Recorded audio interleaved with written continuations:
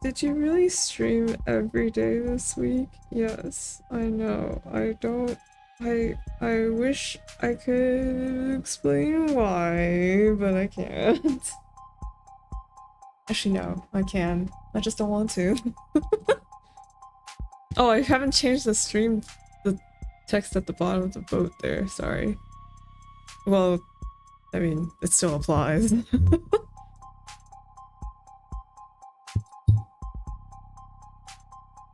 Do you have something to say, Jet? Okay. Hi. Yes. So, you know, I've been, what do you call it? I've been upset because I can't, because man, I really like it when I have like the whole chapter episode in one VOD, but that's just not realistic. And I'm realizing, you know what? Maybe taking like a a break is not a bad thing. A break as in like not streaming for 11 hours because because when I go back and I review the VOD again, um it's like, oh, it's like it's easier for me to retain what the story is about. Because like when I read it out loud, sometimes it like sometimes details gloss over my head, and I get lost. But this is like reaffirming. So what I did is that I took out a notepad and I wrote down some thoughts. People watch VODs.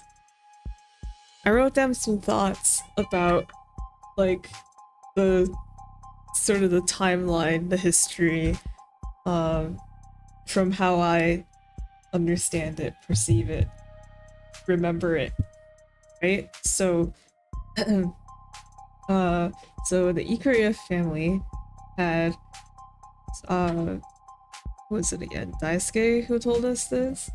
He was like, oh yeah, we like pulled away and we had that year of preparation where like Blue Blood prospered, but like Ikaria was like laying low or something. And he was like, and then after that year, the family went and murdered all of the blood heirs. So there's no more GFC stuff for the Blue Bloods. And then they also stole Sosuke. And this was, I think, wait, they say it was like 27 years ago, or and then there's like a name for it, like red blood something, I don't remember. But they called it something specific. It was that like not specifically this event, but that timeline, that those red decade. Yes, thank you. Yes, like Red Scare or something. But yeah.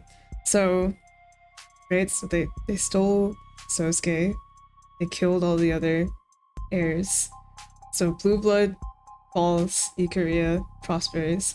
And then, fast forward, they attempted to make a truce sometime somewhat recently, because of that Nirvana drug that the Blue Blood has been illegally selling. And there's been talks about like the possibility of it being legalized in the future. Right? So they wanted to, so Ikaria wanted to have, I don't know, they wanted to have some truce because they're like, well, it's a lot of money. But the truce doesn't work out. Someone fires a shot at Makoto, but Sosuke gets hurt instead. And then because of that event, the Blue Bloods are able to get Sosuke's blood, and then when they did a paternity test on it for shits and gigs, I don't for whatever reason, but they realized that, oh my god, Sosuke is the lost heir. What? So the Blue Bloods then shift their plans to start to work to capture Sosuke.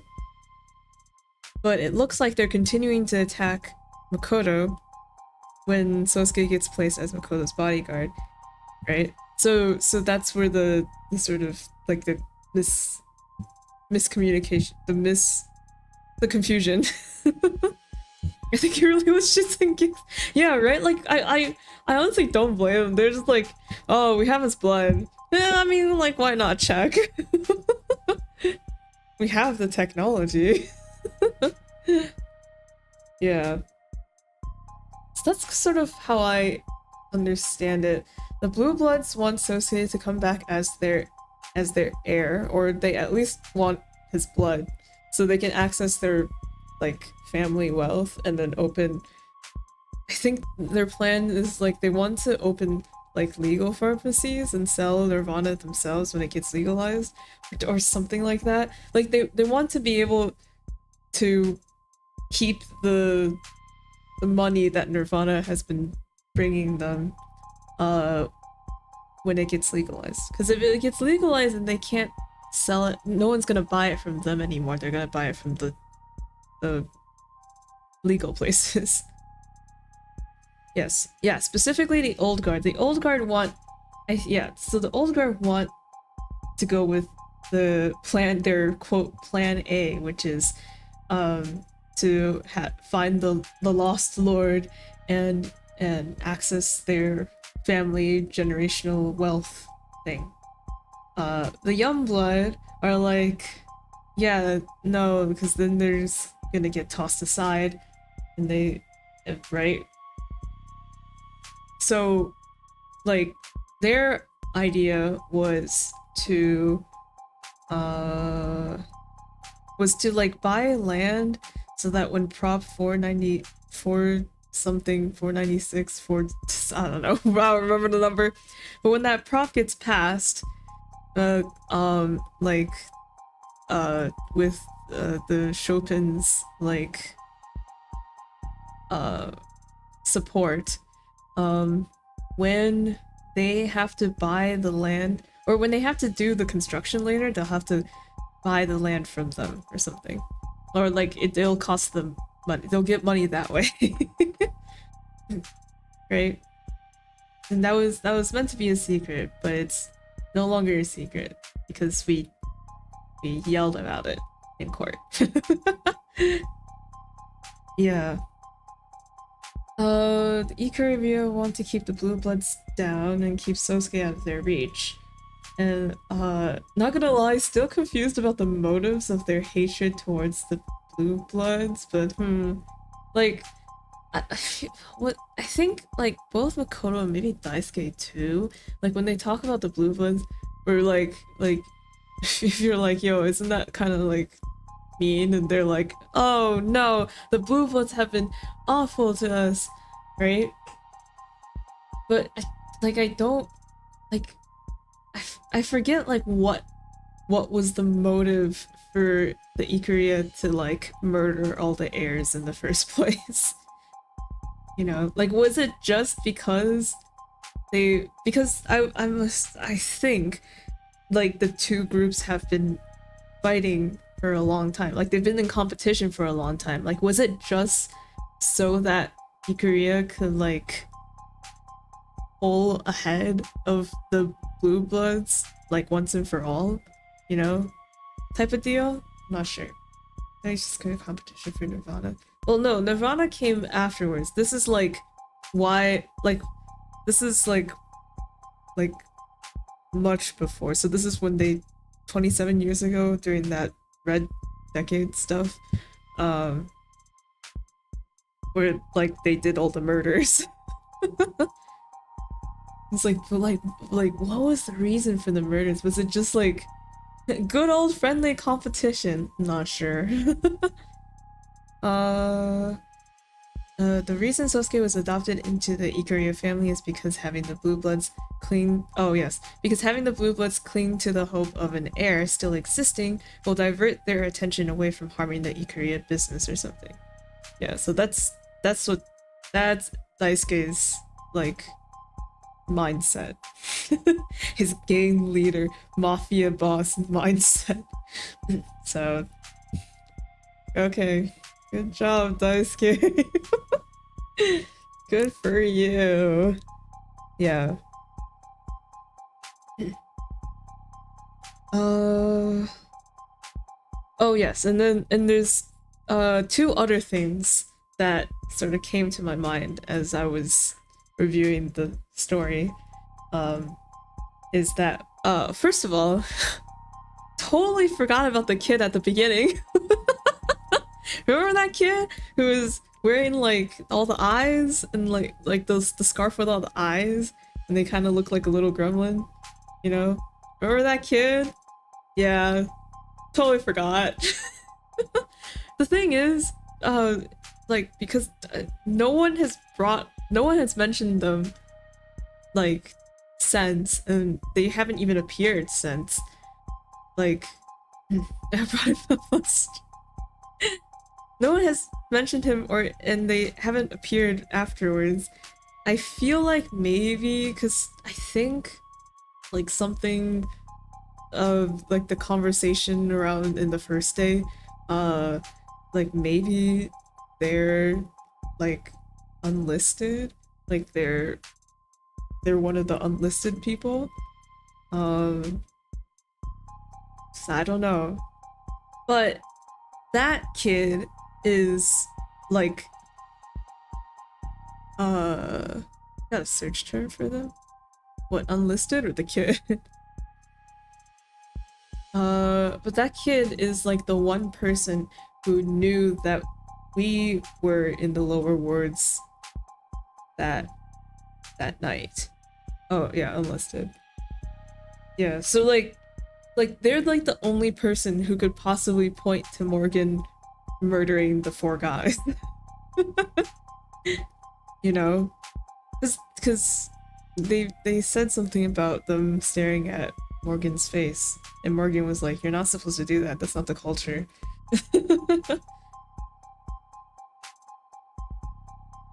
Unless the camouflage and clothing. Oh right, yeah, yes, yes, yeah, yeah, right. So probably some unlisted kid, but they do know that we're the ones where we were down there last night. Um, but it's not like they can testify in court, so shrug emoji. But they'll probably come up again. I don't know if they'll come up again in this case, but somewhere. Oh yes, and also, speaking of Morgan, I failed to notice after yesterday, um, but I think we might be in hot shit. like, like we might be Chuckles, I'm in danger. Like we might be targeted. Like someone could be coming after Morgan. Cause so we still don't know how Makoto found us specifically to be the defense attorney. Like Makoto wasn't like, oh, you know, like Noble recommended you or something. Like Makoto hasn't said anything about how they found Morgan specifically, or like why they went out looking for Morgan to be a defense attorney, you know?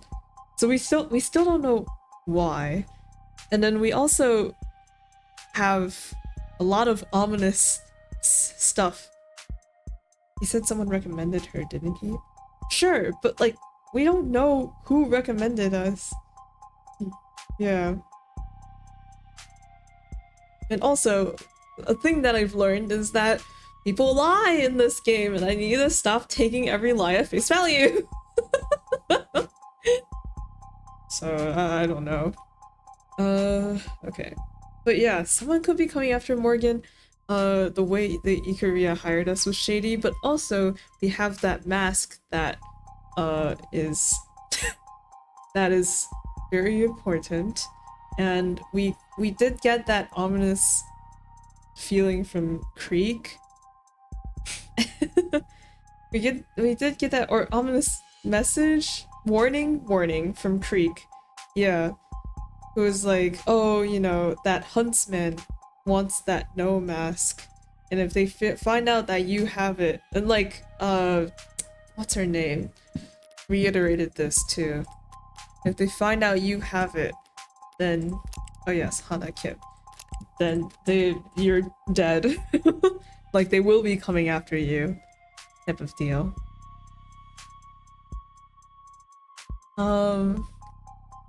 Right? It feels like we might be in danger.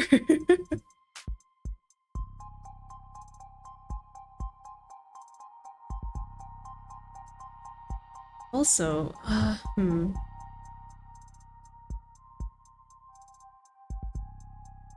So, another thing that I'm a little bit confused about that might relate to this is so when the last trial ended with that guy attempting to shoot and then London catching him,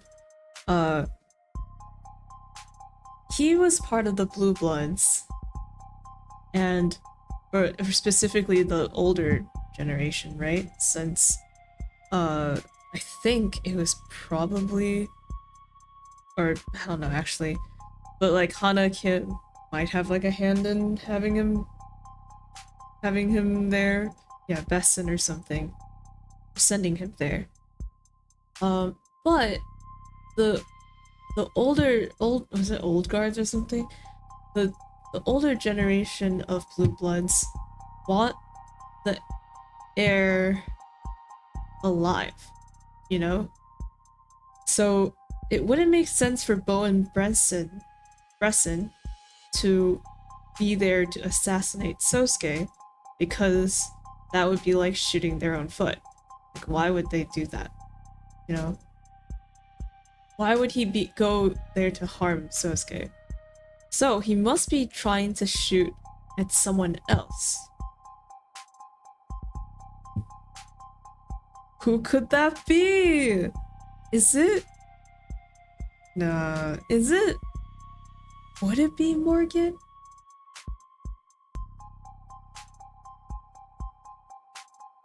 I don't know.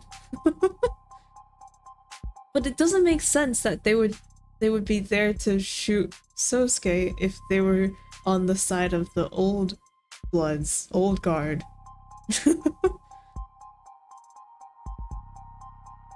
So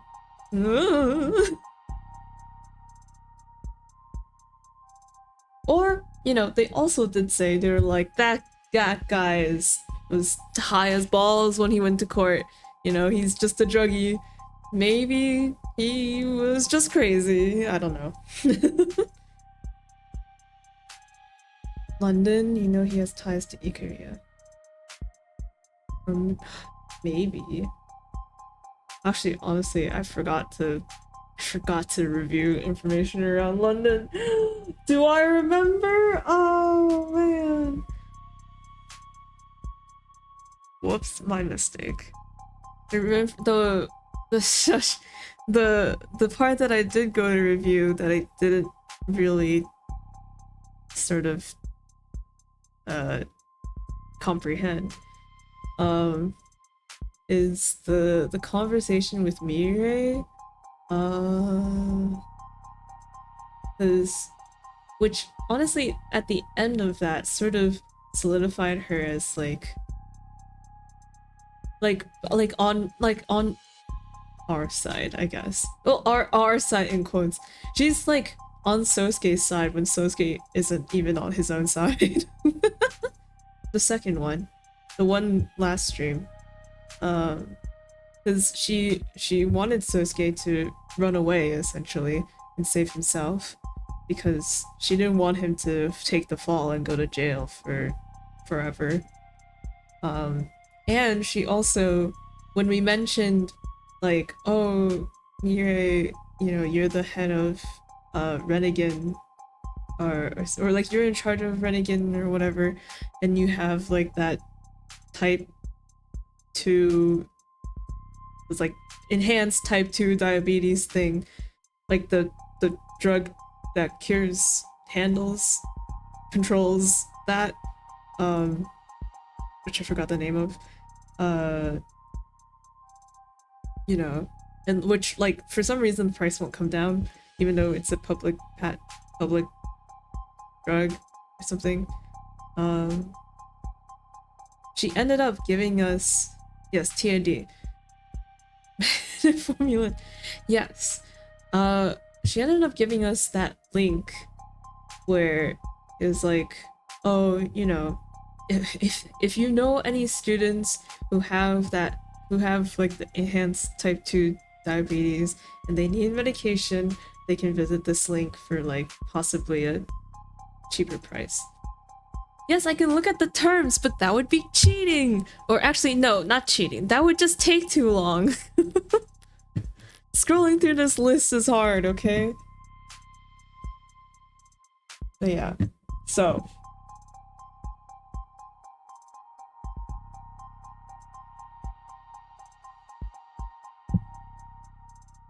Hands folded. So. Category. Yeah, sure. But what if I don't know the name of the term, which is usually the case? Then I'd have to look through the whole thing.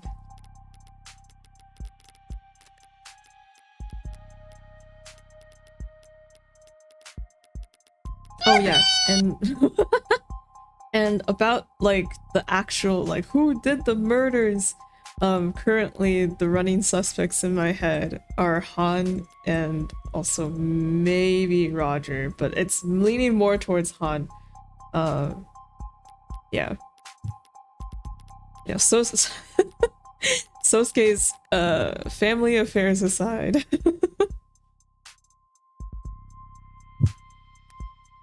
Okay.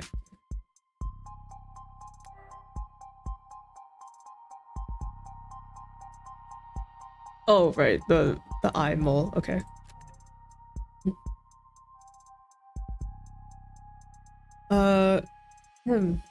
Thank you for clarifying that for the court, Detective. That was the same story who told me yesterday down in the lower wards. He and Reyes were the second on scene, so they focused on clearing the lower floors before meeting with Rogers. Good to have it on the record so I can look it over. Oh right, also, this thing. It's most funny because he didn't have a cam and dodged questions.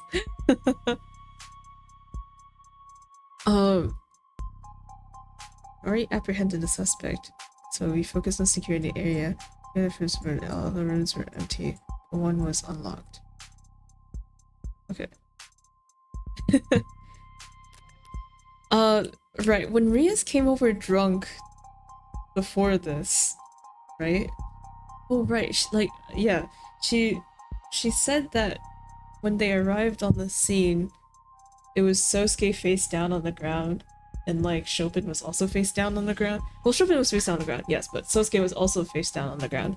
And we were like, what? Because Rogers was cuffing him, and Sirius was like, huh, Rogers can't cuff anyone, and like did not answer yes or no.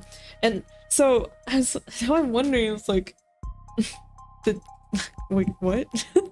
Did Rogers not apprehend Sosuke? Like, what does that mean? But, well, shrug emoji. As for the next item on the docket, calling the defendant to testify. Seems like it's gonna be a nothing burger. Not entirely, Your Honor. My client waives his right to decline. Does he now?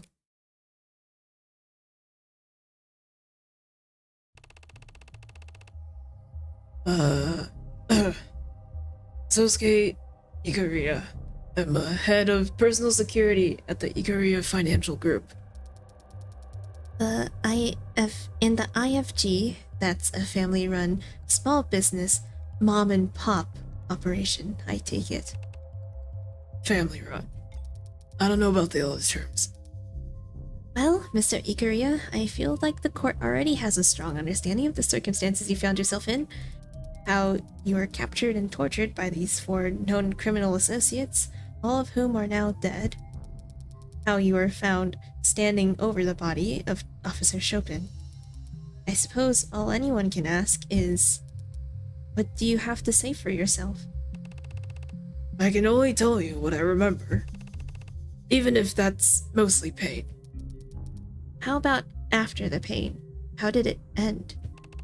I woke up to the feeling of my blood drying on my skin. Familiar assassination for a head of personal security, I assume. Objection? I can answer. It was a novel experience. I pulled off my blindfold and felt like I'd stepped into the desert. Light flaring in my eyes, heart thumping in my temple. But I realized there's a gun in my waistband. The indicator showed it was spent. Didn't know what to make of it. Does this gun look familiar to you, Mr. Ikuria? Yes, that's the same gun. Let the record show the witness has admitted to wielding the same magus used to kill 2 of the victims. Is this okay? I stumbled forward, towards a door, and past it, the whole room seemed red. And after that, you don't remember?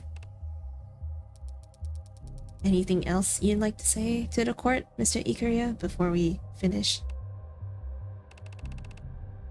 There is one more thing I recall. I remember holding my sword.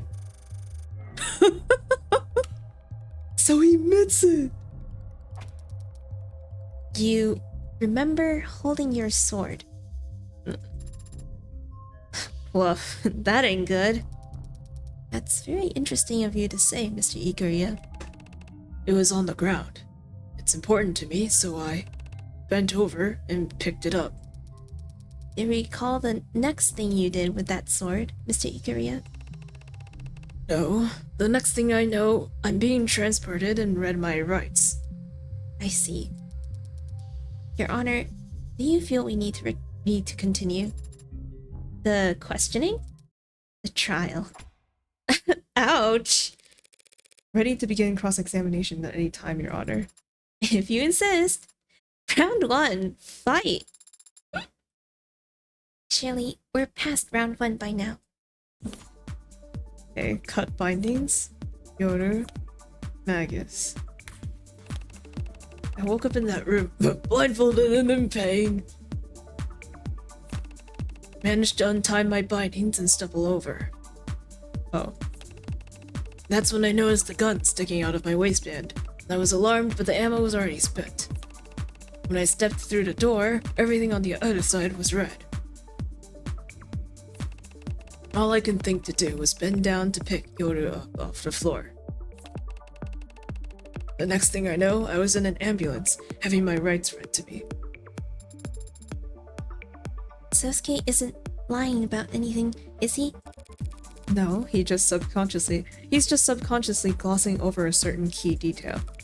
All the trial prep in the world can't undo multiple concussions, I suppose. Okay, it was probably... Oh wait, I forgot to check the actual... I wanted to check the evidence again, just in case. So his bandages, gun, up bindings. Yeah, like he didn't untie it. Someone cut it.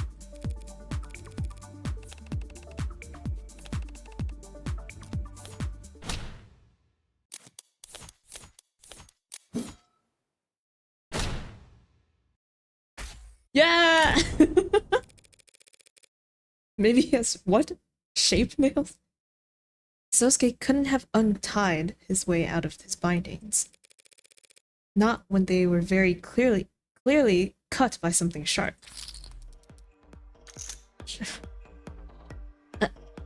Objecting to a statement from your own client now. What do you mean, Morgan? These pieces of cloth were recovered from the room where you were held, Sosuke, and they've very clearly been cut. You didn't struggle your way out, you cut your way out.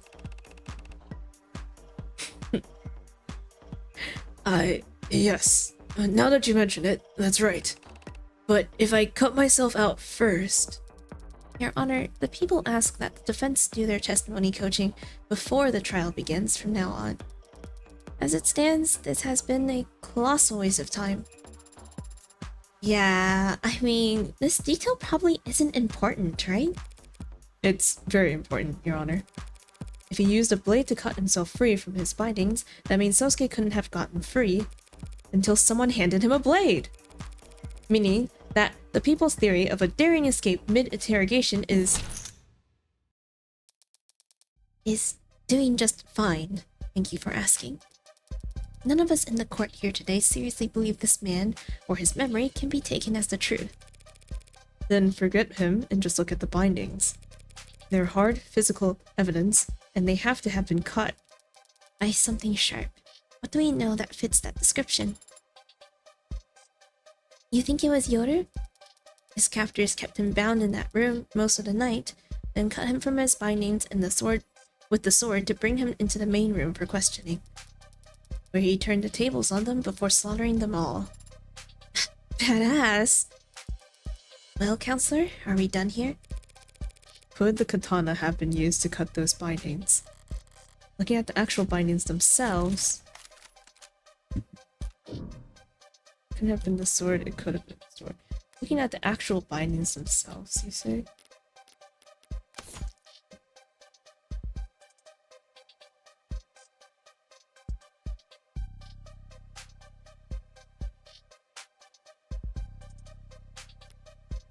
Well, with the bindings themselves, I feel like it could be any blade.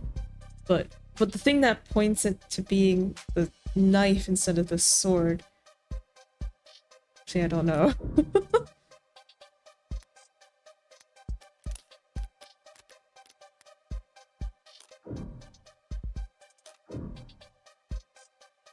Is it the other blood? Oh.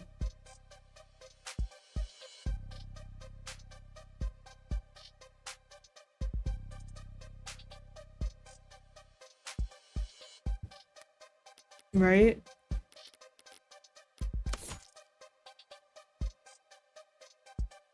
Blood matches the DNA of subject A and subject E.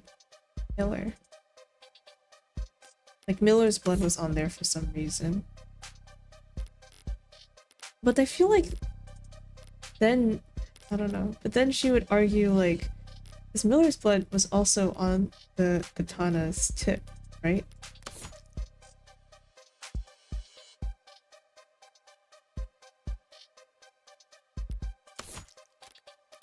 Oh, well, we'll just say, oh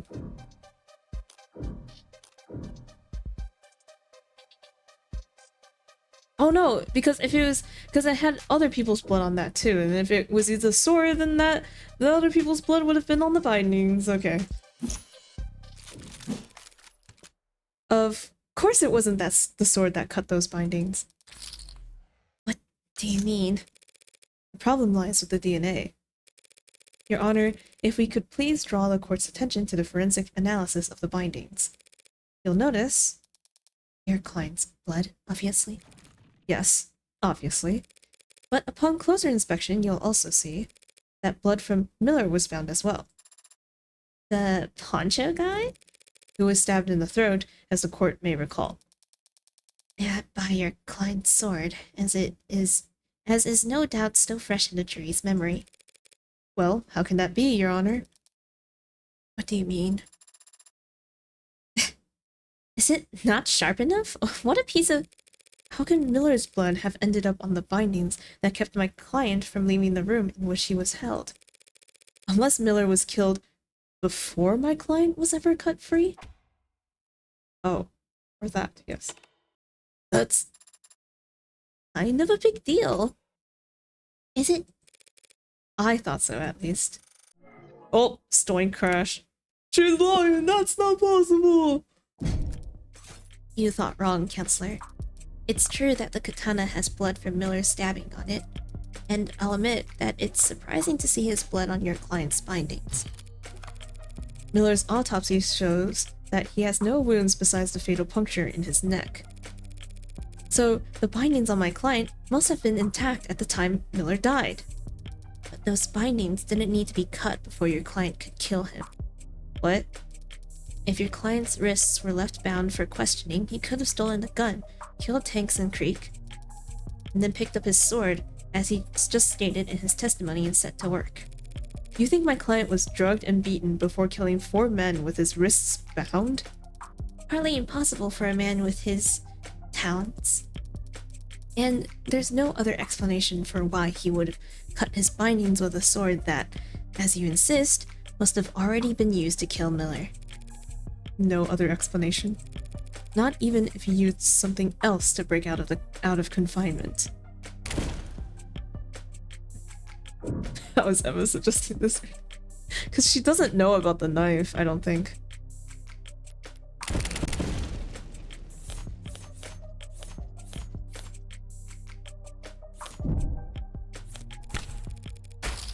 What if my client had simply used this to break out? What the hell is that? Way overcooked, from what I can tell. It's a murder weapon, Your Honor. One recovered from the scene of the crime. Knife. Yes, that's what I grasped when I first woke up. It's impossible. What she said. There's nothing about a knife found seared to perfection. There's nothing about a knife found seared to perfection in the ARC's data. Is it overcooked or seared to perfection? This knife was not found inside the building, Your Honor. I retrieved it from the alley immediately beside it. Your Android did? need her to submit video evidence of the entire afternoon to verify it? Doubting Thomas? It's not the android. I'd have trouble taking at her word, Counselor. What forensics have been performed on it? There are no fingerprints remaining, and the DNA present in the blood is too damaged to be of use. But I have identified at least 2 different blood typings. AB- and B-, Your Honor. Your Honor, the people are, of course, interested in forensic analysis of any evidence that seems pertinent to the crime at hand. But this was retrieved from an alleyway dumpster. A soot-filled drum near an alleyway dumpster. From an alley, in the lower words. Without strong evidence linking it to the crime, I see no reason to entertain the idea that this is some kind of 4th murder weapon. 3rd murder weapon. What? But that was post-mortem. Point still stands. Well, how about it, Morgie? Any link between this totally not suspicious fire-broiled knife and our crime? Or should we just throw it back in the garbage? Again, it was a soot-filled drum by the garbage. Of course, I have more to go on than mere proximity, Your Honor. I have proof right here that this knife was what Sosuke used to cut himself free. Do I? I tasted it. Maybe his med records because he has a thing.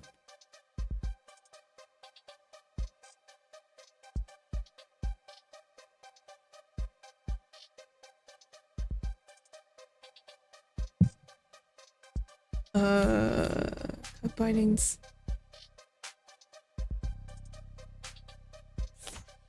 Yeah, probably his med records, right?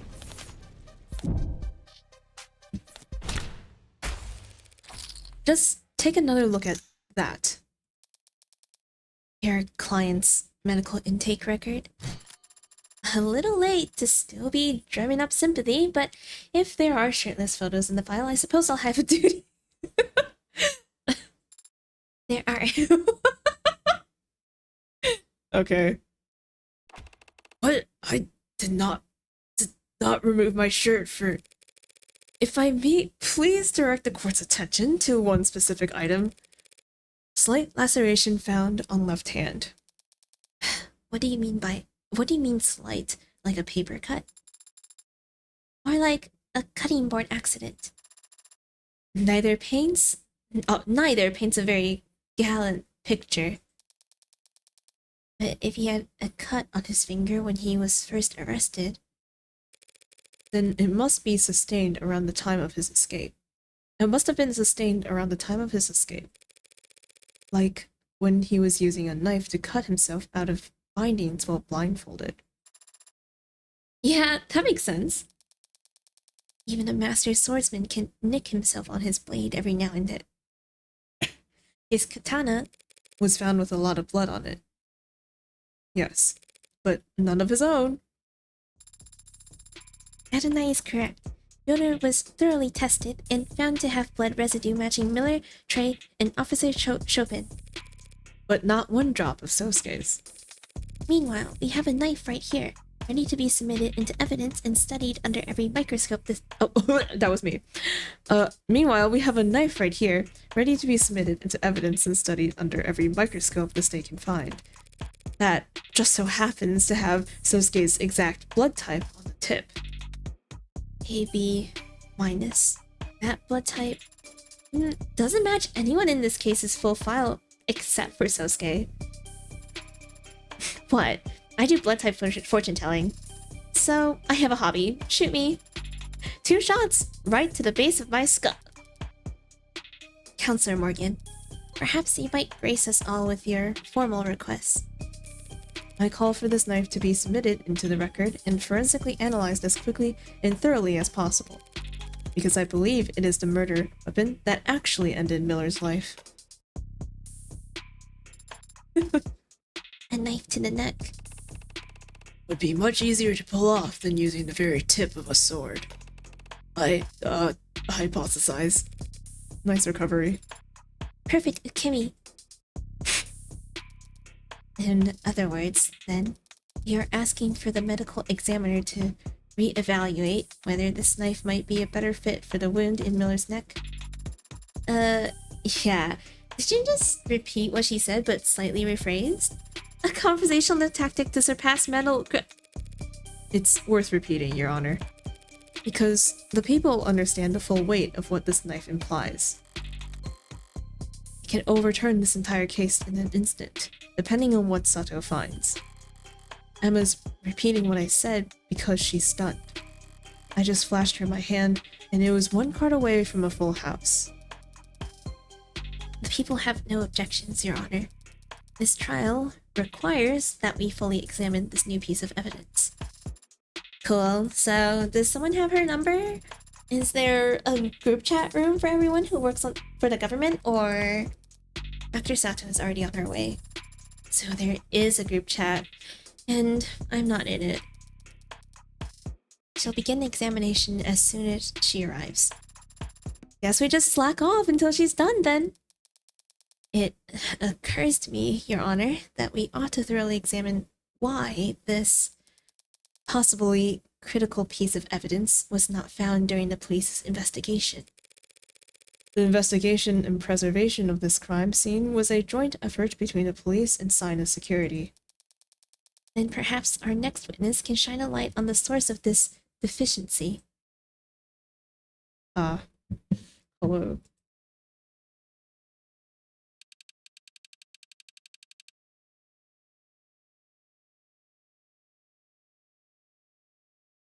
Okay. Hi, Han. Oh, there. Adeline Han, site manager at Sinus Security. I served as supervisor for the scene of the crime in case 396319B. Wow, can I call you lady? Nah, babe, but what should I call you, though? Well, you could keep calling me babe, or... You can address the adjutant as Your Honor. Awfully cool name for such a hot... Why the hell wasn't this knife found sooner? Well, I hate to throw a business partner under the bus, but we at Sinus Security maintain the perimeters and stand watch over secured scenes.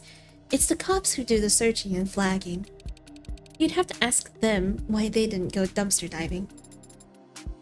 What's a drum? These aren't your business partners, though, are they? I don't understand the question, Your Highness. Sinus Security is a cell corporation owned by FIC Holdings, an offshore rebranding and effective pseudonym for Kim Acquisitions, aka the heart of the criminal organization operating in the lower wards that is commonly referred to as the Blue Blood Mafia. If you say so. Sounds like it's above my pay grade. Permission to treat the witness as hostile. Can I get my popcorn first? Do you know why the state cooperates with the Blue Bloods to this degree?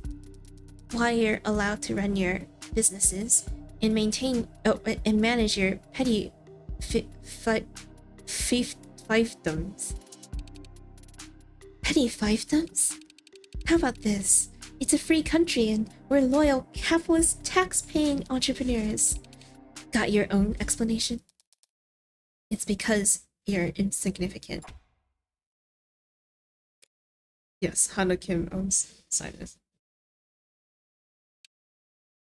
Hana Kim is probably, yeah. Neither you nor your organization are on trial here today. That's not a favor, and it's not a show of respect. It's just reality. The state is slow to shift its priorities. You aren't the focus of this investigation. But if you impede this trial's progress by dodging questions and playing stupid, you'll find that the state shifts its attention to your neck very fast.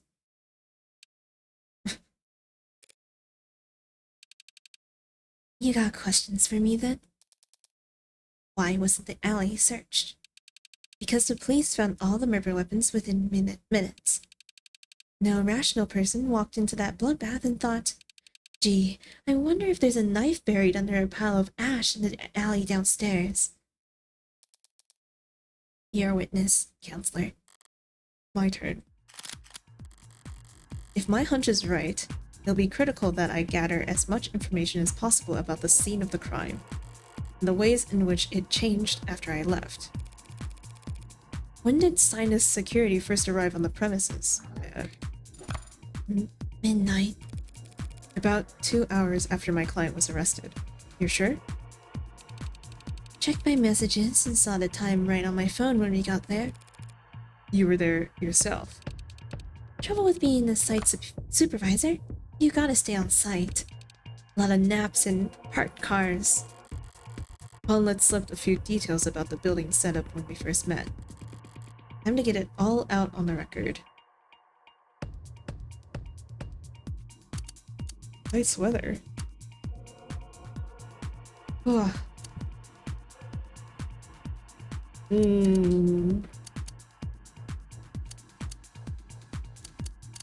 mean, I don't think any of these will kill me. Do you know who owns the building that these crimes took place in? I don't. Do you know who installed the security features on location? It was Sinus. Must have been gotten hired by someone. Not my department. But you recognize some of the handiwork. The front door was Sinus. The individual vault rooms locks too. Room locks too. That front door was locked when officers arrived. They had to shoot it open. Shouldn't your security systems recognize officers of the law? Our doors use physical locks. A lot of folks in the lower wards don't trust a fob scanner that can be hacked. Physical locks can be bypassed too.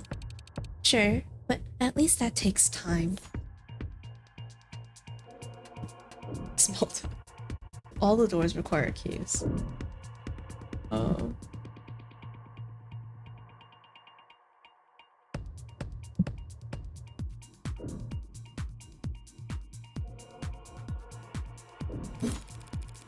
Is there any way to unlock that front door without its key? I mean, you could use a spare, right? Is there any way to lock that front door without its key? Yeah, but the technique's real complicated. You walk out and let it shut behind you. That door is designed to lock behind you automatically. It's a selling point for a building designed to be secure. Okay. Night's weather. The alley. That knife was found in the alley only yesterday, even though the police should have searched there. Yep. Seems like not everyone did their job. Did you do yours? Was the alley monitored around the clock? It was. Any disturbances to the scene of the alley in the alley? No, none.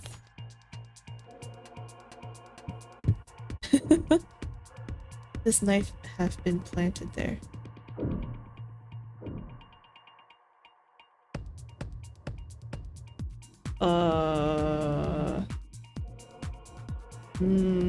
Sure. So there was no opportunity for someone to plant that knife there after this crime occurred. Not even a blue blood. There are cops coming and going all over. Why don't you ask them if we went around planting evidence? We did our damn job. Yeah, I should know. Okay. Sorry. Right, as expected. Accusing a witness of corruption without strong evidence isn't exactly a safe bet.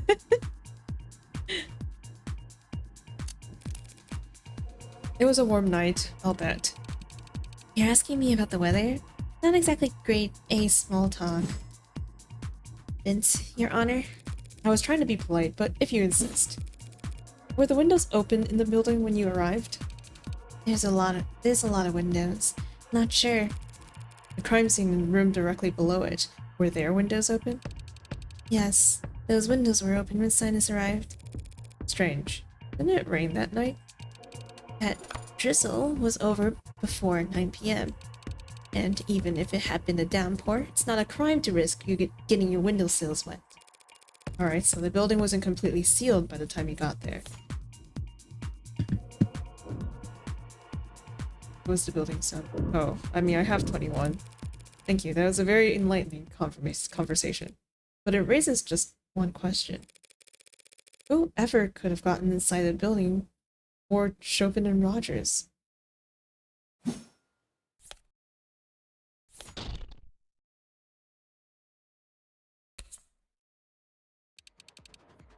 The hell are you talking about?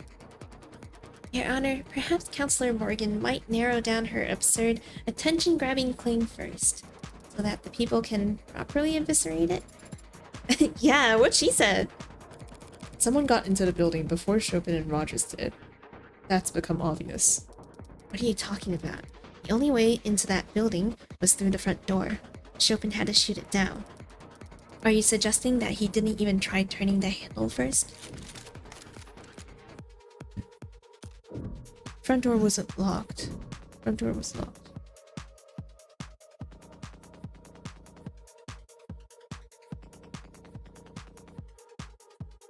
Oh, like the front door isn't locked? Maybe? Actually, wait, hold on. Someone got into the building before Chopin and Rogers did. That's become obvious. Only way into that building was through the front door.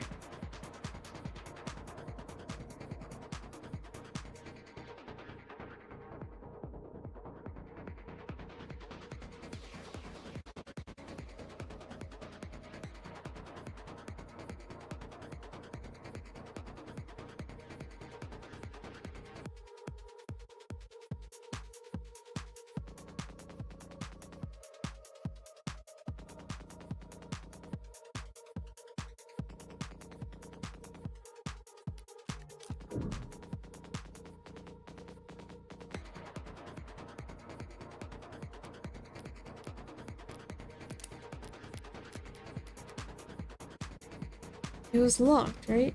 Because it locks behind you. Unless the door was left open, which it wasn't, because it was closed, it must have been locked.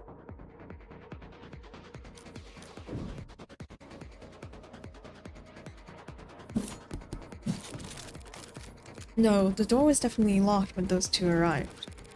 This witness has testified that the door is designed to lock itself automatically, so it's impossible for the door to have been left unlocked. As you say, but in that case, if we know that the front door was locked all night, and we know that the master key was found on Creek's body on the 3rd floor, then where do I even... What the hell are you trying to say anyway? Just that they used a spare key. Oh, a spare key. How convenient. But completely unfounded. The witness just testified that a spare key is the only other way in. There's no proof that a spare key even exists. Probably not, no. Probably. So how about I show the courtroom where it was hidden instead?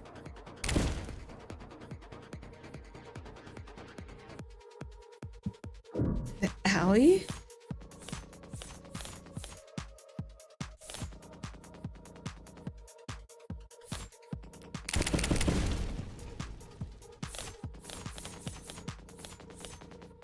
Oh, okay, sure. I'm not sure how you're going this way, Morgan, but sure. That's the drum that was burning in the alley. We're better to hide a spare key. It was still burning by the time the scene was locked. My dumbass. Oh, under the dumpster! Under the dumpster! Perhaps they were really determined. Your desperation flailing fills me with whatever the opposite of determination would be, Counselor. Forget what I said. Forget that happened. The dumpster. What is your obsession with presenting evidence found in the garbage? I'm going to ignore that comment. And besides, there wasn't a spare key in the dumpster. It must have been underneath it. What? Is that true? Hey, don't look at me. I have no idea what she's talking about. That dumpster has clearly been moved, as indicated by the markings left from behind the dirty rain in the lower wards. We can all see those marks, Counselor, but it could have been moved at any point after... Oops. Could have been moved at any point after the last time it rained there. The witness just testified that the last time it rained was 9 p.m. on the night of the murder. So what? Your claim is that a spare key to the front door was left underneath the dumpster? Not so dissimilar from leaving a spare key under a potted plant. Or a setting stone. Or a Biwa statue. This isn't anything like either of those examples. That dumpster is massive, and its wheels are long gone. Correct. So if anyone had moved it after police arrived, the cops definitely would have heard it.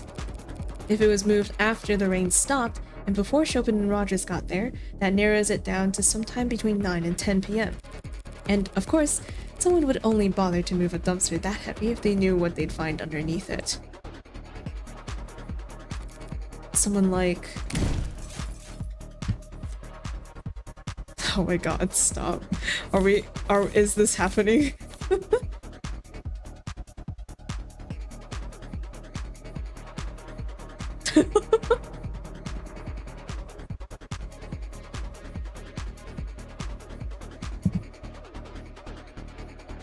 Well, I mean, only one of these people have spoken about a spare key.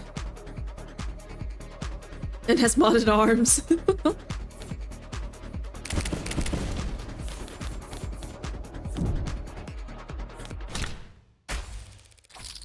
It had to be Han, of course. Counselor. Hello. As a known associate of the Blue Blood Mafia and an employee of the security company who installed the front door at the crime scene, she'd had to have known exactly where to find a spare key. That dumpster also happens to be incredibly heavy. But I don't believe this witness's mod documentation has been submitted to the court.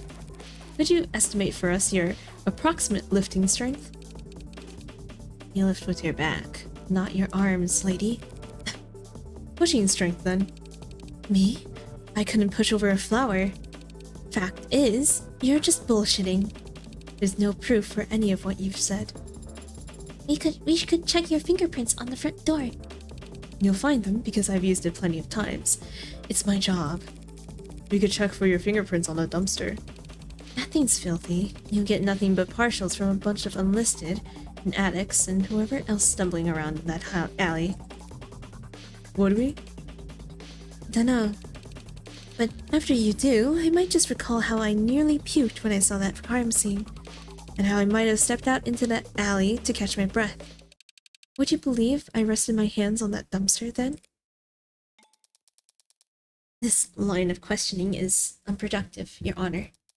Counselor Morgan cannot substantiate her theory because the fact is, there's nothing strange about Han's prints being on any centimeter of that building.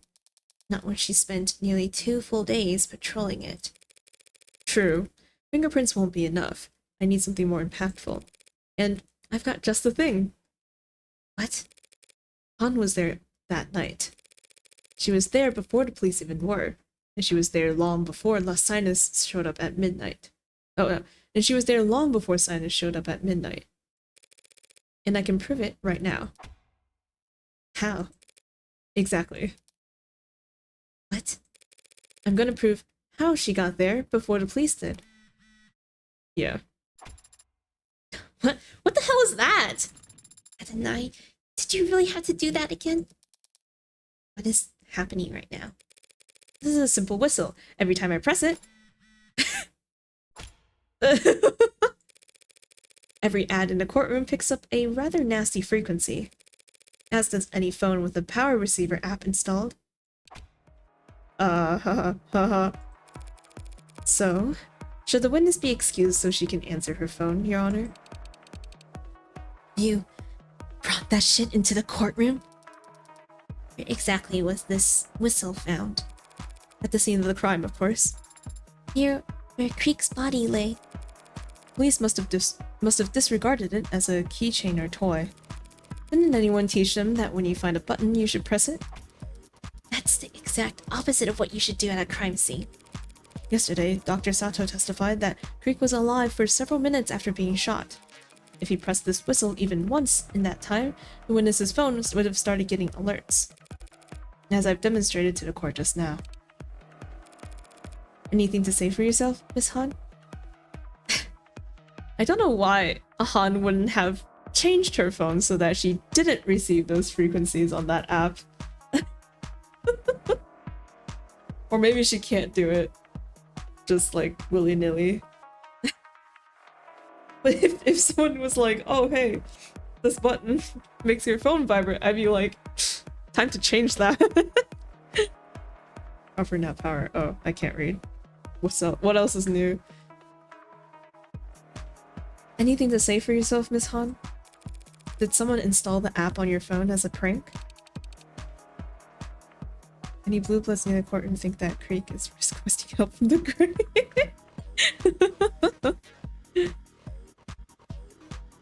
Right? Its reception has a limited range. The lower wards is a tight-knit, high-density community. How far could you have been? Far. I wasn't in the area that night. It doesn't matter what range she was at, Your Honor.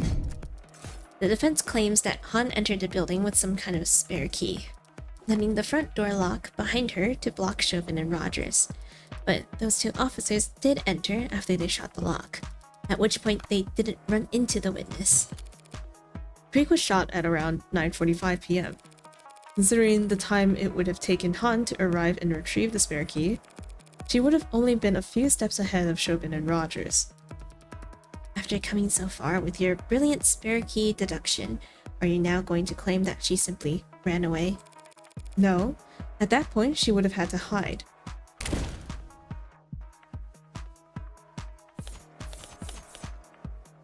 First floor vault.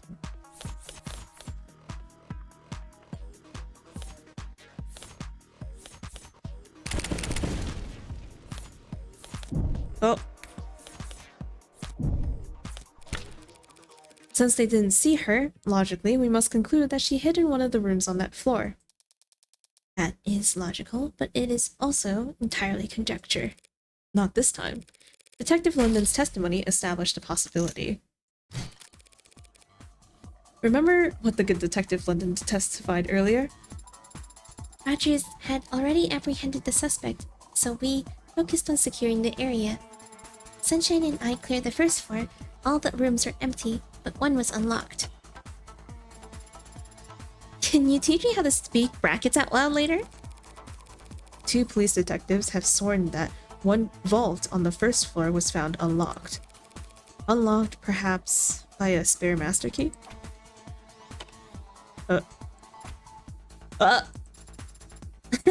Is that some kind of big deal? Your Honor, what Counselor Morgan is proposing would put the witness behind Officer Chauvin and Rogers as they proceeded upstairs. Not a bad place to be, if you want to do some backstabbing. You've got to be shitting me. That's some creative geometry you're employing, counselor.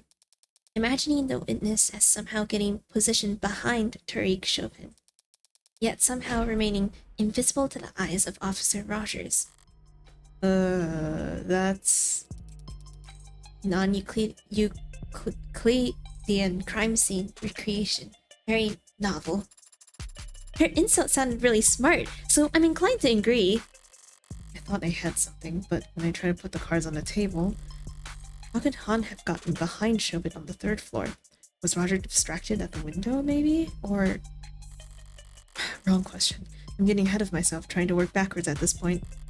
I shouldn't ask what Han could have done to get in a position where she was able to kill Chopin. I should first ask what Han would have done to serve her own interests. Your Honor, there's some testimony I'd like the court to hear once more. If you could access the stenography protocol. The what protocol? Was I supposed to be taking minutes for this meeting? I can recall any testimony you want to review, Adonai. If Han won't self-incriminate, then the only testimony that could give me a clue as to her actions would be...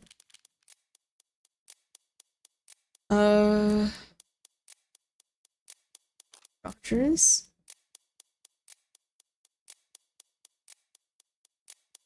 London.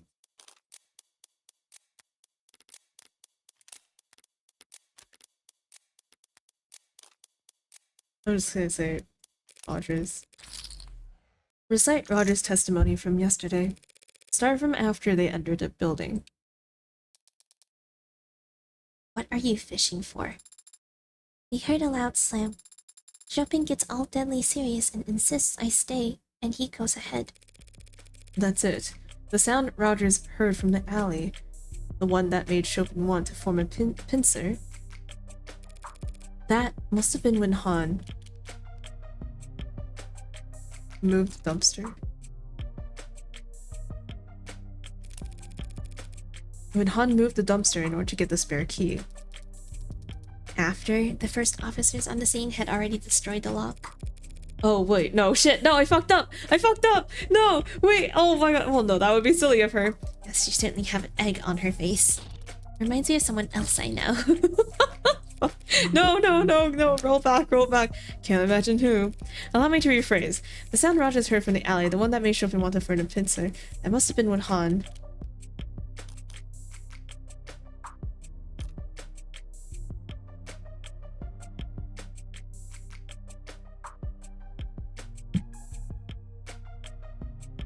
disposed of the knife.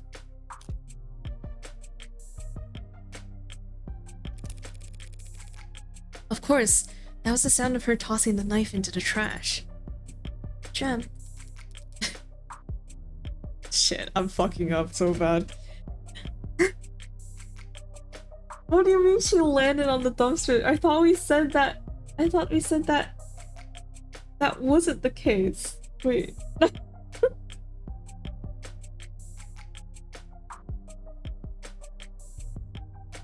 Did she tie it to a set of symbols first? Dropping a knife into a trash can hardly draw attention from someone standing indoors. Oh my god, I'm dying! I'm dying! Right, of course. Allow me to rephrase. The sound must be... Yes, of course, first try! The sound the officers heard was that of someone fleeing the scene. Out the window, down the fire escape. And onto the dumpster. It's a bit of a drop. Even a dainty suspect would make quite the racket during the dumpster. Oh my god. Even a dainty suspect would make quite the racket using the dumpster lid to break their fall. Your Honor, if we have to entertain this sort of conjecture, might we at least ask for proof that it ends somewhere impactful? I hear ya. Counselor Morgan, take this one seriously. You're telling me that? What exactly are you accusing this witness of? Are you prepared to accuse Han of having murdered Tariq Chopin?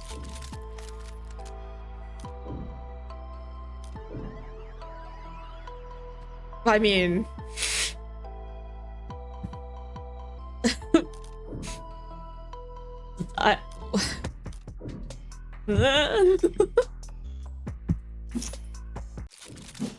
Obviously, I am.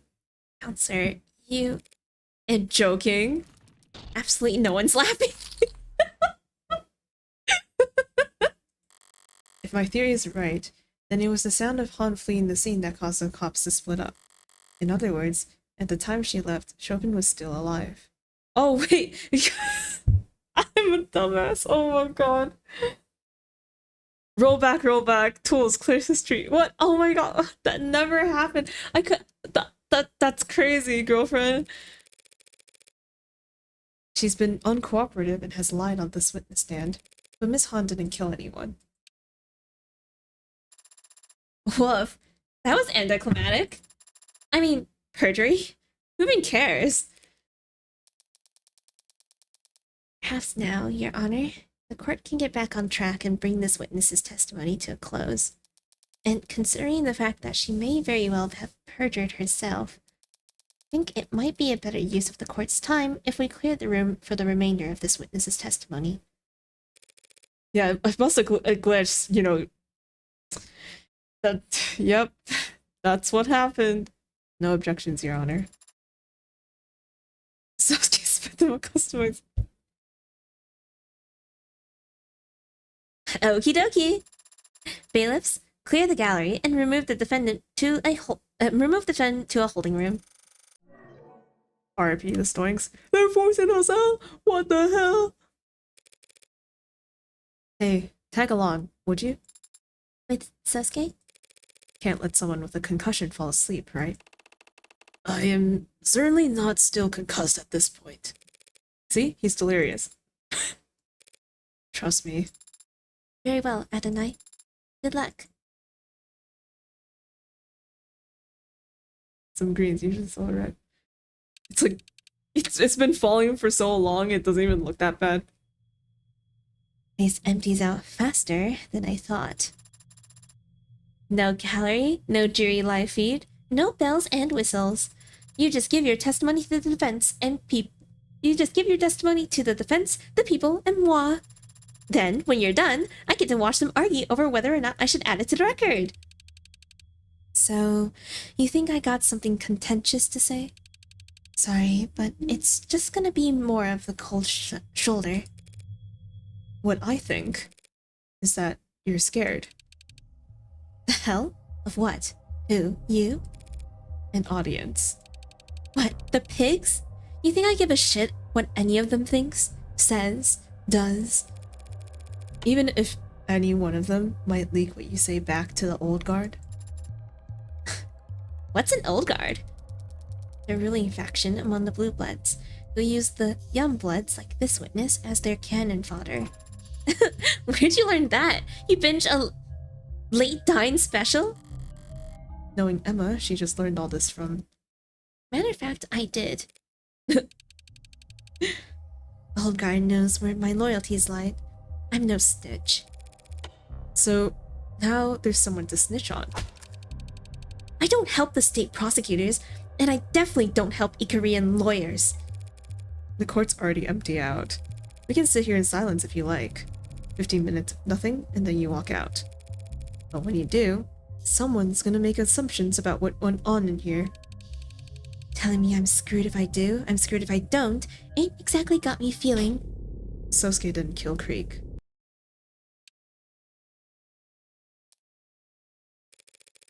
Maybe you don't care if an Ikarian dog goes down for a crime he didn't commit. But how do you feel about the person who did put that hole in Krieg's chest, toasting to the news of the verdict? Screw this. 9:47 p.m., night of the murders. I got the alarm on my phone. Knew it was Krieg because the whistles all have specific frequencies. You gotta set them into your device if you want to listen for them. Krieg had nerves like ice. Strong bluffer. Wouldn't press that button unless he absolutely had to. I ran. Was faster that way, on foot. Usually is, in the lower wards. I knew where the spare key was. Helped set up the whole damn place. Doors, keys, soundproofing. Stepped inside and had just gotten my phone light out when those two idiot cops came up. Reds and blues, but no siren. Trying to be some kind of movie shit. I thought they were gonna shoot me. Then I heard Chopin getting ready to break the lock, and I knew they were gonna shoot me. Used the spare key on the nearest vault, dipped inside and prayed they would head straight upwards. They would just head straight upwards. Lucky for me, they did. You followed after them. At a distance, but yeah, saw their boots on stairs, their shoulders around the corners. They split on the second floor. When we went upstairs, he was quiet except for that creak on the fourth step. Creak used to joke that was a valuable security feature. They separated on the second floor without any prompting. Everyone was stomping around the second floor, so I was able to keep my distance. Always knew exactly where that one was. Then one shouted down. He shouted, saying everyone was dead. That must have been Chopin, just before Sosuke snuck up on him. I liked Creek. His boys were alright too, but I did not want to join them in Red Hood's company. So I didn't risk sticking around a second longer. I opened that window on the second floor and jumped for the ground. I was willing to hurt my knees, fall on my ass if I had to, but I ended up smacking the dumpster instead. Guy on the second floor shouted after me, "They're in the alley!" I heard windows slide open above me, footsteps on the fire escape, but my knees had stopped shaking and the fog was with me. They never saw me. You're saying you never even stepped foot on the third floor? Not until I came back hours later as a sinus rep. Nah. Where's the spare key now? Bottom of the bay at the moment. Hell of a throwing arm, as you can see. I ain't gonna help you go snorkel around for it if that's what you're asking.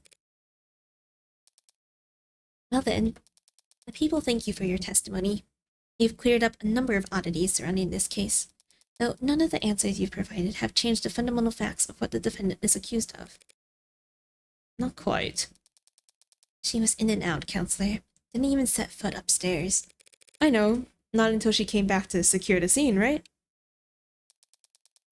Out with it, Counselor. There's no need for theatrics without the jury or gallery here. I'm still here. I do appreciate the witness being so forthcoming about her first visit to the scene. Now I just need her to explain why she started covering up evidence when she returned. What are you talking about?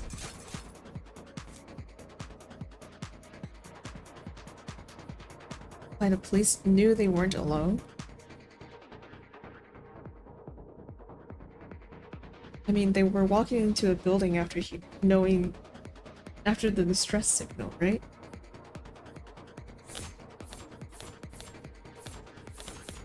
Okay. What evidence did Han try to hide? Oh yes, this paper. Oh wait, no! I need to earn my credits back after my big fumble. I mean, the glitch, and not a fumble, because I always get things right. Why go to such effort to hide one small scrap of paper? What is that? More trash. Seriously? That's exactly what it is. Trash. Garbage. Some idiot knocked over a trash can on the second floor. It's a big building. This stuff happens. Still don't want to answer? That's okay. I will. You covered up that scrap of paper because it implicates you as an accomplice. Didn't see that coming. Because it's nonsensical, Your Honor. Counselor, you just got done explaining how Han arrived after the pot was killed and left before Chopin died. Explaining how Han arrived after the pot was killed and left before Chopin died. Not an accomplice to murder. Just the mafia equivalent of leaking government secrets. Even though the papers were almost entirely illegible, it took only 4 characters for the P492 plan to blow up in court yesterday. Years of blue blood planning all down the drain because Creek was reading something he shouldn't have when he died. But if he shouldn't have had it in the first place, one has to wonder where he might have gotten it. All because of that one goddamn watermark. Identical to the one on your own business card. Sinus Security? You leaked the red ink? Creek never asked nobody for nothing. Dumbass was a giver. Gave money, food, blood, more than any of us. Even enough that the weaker ones wouldn't have to get stuck. A guy like that came to a two-faced con hostess like me and asked for help. That red ink is radioactive. Anyone caught with it, why would he ask you for it? Oldguard knew Creek was charismatic, brave, smart, everything they feared in a Youngblood. But they also knew Creek made them too much money to just off. Too much money for them to just off. So the Oldguard decided to wear them down instead. More jobs than any other crew. More responsibilities. Less downtime.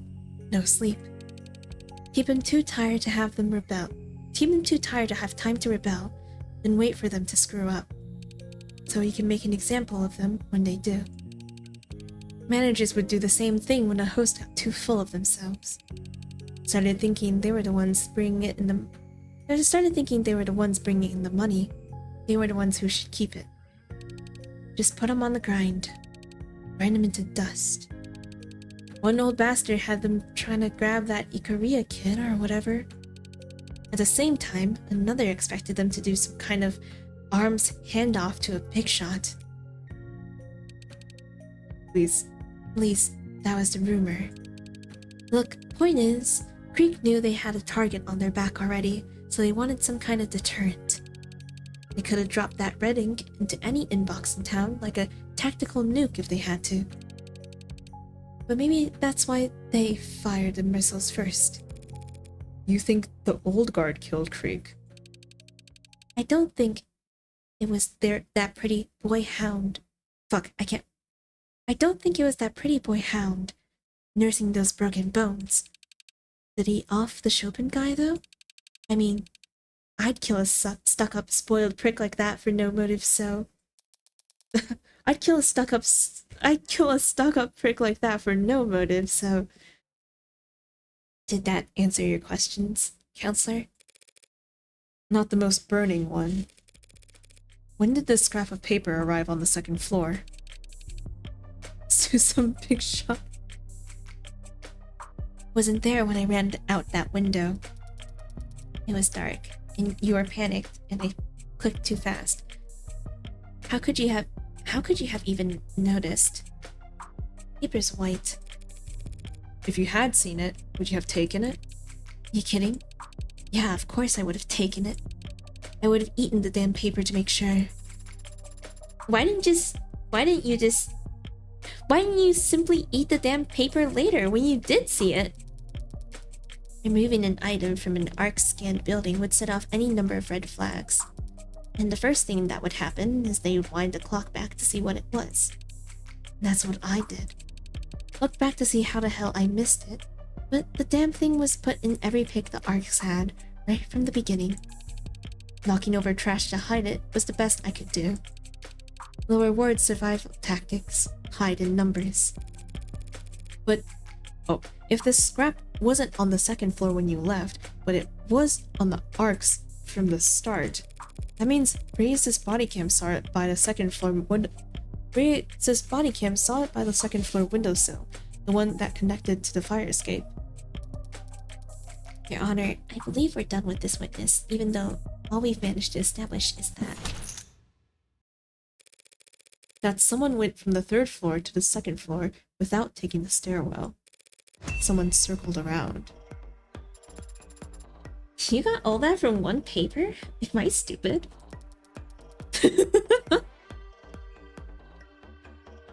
Just because those papers originated on the third floor. If that scrap was found by the windowsill, someone could have taken the fire escape. Exactly. Could have. Someone could have. But obviously they didn't, because then they would have run right into Dr. Sato! She has some evidence, or DNA or whatever. Maybe even an updated autopsy report if you even care. Should we let her in?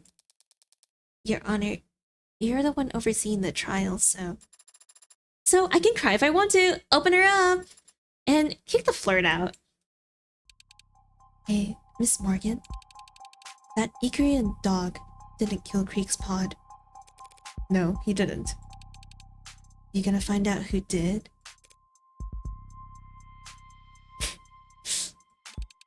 Not your job. Oh. Guess I deserve that. Finding Creek's killer is not technically my job either, hon. But if they're brought before me, I can promise I won't hold anything back. Appreciate the sentiment. But I'm not gonna hold my breath. And I won't tell any of the other Youngbloods to hold theirs.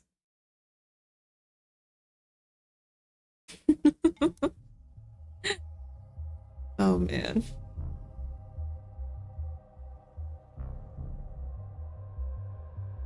A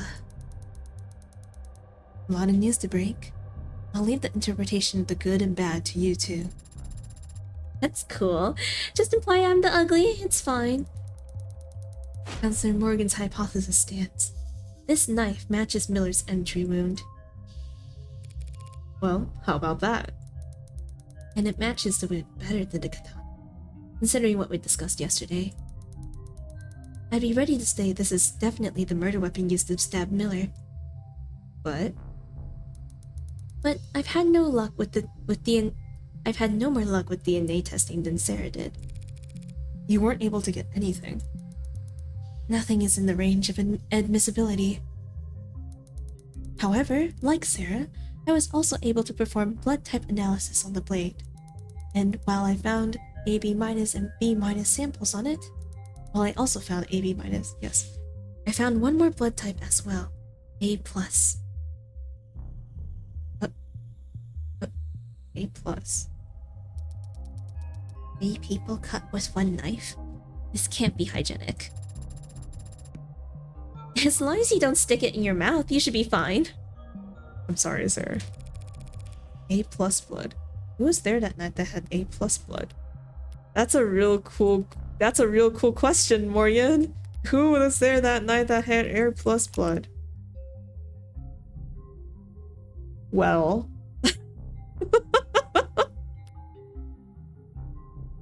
Do we have any double ups though? I'm pretty sure the blue bloods all didn't. Yeah. SK1.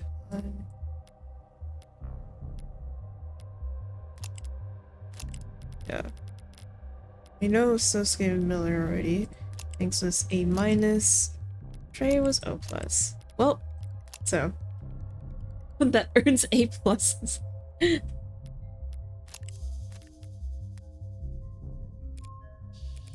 Your Honor, these findings bring a rather alarming fact to light. If Dr. Sato believes that Miller was most likely stabbed by this knife and not the katana, that means that this knife was also the source of Miller's blood on Sosuke's bindings. So either my client killed 4 men while cycling between a gun, a sword, a bat, and now a knife with his wrist tied together, all before stopping to cut his bindings, all before ever stopping to cut his bindings, or he was still in captivity when the Blue Bloods were killed. But wait, that almost sounds like an alibi for 4 of the 5 murders. That is not an alibi, Your Honor.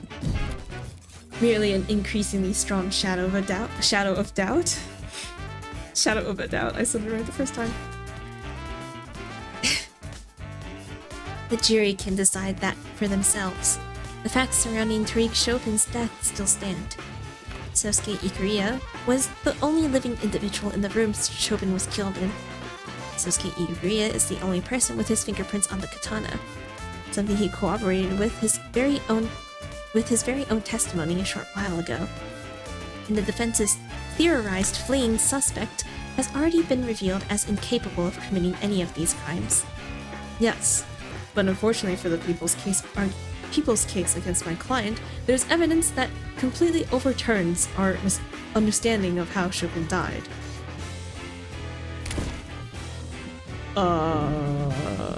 Chopin must have been stabbed with the katana. Oh, he might have been stabbed with the knife instead?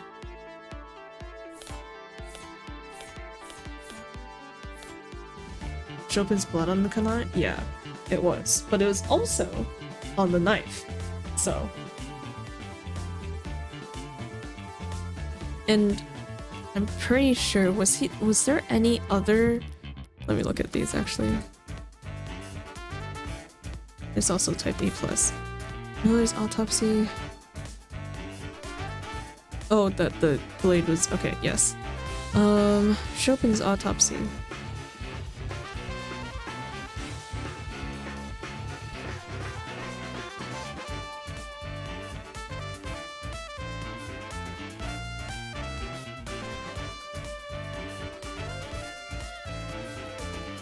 Okay, he doesn't have any other injuries other than the stab to the back. Oh, look at that later. So...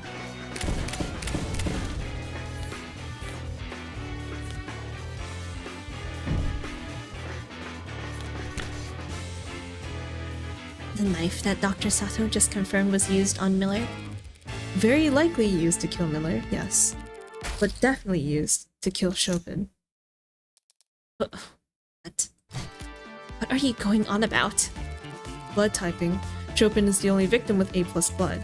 Even my client Sosuke had AB- blood.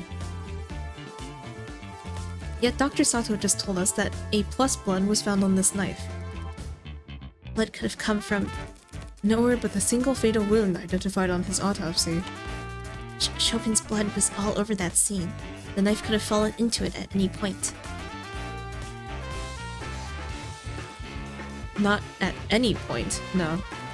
This knife was removed from the crime scene and never seen by the Arcs.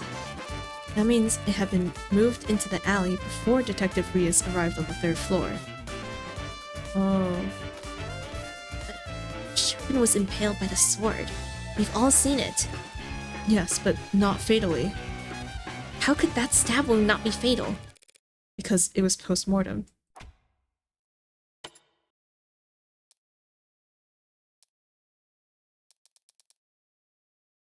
You're basing this on the blood.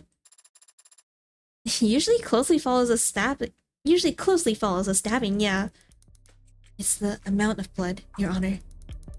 An impalement doesn't leave much blood at the scene because the weapon acts as a stopper. I assume the amount of blood at the scene was because of the result of the sword being jostled afterwards, because the wound had been aggravated. But this knife turns that idea on its head. Yes, Chopin was stabbed in the heart from behind, but it was most likely with this knife. He collapsed on the floor dead, then the knife was removed, and his corpse was impaled with the sword in the same wound, leaving a mark on the floor. The sword was only then moved around, increasing the wound size and masking the initial knife's entry wound. While utterly soaking the floor in blood. It's a possibility. If I may, Your Honor. This may be just a possibility, but it's the possibility that makes the most sense to me. It explains the irregularities with the victim's substantial blood loss, the pattern of the wound, and the indentation on the floor. It might make medical sense, Dr. Sato, but the sequence of actions you've described are not those of a rational human. But wanting to frame Sosuke for the murder seems pretty reasonable, and stabbing the corpse with his katana would be the best way to do that. They didn't need the katana to frame Sosuke. They needed katana to frame Sosuke. Oh no, they did it because the knife was in Sosuke's hands. Right.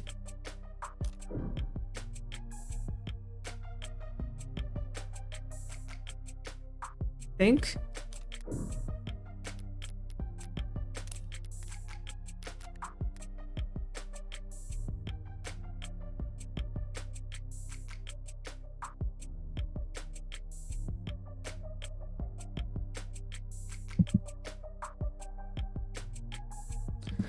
don't get what she's saying.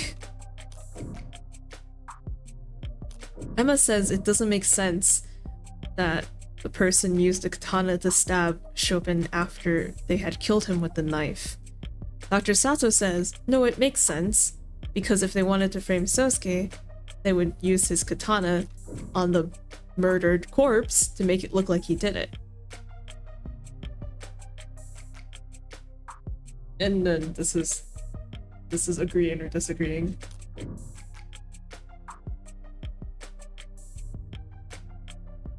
Let's just say, no, well, yeah, because, okay, Sosuke was holding the knife. When they went to stab Chopin, they must have gotten the knife from Sosuke. Also, how would they know it's his? Nope. Nope. Nope. I'm sure it occurred to them that the sword would point to Sosuke. But if their primary goal was framing him, all they'd have to do is put the knife in his hands. That's true. Swapping out the murder weapon and disposing of the knife is 2 for 4 times as much work. That many more chances to make a mistake. It's nonsensical. Oh, or that. Stabbing Chopin's corpse with the katana didn't help them frame Sosuke. So what did it achieve? It made a big mess some poor schmuck would have to clean up. Yes, that's...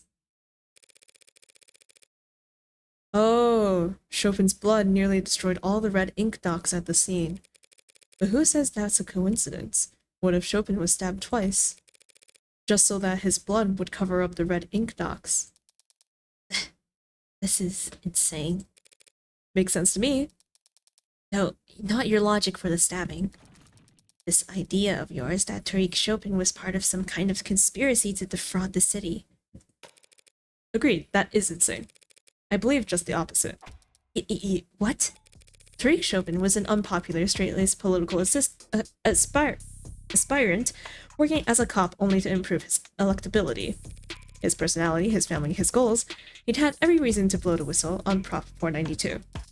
And just get the whole project cancelled? Leaving the lower wards in an underdeveloped lurch.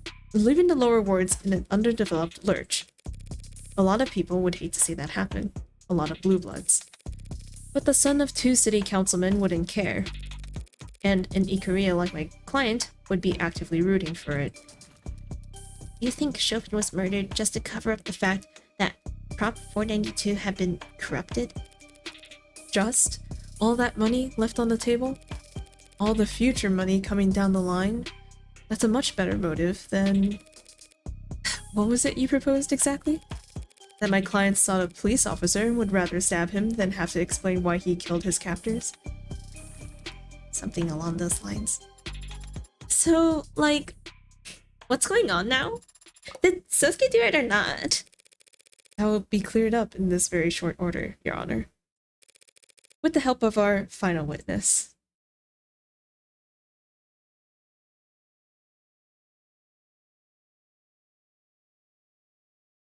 Oh. So, Yoru wasn't even really used to frame me. It was used to draw more blood from the wound to soak the papers. Very cold decision to make in the heat of the moment. Defiling a corpse just to protect investments. Colder than stabbing someone in the back? In some ways. Didn't think that was up for debate. Thank you for joining us once again, Officer Rogers. No problem. Where is everybody, though? Well, after the shooting yesterday, I'd rather not risk the integrity of celerity. Oh, I'd rather not risk the integrity or celerity of this trial by rescreening every member of the gallery when I've already cleared the room once. Celerity? Speed! Trial's gotta go fast, baby! And it takes everyone a while to find their spot in the stands again. We were almost caught in the line of fire not 24 hours ago. Officer Rogers, yourself... Not 24 hours ago, Officer Rogers, yourself included. Surely you don't find the lack of an audience to be intimidating. Nah, I guess not. Where'd we leave off with this guy anyway? I believe that the lawyer over there had just accused my late partner of being on the take for the Blue Bloods. I was merely exploring a possibility raised by the witness's sworn statement, Your Honor. That he never heard any gunshots in the area himself. And I stand by that. Good. Does the defense have questions for this witness, Your Honor? Or should we all continue to glare at one another for the rest of the day? Tempting, but I guess we'd better not. Your Honor, we ask that this witness testify once more about how he and his partner arrived on the scene. Yeah, no problem. I'll repeat it as many times as you like. I'm gonna have to call you on that. Whistle! It was a quiet night, but then my partner heard gunshots. We headed for the nearest known Orca hotspot and arrived to find the building dead quiet. Door was locked. I checked the alley, but didn't see another way in. So Chopin shot off the lock through the door, and we entered. Followed some kind of loud music up the stairs, then there was a slam, and my partner bolted to the About a minute later, I heard a thud from upstairs and came running to find the defendant standing over my partner's dead body. Adonai, are you waiting for something, perhaps? Just savoring the moment, I suppose. There's only one thing to do at this point, and once I hit the trigger on it, things will really take off. What if you press the button right now? Oh wait, also, Cell Corporation. It's an informal, rather than legal, label for a business that operates without any clear or explicit knowledge of who its parent or sibling companies may be.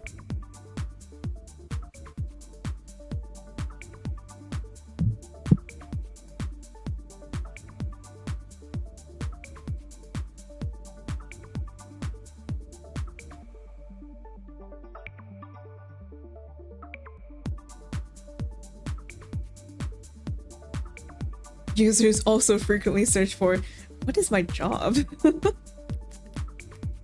Okay. So whistle, where do we blow the whistle? We blow the whistle. Blow.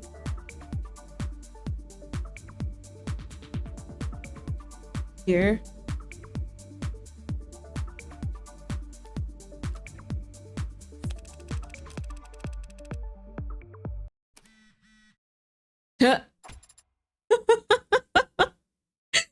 We really did just press the button. Quit that already! As I've mentioned, I feel many times by now that that is a very unpleasant tone, Adonai. Sorry, Butterfingers. Hasn't anyone told you it's in poor taste to use the same trick twice? It's been a lot more than twice now. And besides, it's only an issue when it's used twice on the same audience. Speaking of which... Oh. You gonna answer that, Officer Rogers? Also, okay, sorry. Do the Blue Bloods have like a do they not control the frequencies that they receive? Because I feel like you should have turned that off by now. Just to fill you in, officer, what I accidentally pressed just now is a whistle found at the scene of the crime. Weird coincidence that my little slip-up coincided with your phone vibrating. Can you read us the notification you received just now? Or should the court computer simply force open all your devices and splatter your data across the walls?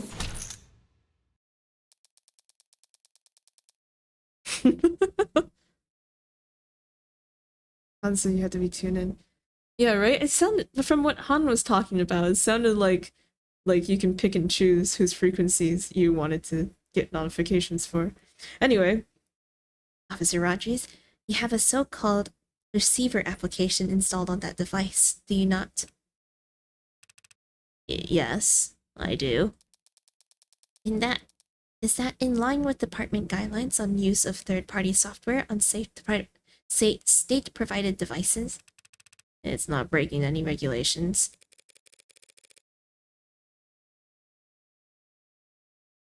Then you won't know when it's used. Arts, Creek is dead. Doesn't need to earn you any demerits to make you look guilty as sin. You and your partner, that is. Did Chopin also have the app installed? We can go check. If having that app on your phone makes you guilty of something, you'd have to arrest half the cops patrolling the lower wards. What do you mean? It's common knowledge that orcas use unconventional tactics to talk to one another. Flags on buildings, clothes left out on lines, smoke signals, probably even messenger pigeons. Where? Don't jump scare me like that. When you've got to figure this statuesque, even every pigeon is a disaster waiting to happen. Anyway, whistles like that one aren't uncommon. So, is it common for members of the police department to try to listen in on the chatter of groups like the Blue Blood Mafia? Lower wards aren't a place a cop walks into without every weapon they can carry. And that goes double for information. So there's nothing suspicious about his phone reacting to that horrible racket? Adonai, have I had to put up with that noise for nothing? Not for nothing. The witness is correct, Your Honor. There's nothing suspicious about having a receiver installed on any of your devices, even if you aren't a cop. What's incriminating is the fact that Officer Rogers' device responded to the specific frequency of this whistle. Sorry, officer. A little blue birdie already told the court that you need to input a frequency in order to get alerts for it. Yeah, I know that. So does the whole force, in fact. What? See. How is she reading over there? Officer Rogers. Testify about this anonymous tip that the police department received last night. Oh, for... Haven't seen the submission myself, but it came through the department network straight to everyone's inboxes. Be advised, anonymous tips suggesting potential orca analog chatter at the frequency listed below. Patrol officers in lower wards use this information at your discretion. That's absurd. What's the point of informing every cop in the city about a secret communications channel? The Blue Bloods would find out their line is compromised within minutes. But I don't know. I don't control how anonymous tips get handled. But as soon as you got an email telling you there might be criminal communications occurring at a random frequency, you tuned into it right away? Believe it or not, I'm a little concerned about criminal communications these days. Having seen my partner murdered by an orca right in front of me, barely 24 hours before nearly getting shot myself. What? Back up. You saw the moment of your partner's death? That's news to the court. If you know what I mean. Your Honor, the tip was submitted and the frequency was spread throughout the police department network. Likely because the Blue Bloods believed it to be compromised, having already been used at a scene where 4 of their members died. Officer Rogers may have the receiver app on his phone, but so do many other police officers in the city. The app doesn't provide timestamps of when frequencies are added. So there's no proof of when his phone first started listening for that frequency. Neither he nor his partner were members of the organized crimes unit. Therefore, they had no criminal informants of their own, and they could not have obtained this frequency before the rest of the department. Since the defense cannot prove that this signal was acquired illegitimately, I never said I couldn't prove that.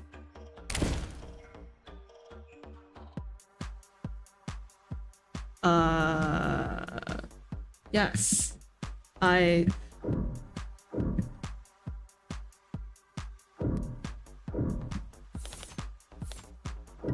officers couldn't have acquired that frequency.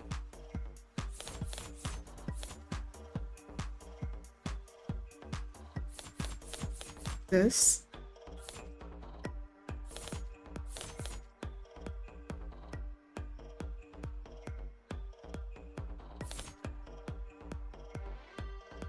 Because they let him go. Did Tanks pull a CI?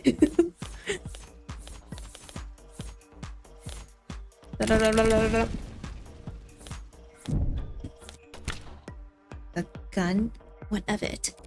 Not just any gun, a Magus, legally registered to Anchor Town. And how do I know that? Because this gun was identified and scanned over a week ago, when Tanks was briefly detained by some well-meaning officers on patrol. That report. Officers TC and HR reported the following: subject in possession of firearm in violation of protocol. And subject in possession of suspect communication software installed on personal phone. He wrote all of that in the report.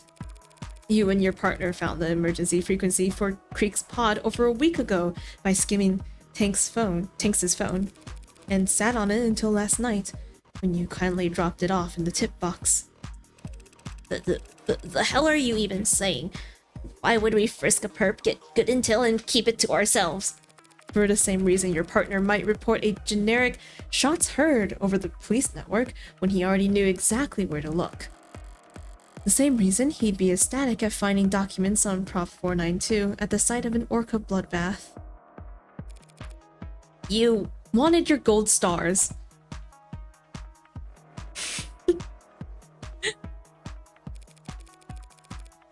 You wanted to be the first on the scene at the site of a Blue Blood massacre.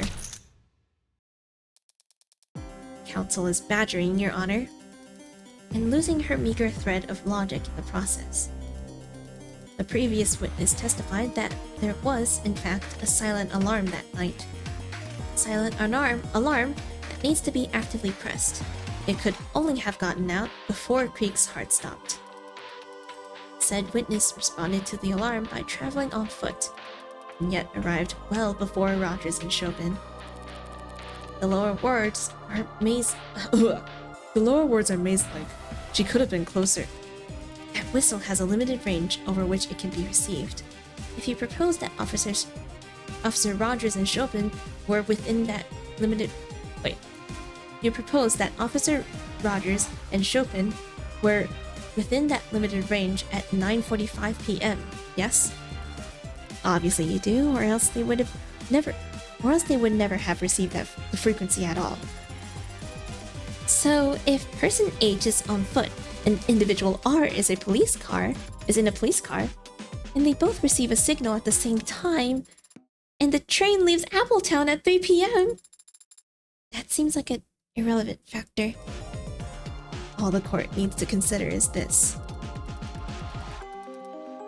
How could Officer Rogers and Chopin have possibly arrived later than someone traveling on foot if all three were within that range? Can't believe I told my geometry teacher that none of this would ever be useful. This isn't geometry, damn it. It's just logic. The fact is, they did arrive later than Han. If I'm right about the motivation for Chopin's actions that night, if he was sitting in his police car and suddenly got a notification telling him some Blue Bloods were having a life-or-death emergency, how would he react in that moment? It would seem that the defense does not have evidence available to address this contradiction, Your Honor. Evidence explaining exactly how Chopin proceeded to the crime scene. I don't think I have that. And also, I don't know Angkor Wat Unicorn Turtle.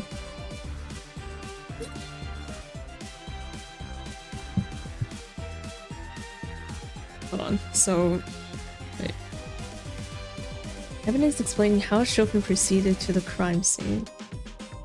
Because it sounded like he basically waited in his car for a while. They showed up later than Han.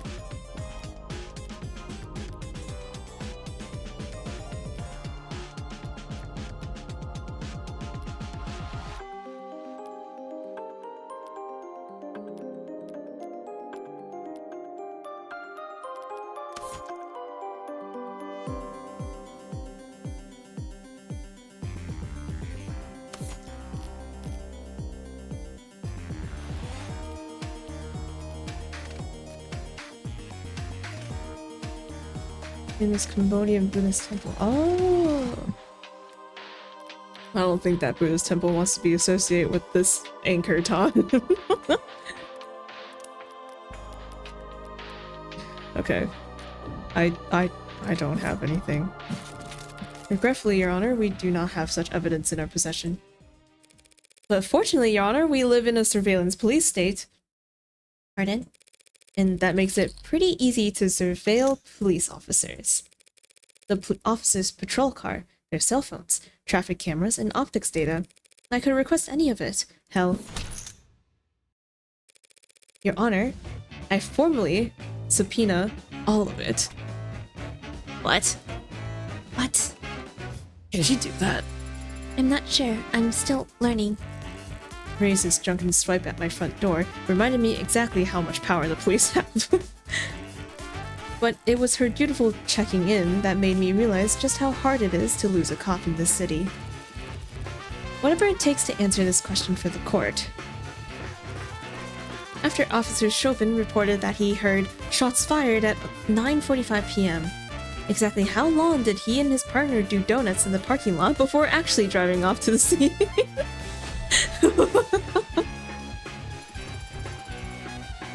Kind of a big ask from the defense, but it's entirely doable. Do the people object? The people, of course, object to any data collection effort that would be a waste of the taxpayers' money, or in violation of their privacy. So we would prefer that the range of this request be narrowed somewhat. Narrowed perhaps from everything to something. Happy to do that, Your Honor. I promise not to act like a kid in a candy shop when browsing through.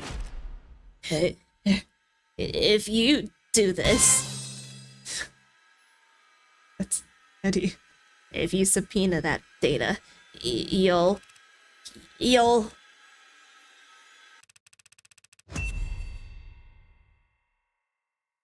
just see me driving like a lethargic moron. Officer Rogers? Seems different. Hardly recognize him. Can't believe that. That's why you've always got to take your driving test, kids. This is what bad drivers look like and what they do. They commit crime. Hurry, but I recognize his type.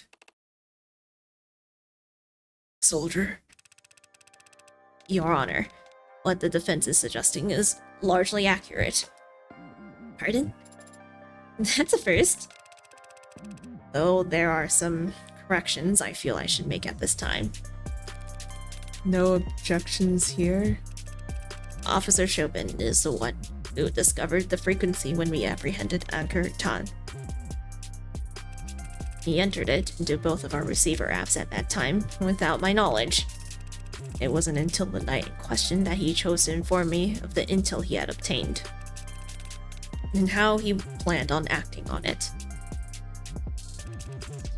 At 9:45 p.m., we received a signal. Before I could react, he had put out a notice on the police network that he had heard gunshots. It was at this time he told me to drive toward the Blue Blood territory. As he started to explain to me what he believed we would find, I chose to take a suboptimal route. We spent several minutes in traffic as he berated me for my sense of direction. So you both knew this silent alarm would lead you to some kind of blue blood emergency. But only you realized that meant you should take your time getting there. Logically, a silent alarm is triggered during a confrontation, not afterwards. I had no desire to walk into a crossfire of an Orca gunfight without backup. We could have had backup, easily. My partner had no desire to share our intel or how we obtained it. I apologize to the court, Your Honor, for being evasive or misleading during these proceedings, and I intend to take full responsibility for doing so. But I was not eager to admit the role of my own cowardice played in these events. Nor would I ever want to imply that Officer Chopin was responsible, in any way, for his own murder. Very warm sentiments from the officer. delivered with a voice as cozy as ice water. So you're telling the court that you and your partner arrived at what you expected to be a bloodbath, and you still shot the lock off a door and started stomping around inside while separated from one another. Respectfully, ma'am, with the route I took and the time it took us to arrive, we expected to find all targets neutralized. And that expectation was reinforced when we arrived on the street and found the whole vicinity dead quiet. As we were still the first on the scene, despite my stalling for time. I think that might have enthused my partner. He was excited and I let him set the pace. It's my deepest regret that I agreed with his request to split up. First to arrive on the scene. We know that wasn't the case. The blue blood got there well before you and your partner. That's what you were talking about. The witness wasn't present for that individual's testimony. He's merely giving the facts he knows as he knows them. And he can't have known that there was a blue blood in the building. On the contrary, he already testified about encountering them yesterday, as they made a not-so-silent retreat down into the alleyway. That was a blue blood making all that racket. I see. My partner, Chopin, he shouted that there was someone scrambling around down in the alley not long before he was killed. He must have opened the windows on the 3rd floor to check. Okay, well we know that wasn't him. That's a new detail, Officer Rogers. Pardon me if I failed to mention it yesterday. It occurs to me you weren't present in the courtroom when this other curious detail was brought to light. The fact that there was another weapon at the scene of the crime. A bloody knife, which somehow ended up down in the dumps. Know anything about that? No, ma'am, I do not. Plain dumb. I'll move. But I do know Sinus is a bunch of amateurs with conflicted priorities. Explain this to the court, then. Forensic analysis has already shown that this knife was the murder weapon used to stab Miller, getting a healthy amount of his blood on it in the process. It's also been established that this knife must have been what my client used to cut his own bindings. If you say so. The evidence say so. If the defense isn't interested in asking the witness questions, perhaps they'll answer mine. What does that have to do with Officer Rogers? Everything, of course. Allow me to show you why. Does the knife have to do with Officer Rogers? That is a great question.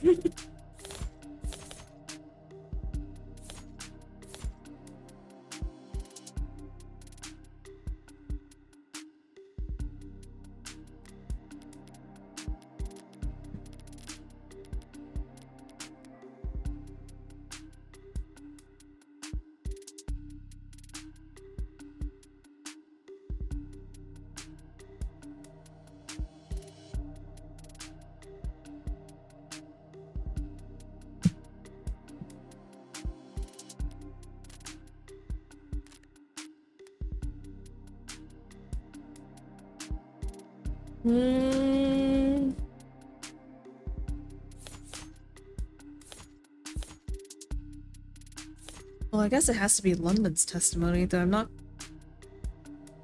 super sure what the point is being made here.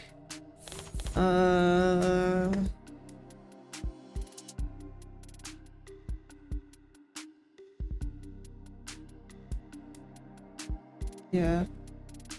Maybe she's saying, like, Rogers could have put the katana into Chopin's back.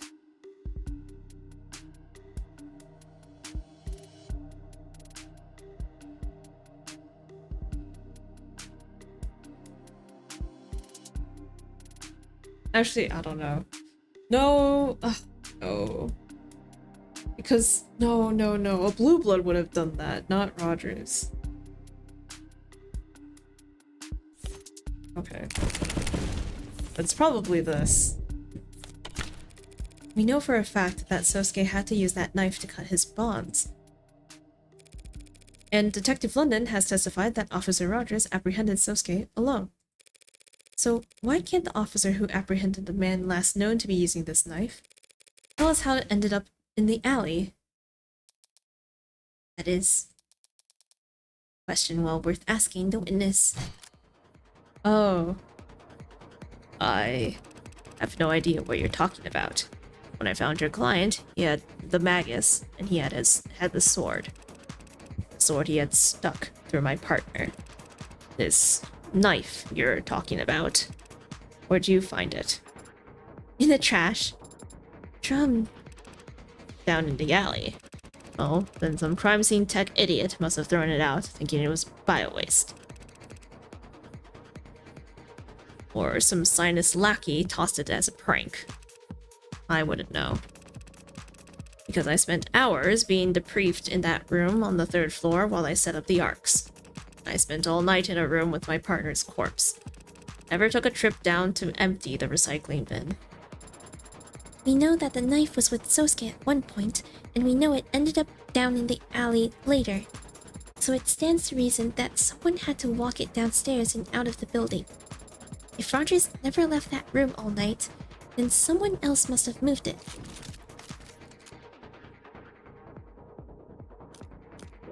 He could have removed the knife. He couldn't have removed the knife.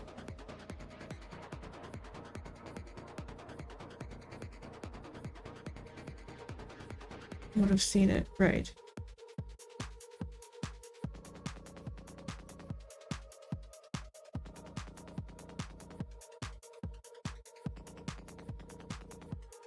Let me read this again. Han? No, Han never went to the 3rd floor, so she wouldn't have even been at or near Sosuke. We don't know if it's Sosuke at one point. We know it ended up in the alley later. Someone had to walk it downstairs and out the building. Not gonna lie, I thought someone just tossed it out the window. I don't know. If Rogers never left that room all night, then someone else must have moved it.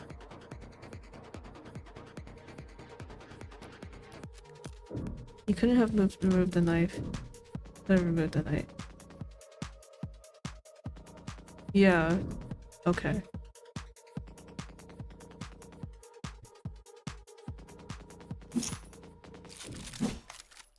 Zero points for you!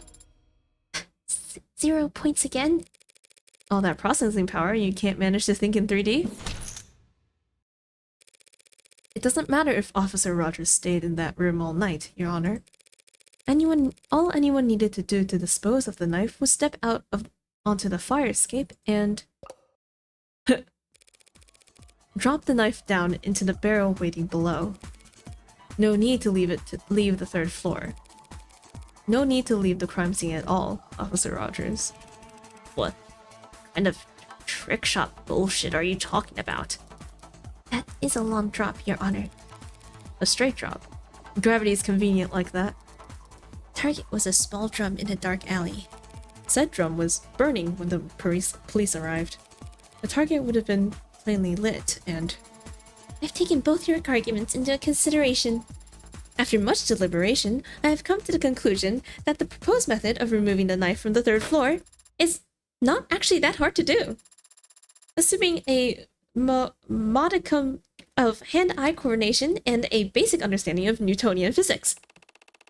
Well, obviously, couldn't anyone manage that? Practiced martial artists who are masters of every muscle in their body, individuals like yourself and me, might find it hard to relate. But there are some who would struggle with the task. yourself and I. Wait, hand-eye coordination. Eloquently put, Your Honor. So you must agree that someone with hand-eye coordination so bad that they could hold the record for worst marksmanship in the entire police department. Someone with such poor aim that they opted to physically assault a target rather than shoot them. Someone like that might find it impossible to pull that off. Right.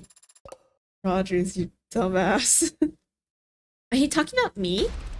She's talking about me, Your Honor. And while I find her tone unflattering, none of what she said is false. Apologies that dropping the knife from the fire escape didn't occur to me as a possibility. It just must be that for me as personally, such a method of compromising a crime scene is not only unthinkable, it's impossible. Of all the stupid details to come back and bite me in the ass, it's the piss poor aim that London mentioned? Is it possible that Officer Rogers faked his poor aim at the academy? It's easy to not hit your target. But why would he intentionally flunk a shooting test years ago to give him such a strange alibi here today? He didn't flunk his test. He got the very lowest score you could possibly get while still being certified. Good lord, you have to be trying to... If his goal was to receive the exact minimum number of points needed to pass, his margin of error would have actually been much smaller than anyone just simply doing their best. But then, what about when he first saw me? It's true that any cop who saw me standing over their bed partner would have just unloaded. Instead, he ran up and hit me. It's not that if he's not actually that bad of a shot, why am I still alive? That's the story Rogers has been telling so far, that he instinctually didn't bother to fire. His gun wasn't discharged, and Sosuke's got the bruises, so he accepted that line of reasoning. But if I assume he's more dangerous than he's led us to believe, why wouldn't he have just shot Sosuke when he had the chance? He could have told his fellow officers whatever story he liked afterwards, and we wouldn't even be having this trial. I feared for my life. That's all he'd need to say. Under what circumstances would it have been impossible for him to claim that? Oh, if Sosuke was already on the ground? Your Honor, I'm reminded just now that my client and the witness were in a physical altercation. Wait, no, but the body can't wait. Actually, you know what? Never mind.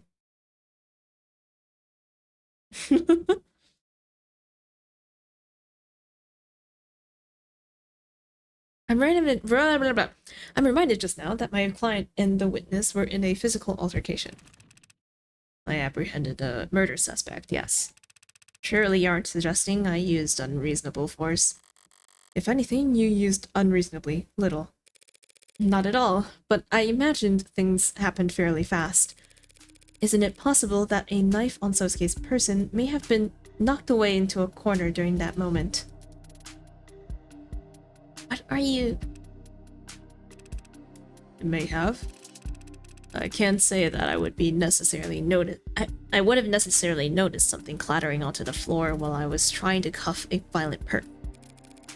Perhaps, Your Honor, the witness ought to testify about everything he recalls from the moment he confronted my client. Jogging his memory might be the only way we can address these gaps in our knowledge. No objections. Then let's hear it. Good versus evil, man versus machine, cop versus robber. Not a machine. Or a robber.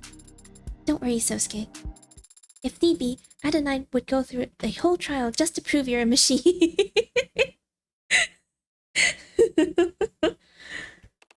What kind of joke is that? Okay. Yoru, fire escape, Sosuke's med records. When that blue blood fled down the fire escape into the alley, I poked my head out the second window. But then I heard a sickening thump from above, on the third floor, where I knew my partner was. Reflexively, I drew my service weapon and rushed up the stairs, where I saw the defendant standing over my partner's dead body. I was shocked, but he was clearly injured, and the sword was stuck. So, before I knew it, I was running at him. He turned to me with dull shock, just as I whipped my pistol butt into his forehead. He collapsed after that, and the room was a mess. My blood was pumping. If he had dropped a knife at that time, I wouldn't have noticed it. Despite his change in posture, he's still telling the same story.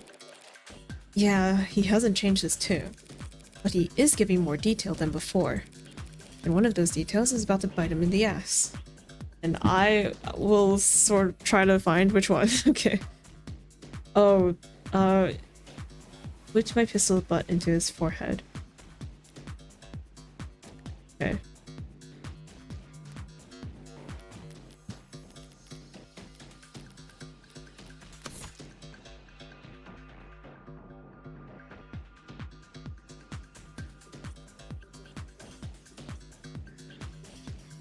Left hand broken as if impacting a slight laceration.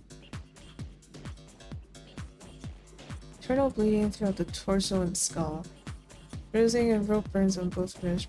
Bruises on the front side of body. Others blood across tops of feet and pant legs. Largest wound found on the crown of the skull, the head near the top.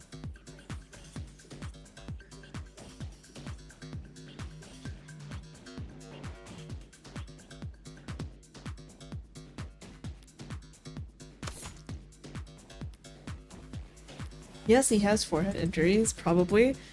He has so many injuries, in fact, it is hard to tell if that injury is the contradiction or not.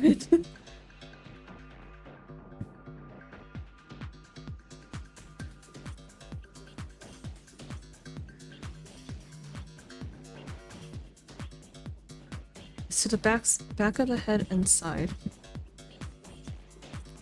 No, that's the one. See, that's the big one, right? That they said, like,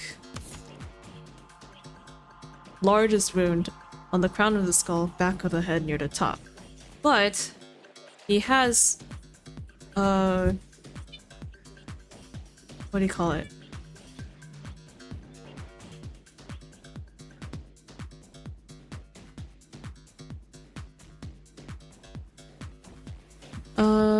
Sorry. Internal bleeding throughout the torso and skull. Could have been a bruise on the front of his head. There's also this one, blunt trauma to front right side of the head. That was afterwards. I mean, I still think it's this piece of evidence. Because nothing else really matches. Yeah, there's no explicit forehead injuries mentioned. I'm saying that it could have been lumped in with bruises on the skull, but yeah. Okay.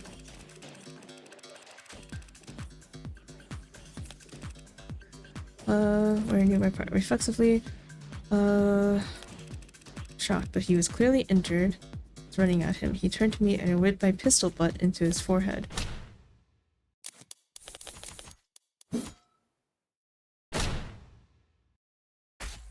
Oh no. Yeah. Wait. Yes. I just I can see, I swear. Sounds very brave, Officer Rogers, but that's physically impossible. How could you have knocked my client out with one strike to the forehead when it was the back of his head that was injured? What are you talking about? Yesterday he had bruises across his entire body. An exaggeration that doesn't hold up to the scrutiny of his actual medical record. Largest wound found on the crown of his head. The crown, as in the top of the back of his head. The butt of a pistol leaves a surprisingly specific impression on the human body, Officer Rogers. I assume Dr. Sato is still in the building. Perhaps we should call her back and have her examine my client on the stand? Sasuke, you'll have to remove your shirt. To get my head checked? That would be a waste of time, Your Honor. Counselor Morgan has taken advantage of some rather vague wording in the medical record to make her argument. Largest wound. But the fact is, the defendant was covered in various bruises all over his body when he was taken into custody, including on the front of his skull. Oh, yeah. She's not wrong. I still remember every ache. It's entirely possible that when Officer Rogers struck the defendant on the forehead, the blow was glancing, but still hard enough to knock the defendant backwards. And he had fallen backwards hard. He very easily could have sustained a large round wound to the crown of his head at the moment he hit the ground. Respectfully, Your Honor, that's Ultimately not something either the people nor the defense are experts on. But even if we were, neither of us could examine wounds that are no longer visible. Sasuke's injuries, they've mostly healed as of this morning. Hope that injection helped you sleep really well last night, Sosuke.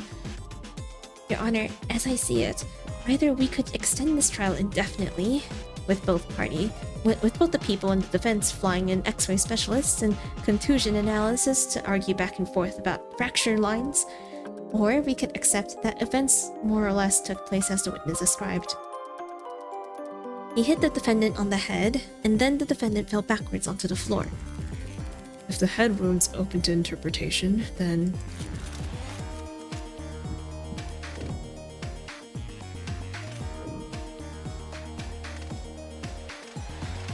Wait, what? Medical data doesn't support Roger's story, but the medical data could support Roger's story.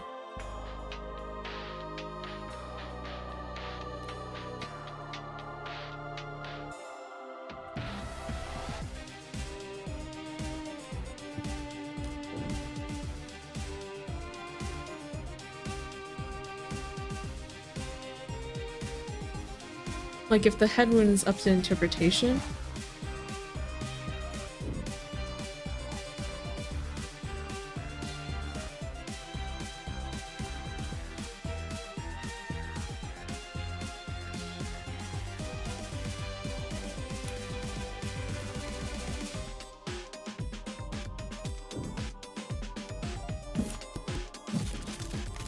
It is possible that events took place exactly as Rogers has described. But if that's the case, Sosuke would have fallen onto his back. And yet the medical report tells us that he was covered in blood on the front of his body. Okay, yeah, that's what I was thinking. Sosuke didn't fall, so yeah, it was his front, yeah. Officer Rogers claims that Sosuke was hit on the forehead and fell backwards. But what would he have to fallen onto? In that room? Probably blood and guts. Yuck. You're exactly right. All kinds of firsts happening in the courtroom today. He would have gotten blood all across his back. But that's not how he looked when he was arrested. The medical report clearly states that he had blood on the front of his body, telling us that Sosuke could have only fallen forward. And what of it? Maybe he did. Maybe he turned his head weird while trying to dodge. Things happen fast. Don't try to bullshit a bullshitter. Fast enough that you may have, in fact, actually struck my client from behind? Yeah, maybe. Took him by surprise, when he was no threat to you. What? No. Easy target to knock out at that point. Makes sense why you wouldn't use lethal force in that scenario. No, he was... The guy's got nearly a full head on me. True.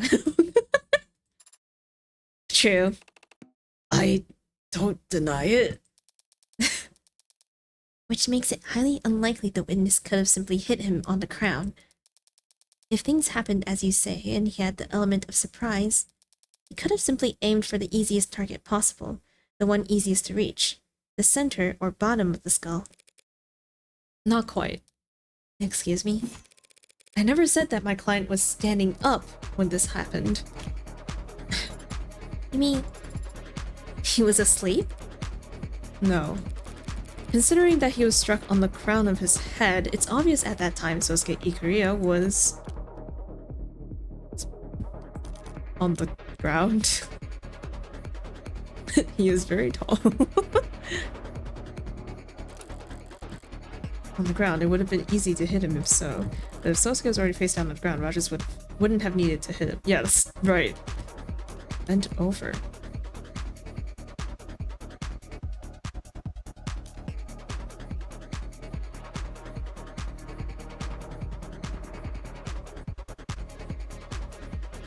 Where are we? No!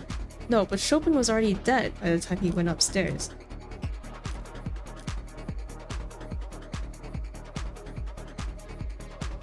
Oh, wait.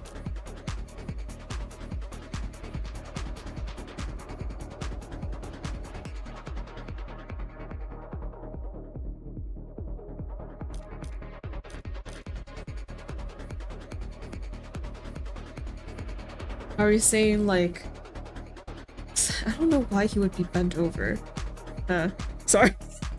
But, like, if we say he's still bound, then it's like, oh, he couldn't have killed Chopin because he was...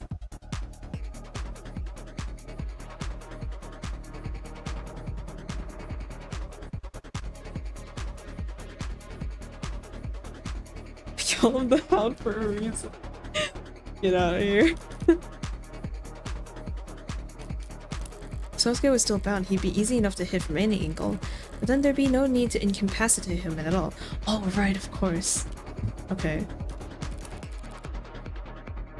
My client must have been bent over.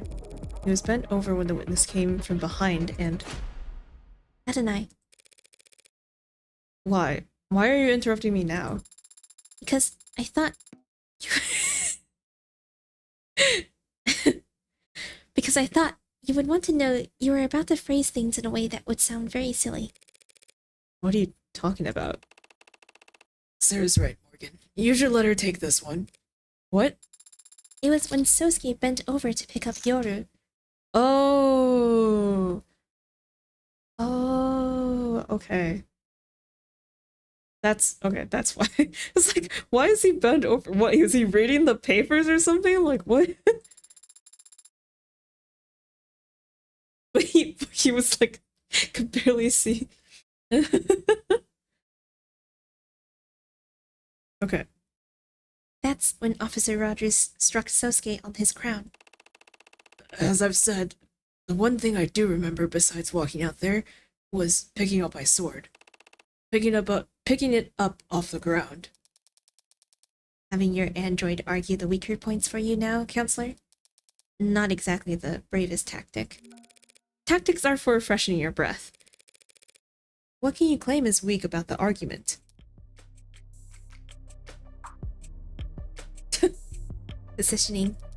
If your client really had walked out of that holding room and was then immediately hit from behind, where could his assailant have possibly been standing? Oh. Sosuke had to get out of his bindings first, and then push open the door. And he wouldn't have been concerned with keeping quiet as he went. There would have been plenty of time for someone to hear him rummaging around in there, and figure out where they could hide. In the corner of the room here.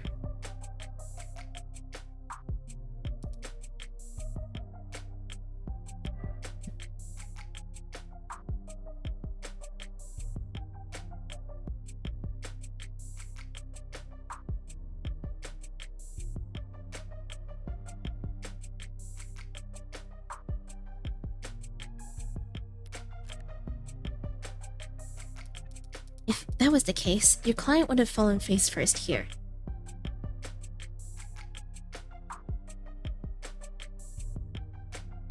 It is so loud outside. Okay. But instead, he was apprehended here in the center of the room. Hey, makes sense to me. Looks like he dropped a sack of potatoes by the... Looks like he dropped like a sack of potatoes by the door. Sure. But then he was dragged to the center of the room. Would explain the streaks of blood we can see discovered on the floor. So those weren't left in by him gliding his feet in order to move silently? I was hoping to learn that technique. Okay, good. Your Honor, I fear the defense may not realize the weight of the implication that her statement carries. If, as she claims, Sosuke Ikuria was knocked unconscious by Officer Rogers the moment he walked out into the room, Then my client never had any opportunity to stab Tariq Chopin in the back. And the only remaining individual who could possibly have killed him would be me.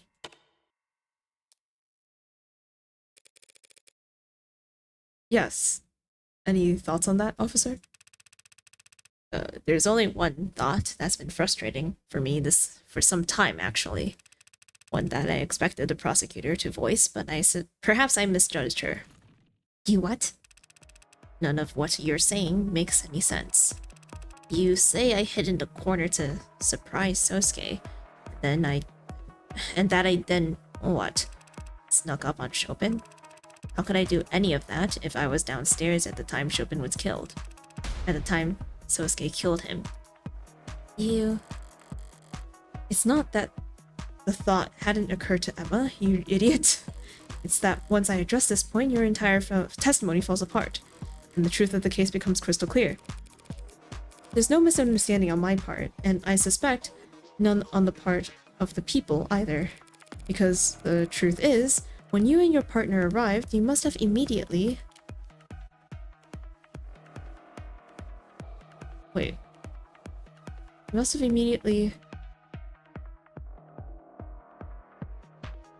Like, instead of him being behind Chopin, he was the one who took the lead?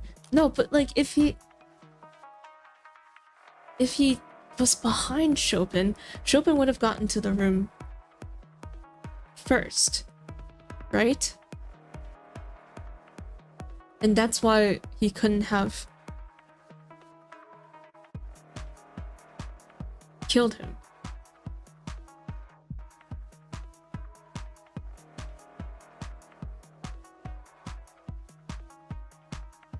Yeah, but Rogers said yesterday that he was behind.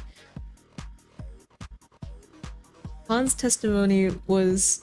Well, Han's testimony, she never actually ran into the two of them, and she doesn't know the difference between them. She only heard them come in.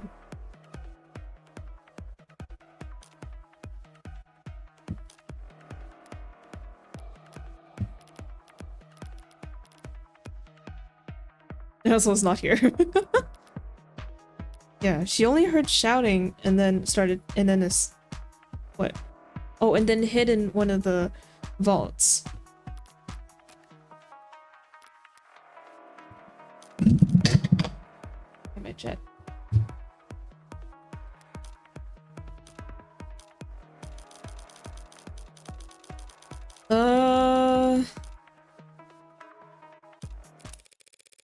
You were the one who took point, not your partner.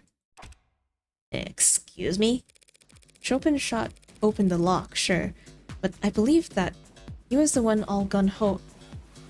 Oh, no. Chopin shot open the lock, sure, I believe that. He was the one all gun-ho about coming there anyway. But after entering, you went ahead of him while he covered you. What? You already told us you wanted to stall, wait for backup. If Chopin charged forward, you couldn't slow him down. But if you went first, you could go as slowly as you liked, and Chopin would be forced to match your pace. Okay. You were the one who cleared the room and shouted down that everyone was dead. I told you. I testified. So did your blue blood tail. Testified all about how you and your partner separated on the second floor. Objection. Mischaracterization of testimony. The witness the defense is referring to did encounter two officers, but the witness never identified either of them. The blue blood didn't need to. All they were waiting to hear was whether any blue bloods were alive. So after Rogers shouted down to Chopin that everyone was dead, they bolted out the second floor window. And when Chopin shouted someone was in the alley, Officer Rogers opened the windows behind Creek's body to try and spot the runner. Then he ran down the fire escape to try and follow them, only to give up when he saw that there was no ladder to get down with. It's entirely possible that Chopin yelled that someone was in the alley from the third floor.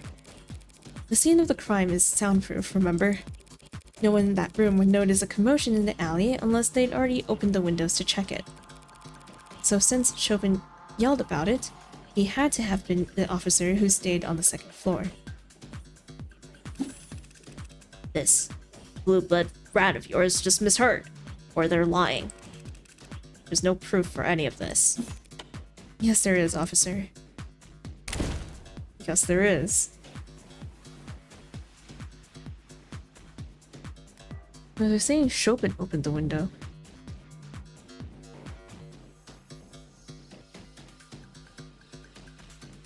Rogers shouted down to Chopin that everyone was dead. They bolted out of the second floor window. Okay, that's when Han ran. And when Chopin shouted someone was in the alley, Officer Rogers opened the windows behind Creek's body to try and spot the runner. And he ran down the fire escape to try and follow them. No ladder to get down with. Oh, okay.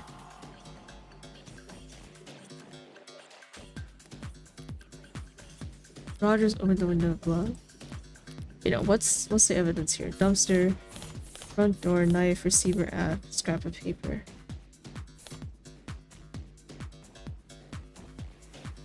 Change the spec frequencies. No. Knife. Front door, dumpster.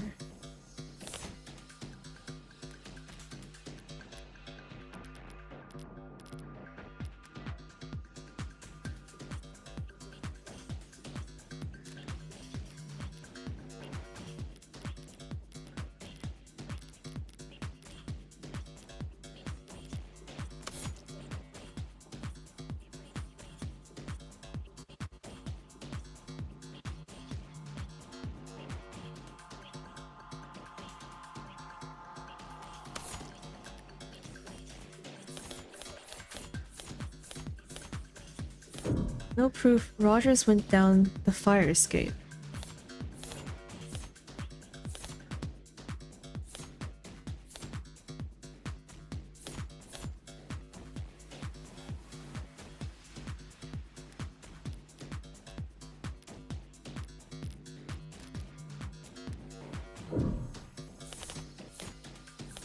Uh...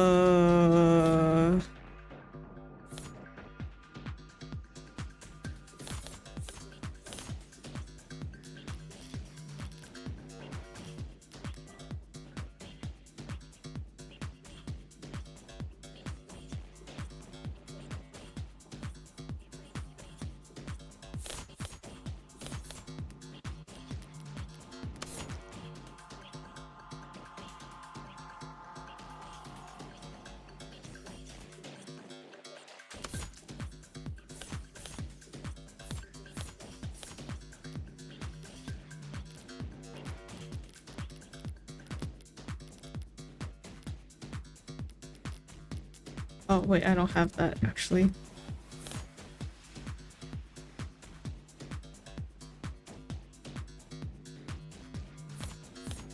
Is it this? But that doesn't necessarily point it to Rogers. That could still be Chopin.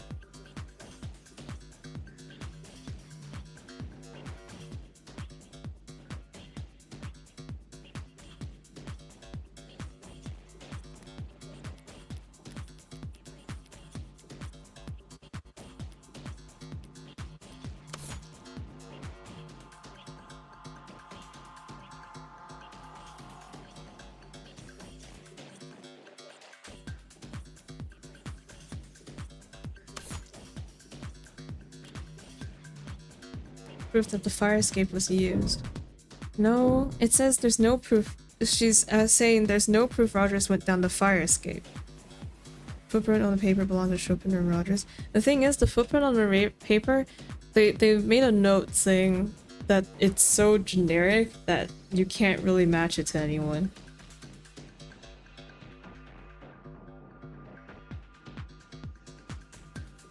Yeah, they probably wear the same boots, so.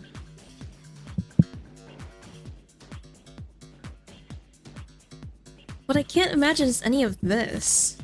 So Dumpster went down the fire escape. We're saying that he went down from the 3rd floor, where he had opened the windows, to the 2nd floor, when he was trying to chase Han when she was leaving.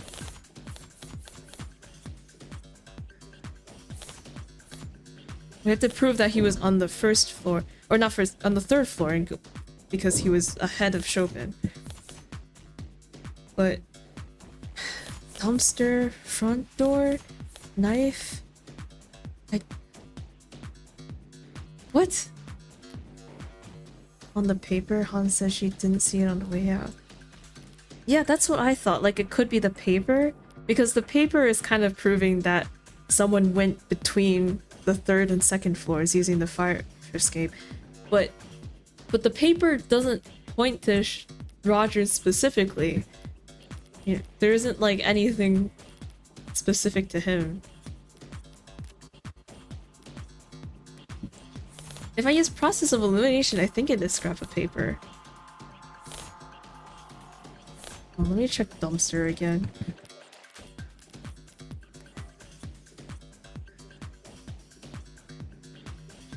Okay, yeah, no.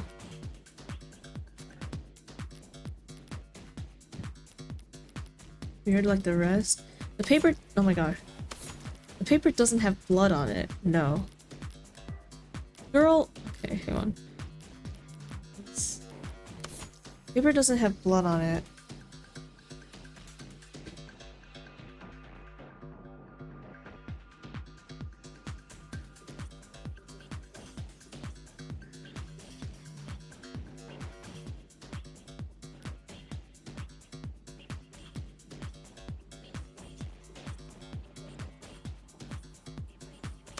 Okay, I guess it's gotta be the paper. I don't know how you're gonna relate it to Rogers, Morgan, but best of luck to you. That scrap of paper was found by the second floor windowsill. But it's not just any scrap of paper. It matches the red ink documents that were found where the pod died. And it happens to have a partial boot print on it. Proving that someone stomped from the crime scene down the fire escape and into the second floor. That doesn't prove anything. Your own client could have left that boot print. My client was arrested barefoot, remember? You should. You did the arresting. Then maybe Chopin. If Chopin was the one who brought that scrap down from the third floor, that would put him behind you. Meaning that you couldn't have walked in on him being attacked by Yosuke. Wait.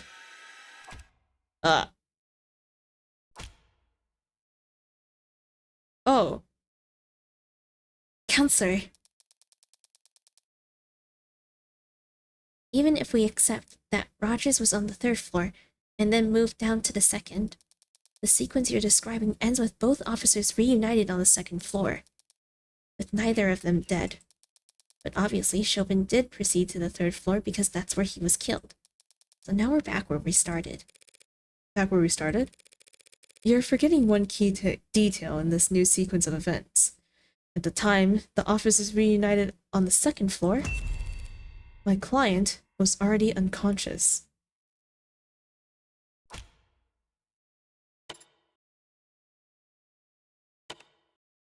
Oh. Meaning that the only person who had a chance to kill Officer Chopin was, in fact... None of this shit matters. This lawyer is trying to accuse me of killing my partner? That doesn't make any goddamn sense. Why would I do something like that? Depends. What? Depends where you live. Not uptown, I assume. What's it to you? Single bedroom? Yeah, whatever. Not great. Excuse me? And having to ride around all day with some insufferable spoiled rich stick in the mud? Oh, in Han's words. I don't even need to have a motive to want to kill that guy.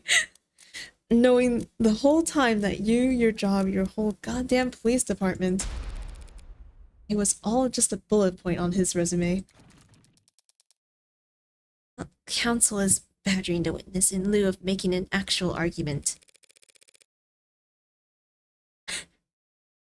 Apologies, Your Honor. I'll state the motive plainly. Route 492 was corrupt. Blue Bloods and worse would profit off it at the city's expense. But it would also bring economic relief and badly needed repairs to the lower wards. It might also stop the canopy from, just falling down and crushing everyone who lives there. But a climber like Chopin wouldn't care about any of that. Every photo I've seen of this guy, he's had a big stern frown. But I'll bet he was grinning ear to ear when he found that red ink. Must have made you sick to your stomach. So you killed him. And then you bled him like a pig to try and destroy the documents he'd have plastered all over town. Yeah, you're crazy. That's not possible.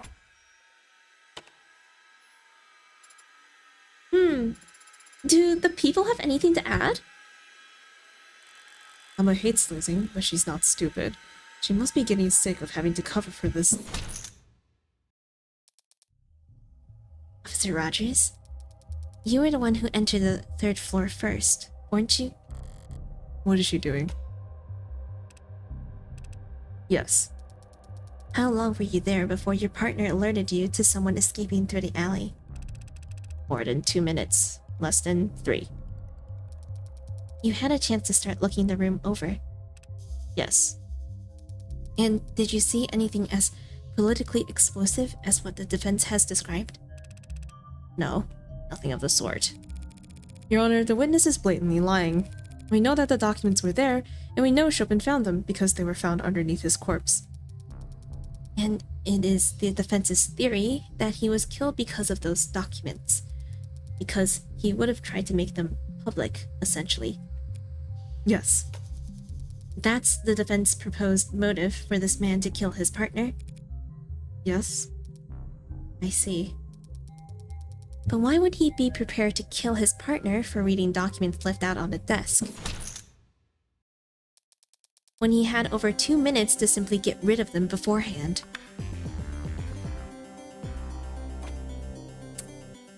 Oh. Damn good question, Your Honor. Do we have an answer for it? I'm getting there. I'll get there. I'm close. His layers are falling off. This is a cold guy. Cold enough to walk into that room, knock out Sosuke, and start calmly looking around. So, is he lying? Did he actually see those papers? No, I was right. If the papers were in plain view, he'd just have tucked them into his jacket. If the papers were in plain view. Were they? Ugh, I don't remember. Where the hell did I put them if not the desk? I remember taking them out of Creek's safe and thinking they were nothing important, so I just... Okay. That's probably how one page got left where it could stick to the bottom of Roger's boot. But before I left, I reorganized things, trying to make it seem like I was never there, so I stacked things neatly. Yoo-hoo, counselor! Any cuckoos in or around the nest? Pardon me, Your Honor, I was simply overthinking, to be honest.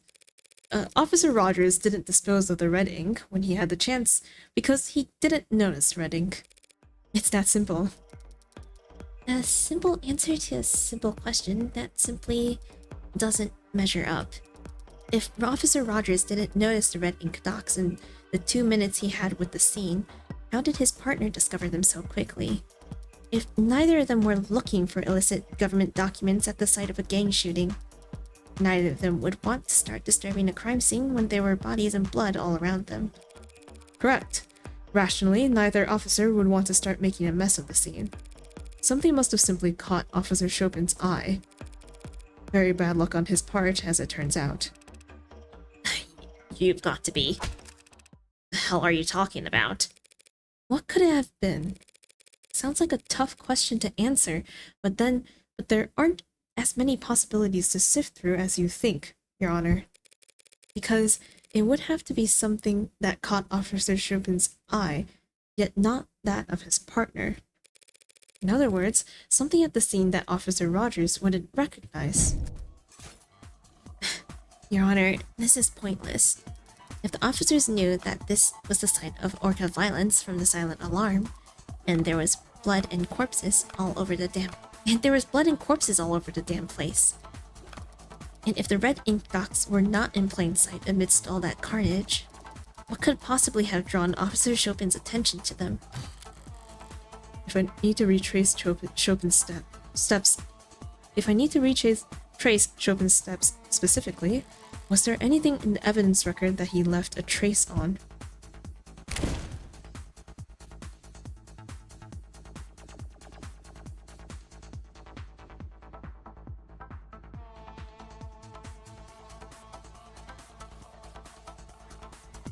Like his blood on the weapons?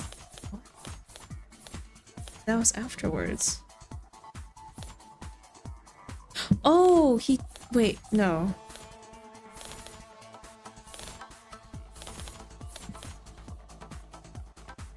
Well, it wasn't on the dark card, it was on the pad. The trash document with his fucking hip red ink. Yes.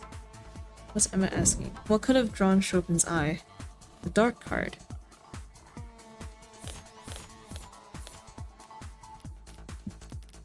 he had his fingerprints on this. Fingerprints were found matching those of Creek and Officer Chopin. He probably checked the dark card thing. The sick sound system. Yeah, he was like, we need to change the music.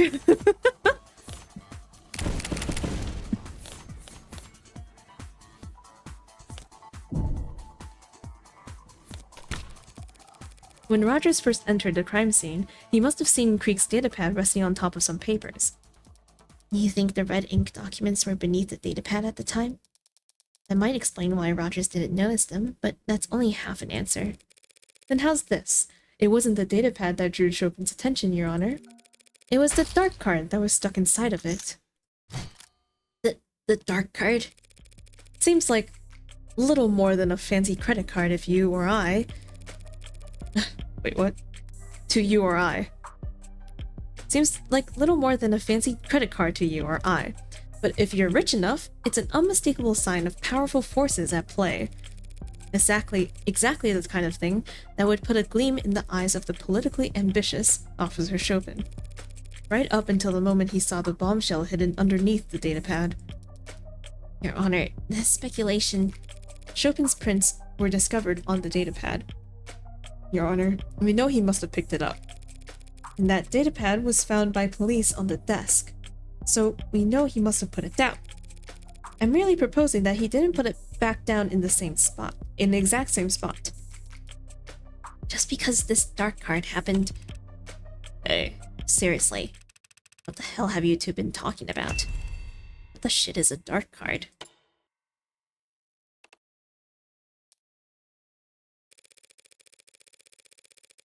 Cryptographically anonymous wallet card that rich people use to buy illegal drugs and gifts for their mistresses.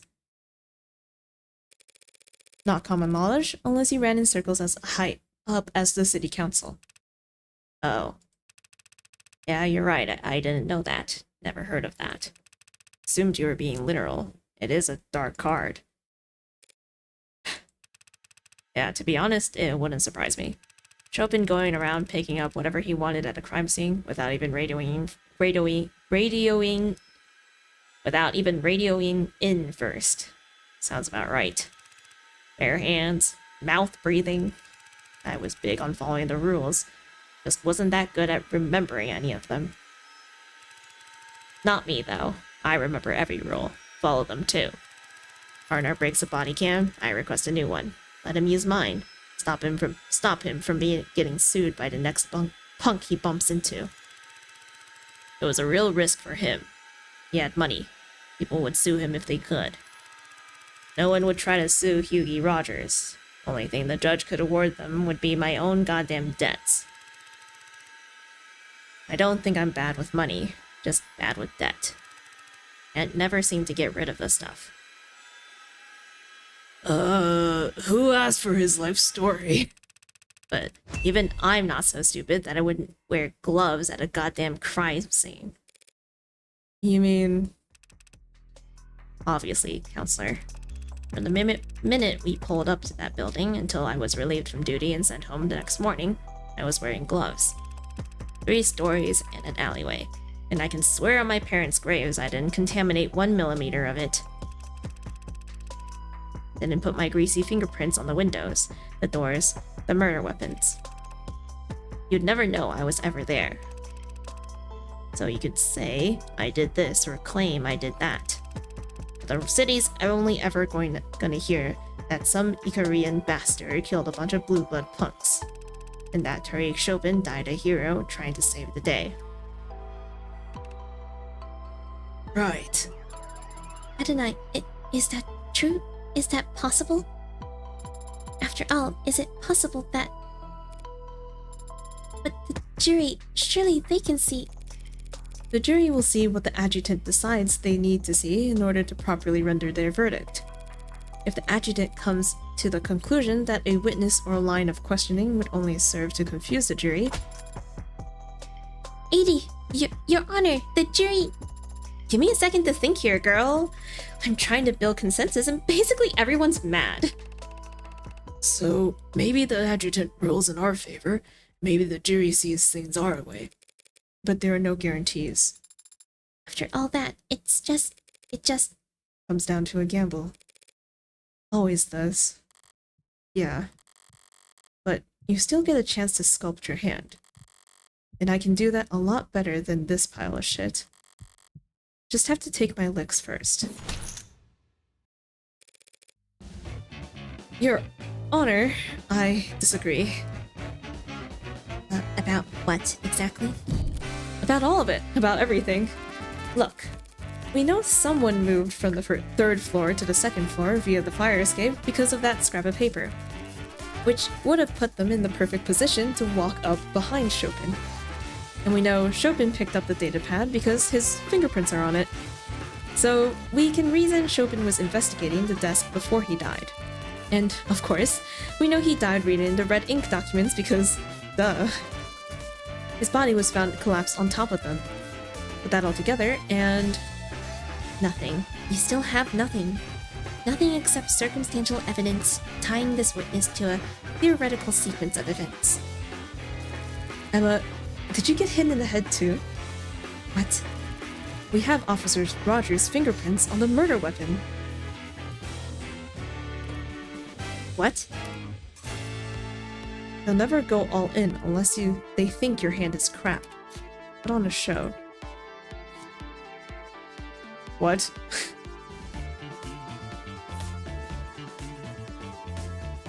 What is this? What?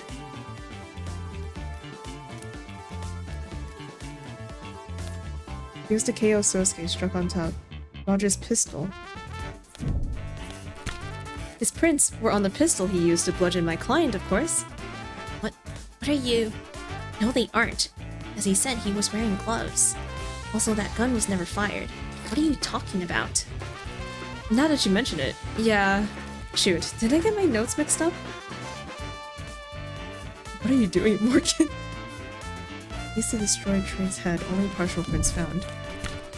That's right, the bat! Did you think we wouldn't notice you left your fingerprints on it, just because it was broken into splinters? The baseball bat used on Trey? Forensics failed to pull a single print from that. Is this your idea of a joke? Jeez, take it easy, I misspoke a little. Also, I don't have my reading glasses.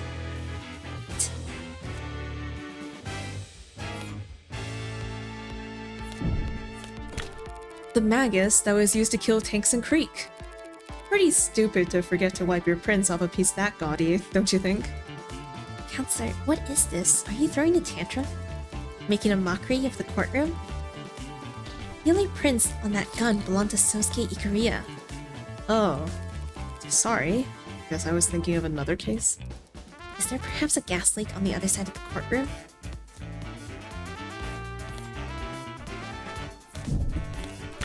Well, don't I feel stupid. What I've been trying to say is that Officer Rogers failed to notice that he left his fingerprints on the most important weapon of all. The very blade that took his partner's life. Enough of this embarrassment. What the hell's wrong with you? I knew a mob lawyer would be corrupt and vile, but how can you be such a stupid bimbo? Do you think we're all idiots?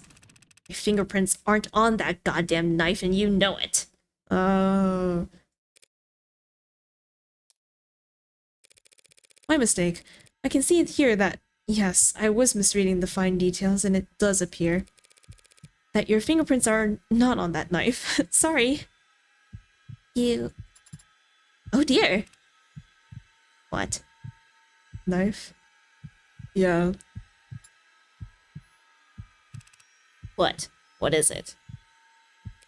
Oh, I guess we were all just wondering. How long have you known it was this knife that was used to kill your partner? And not the sword. What? Confused? So are these two. Because, like you, neither of them were in the courtroom when Dr. Sato updated her autopsy report. So I knew that Chopin was killed with a knife. And the people knew that Chopin was killed with a knife. But how did you know that? There must be 50 cops in here when that doctor... Or fewer than 50, actually. More like 0. We had already emptied the courtroom by then. a courtesy we extended to a blue blood witness. You, for some blue blood rat. You crazy harpy, trying to trick me at the last second. You think I walked in here prepared? No, of course not. She, right there, Rockford, the prosecutor. Before I took the stand, she told me all about the knife. Ah, so that's your plan. Right, Rockford? Before I came out here, didn't you? It's always great to reveal a full house and rake in the pot. It's even better to reveal a handful of shit you bluffed your way to victory to win. You bluffed your way to victory with. Say something already. Just say it. And every now and then, a different kind of victory comes along, where you just get to sit back and watch someone else self-destruct, because they completely misread the dealer. Say it. Say that you... Shut up!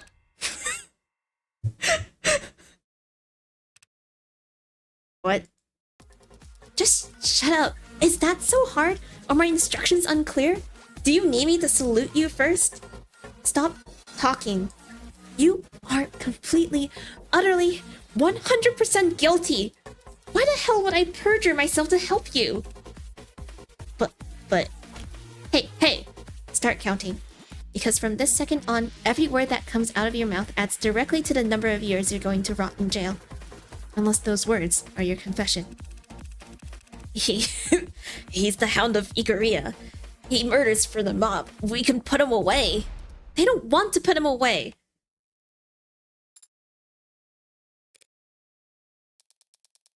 Not for your crime. Not for murdering the son of 2 city councilmen. Have you lost your goddamn mind? But he's a murderer. Well, not all murderers are created equally. Well, not all murderers are hunted equally. New ability assassinating each other. Let it ride, keeps them divided.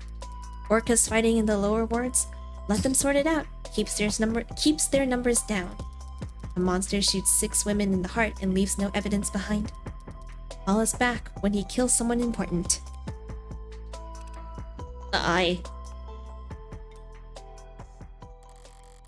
Strange. Once she's properly infuriated, there's usually no stopping her. Well, if she's not gonna twist a knife herself, I shouldn't let it go to waste. Your Honor, if the witness is having trouble choosing a place to start for his confession, perhaps I might help by laying out the details for him. You sadistic bitch. He was counting on Emma to step in. Now he's sliding down the rocky face of despair. Fingernails split and bloody as he attempts in vain to slow the descent. Not very dignified, so I won't leave him hanging. I'll be happy to speed him along. In summary, a week ago, you acquired a blue blood distress signal where you arrested Tanks, but your partner insisted on letting him go and keeping the code to yourselves. So, the night of the murder, when the alarm went out, he jumped at the chance to be the first unit on the scene at what could be a gang shootout. You did all you could to stall, but your partner pressed on and even shot open the door in his hurry to get into the locked building. You made up an excuse to keep him on the 2nd floor and proceeded to the 3rd on your own, relieved that everyone was already dead, and puzzled by the delirious Sosuke, who you knocked out with 1 blow to the back of the head. But by calling down to your partner to convince him, you were already too late. You alerted an orca hiding downstairs. And when they fled out the window and down into the alley, you opened the windows at the crime scene to give chase. While you were scanning the alley from the 2nd floor fire escape, your partner proceeded upstairs, where he was just as stunned as you were, but intrigued by the presence of a dark card you'd never recognized. He knew that it was pointed towards the involvement of powerful parties. It was simply bad luck that he found the red ink before you. But he must have felt like he won the lottery. He was the one man in the city who'd benefit the most from exposing the corruption it hinted at. He must have been salivating at the opportunity, right in front of you, standing in the blood without a second thought. You had taken the knife from Sosuke, hadn't even thought about it up until that point. You knew that that once the rest of the force arrived, there would be no stopping the red ink from going on the record. You had one chance to blot it out for good. That's all a lie. Just smoke and mirrors. Tricks and guesswork. The Hound of Ikaria is standing right there next to you. The Blue Bloods themselves even tried to kill him, right in front of all of us. Oh my god. Hello. You came at a crazy moment. With crazy spoilers. No, they didn't. Excuse me? I have it on very good authority. The Blue Bloods wouldn't want my client assassinated. Oh, I'm sure. So, considering where the shooter was, and the direction he was aiming, the only person he could have been aiming at would be, well... you! What the hell are you talking about? Seems like the old guard wanted to make sure there'd be a swift punishment for letting Prop 492 blow up. So, you can keep protesting your innocence if you want. It might work out.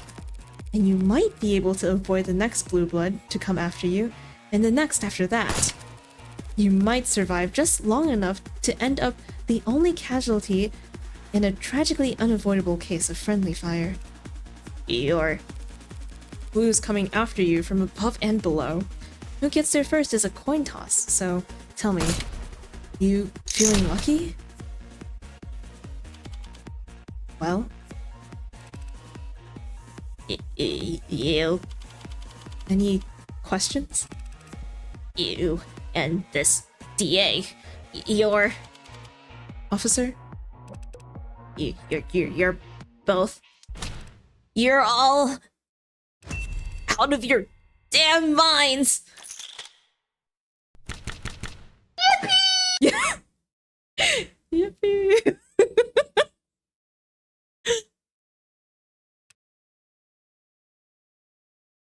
Oh my gosh. Hello, welcome.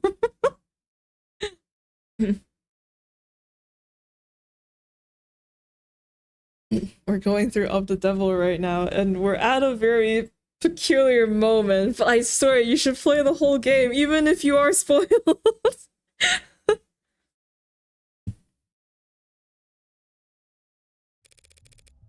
Do you work for the Blue Bloods? Never thought of it that way. Even back when I was a kid, I thought they were just another institution. Like a neighborhood watch.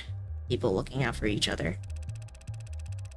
Everyone's parents off working or enlisted or in jail for civil disobedience. The whole neighborhood that cops, medics, goddamn firemen wouldn't set foot in. Didn't see it as transactional. Thought I was just lending a hand. My blood ain't worth shit.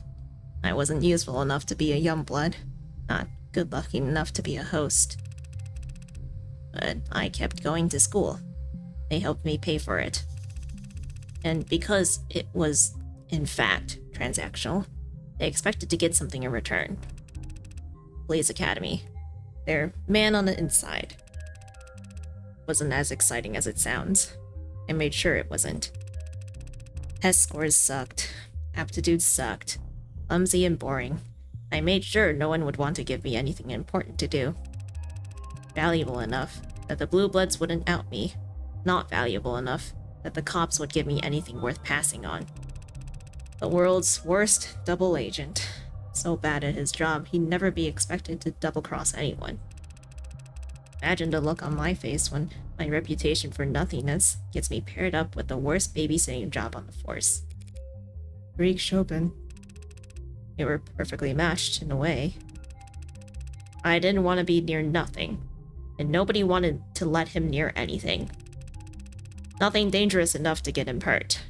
Nothing real enough that he'd go blabbing to his dads. Went around to schools. Those are the jobs we get. Building security? Morning assemblies, telling the kids what cops do. Here's how to call for help. You were a goddamn joke. There are worse things to be. You think I don't know that? You think I gave a shit that kids were laughing at us in the back of class? That teens were throwing soda cans at our car? Good for them. At least they were having fun. Tariq was never having fun. He was just burning inside. Humiliation and bile, stomach full of it. If he hadn't found a code on tanks that day, I don't know. I would have either put in his 2 weeks notice or just drawn his gun and walked into the nearest Orca mansion. So, when you two arrived at the building, Happened like the defense attorney said. I told Chopin some bullshit about smelling contraband on the second floor.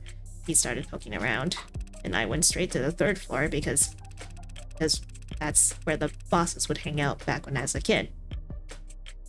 Where they give us spare change to buy their groceries and pick up their laundry. Never met this creek or this pod in my life till we stopped in Crouton. Different gens. And I'd never seen anything like that bloodbath in that room. All four of the pod were dead when I got there.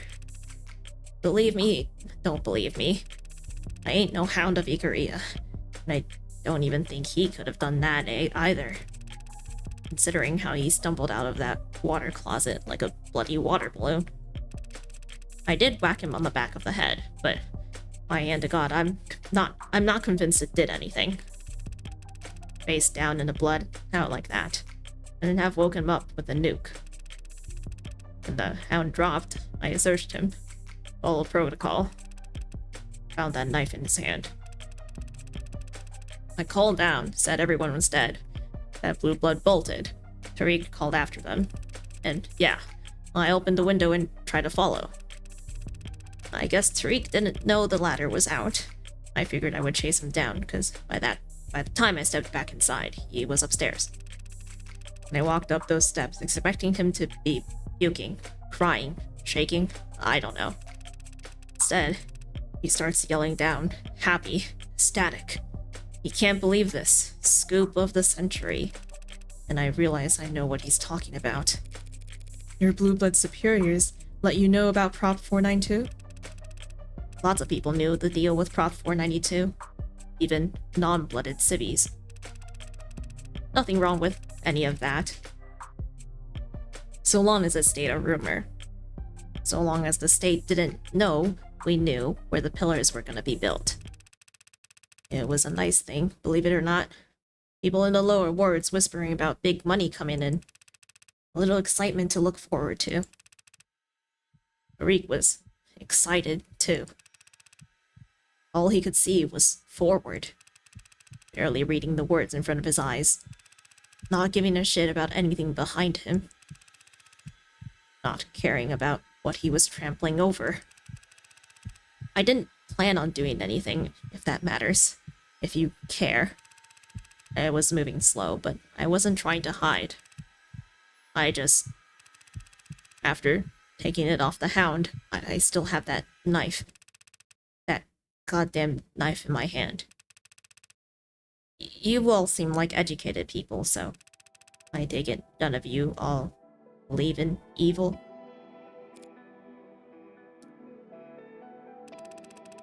We believe in evil, down in the lower wards. It's like a fog. Hangs around certain people, places. And it poured off that knife like a water fountain.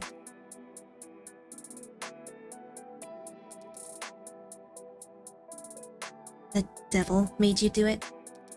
Haven't heard that one in a while. If it weren't for that dark card being there. You know, Tariq told me once, said he wanted to become mayor. I just did the stupid fake laugh and told him he had my vote. I didn't know why I did that. I shouldn't have done that. Laughed at him? Shouldn't have lied to him.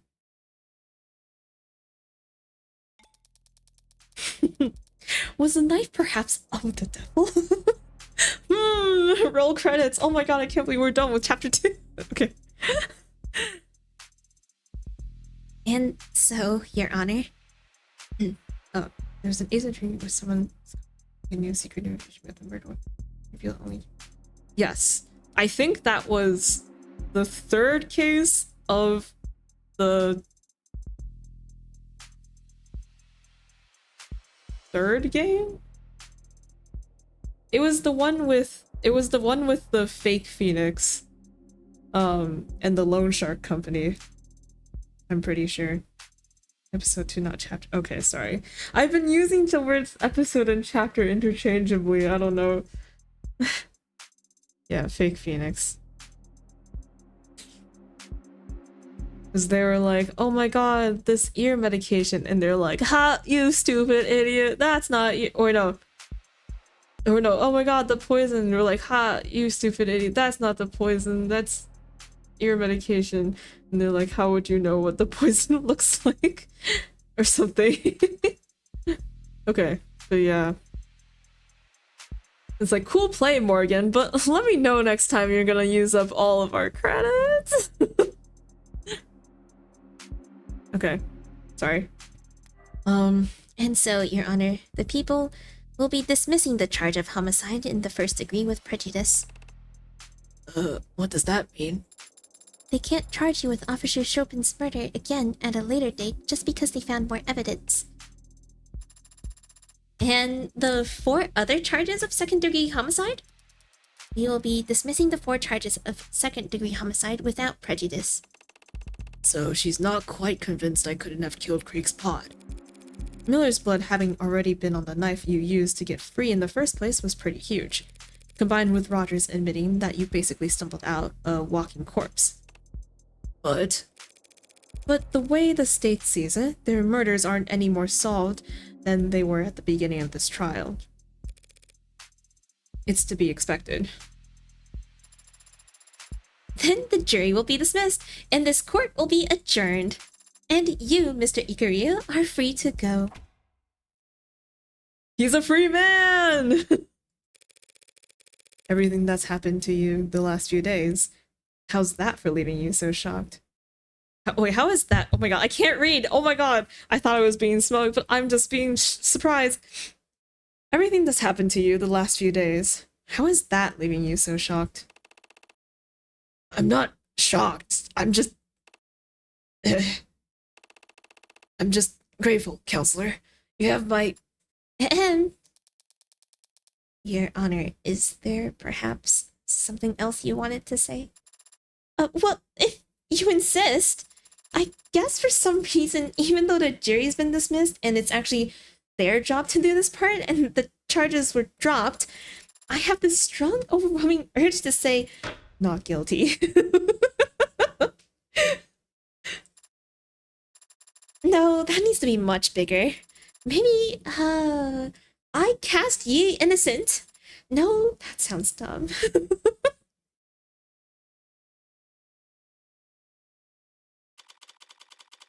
4:56 p.m., August 16th, 2086.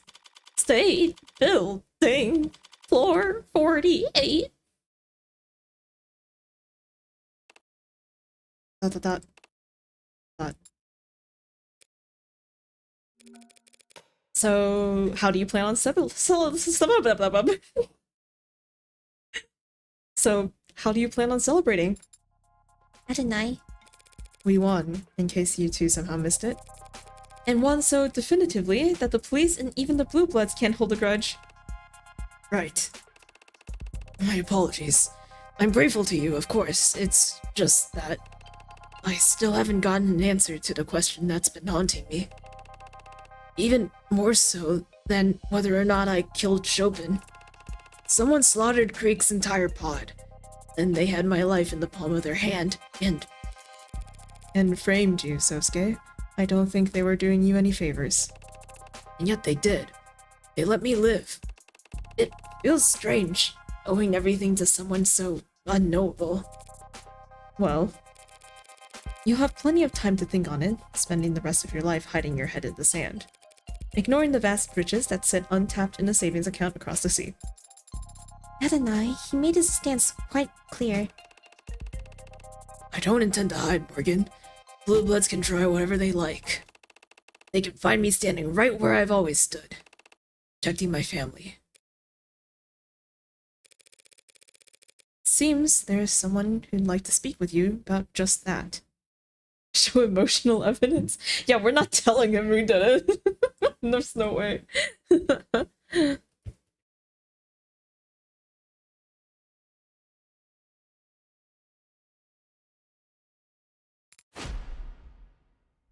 Yes. Sosuke, Mako, young master! Please forgive me, young master. I failed you repeatedly. I'll accept any punishment. very well. 108 years of manual labor. Oh, Yeah, that's about as merciful as I expected. At least he picked a good number. 100 and... Of course, young master! you'll need to spend that sentence serving as my head of security, so that I know you're actually doing it. And that means you won't be able to do other jobs anymore. Even ones that the elders ask you to do. Even delivering messages. It's a punishment handed down by the heir to the noble house of Ikaria, Sosuke. Who else could possibly... Oh my god. Who could possibly overrule it? As you say. I'll start right away, if you don't mind. That is probably wise. Grandfather is outside in the motorcade, and he's had nothing but criticisms for the current formation. The chairman is here? He came here? Probably just happened to be on his way to the airport. He is, Counselor Morgan, surprisingly astute of you, though he is leaving quite early if he just wants to get to the airport. None of our private planes are even fueled. It seems to be a universal truth that old people like to get to the airport early. Old people. Sounds very nice. Sarah of House Paralegal. Who are you quoting? Then, if you'll excuse me for a moment, Counselor. Yeah, feel free to... Oh. Take Sarah with you. Pardon? If you don't let her look at your tattoo now, I'll never hear the end of it. Sarah. Well, yes, well, that's...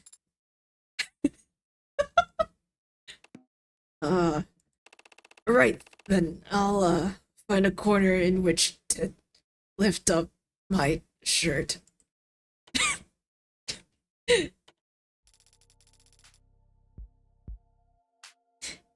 Congratulations, Counselor. So wait, was this... You succeeded on all fronts. Yippee! Hell yeah! Wait, what do you mean we don't get to see? No! Damn, I wish I was in Sarah's perspective right now. You succeeded on all fronts. Thanks. Well, not all fronts. I don't get to see Sosuke's tattoo. Not satisfied? Makoto seems to be in a good mood. If you ask him for a bonus now... Shouldn't I just negotiate with my employer directly? You're the one who hired me, aren't you? At the very least, you're the one who put my name forward to Makoto. It's easy to see, looking back. Oh.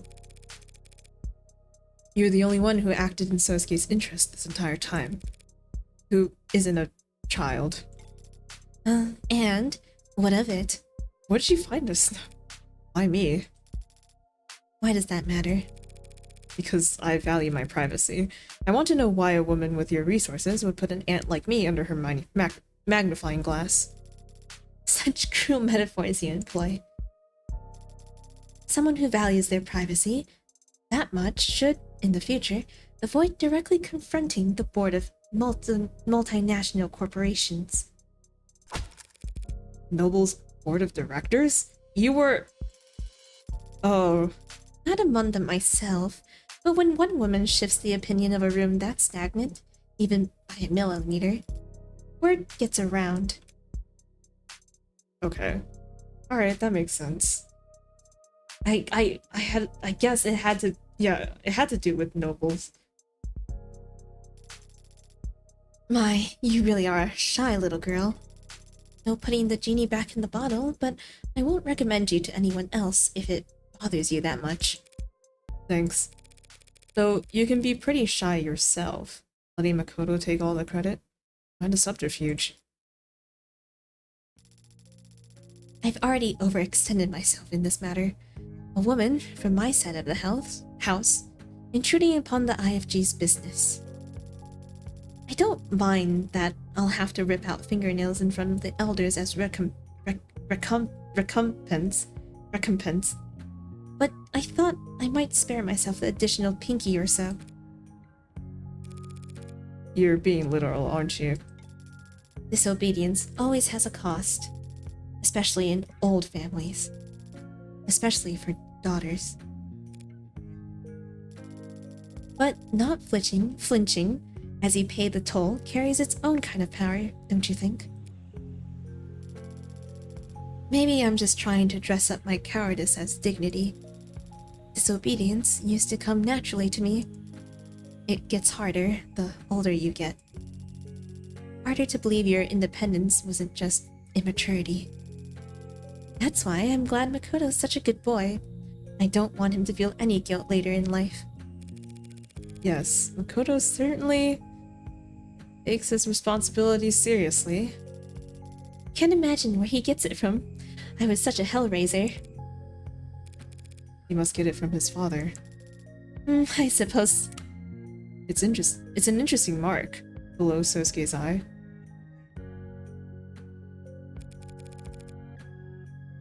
Looks like a mole, but it seems to be hereditary. Wait, what?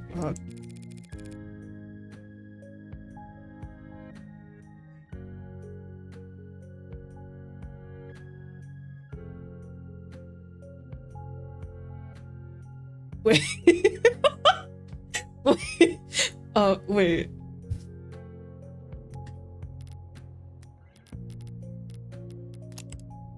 Oh, I didn't notice that.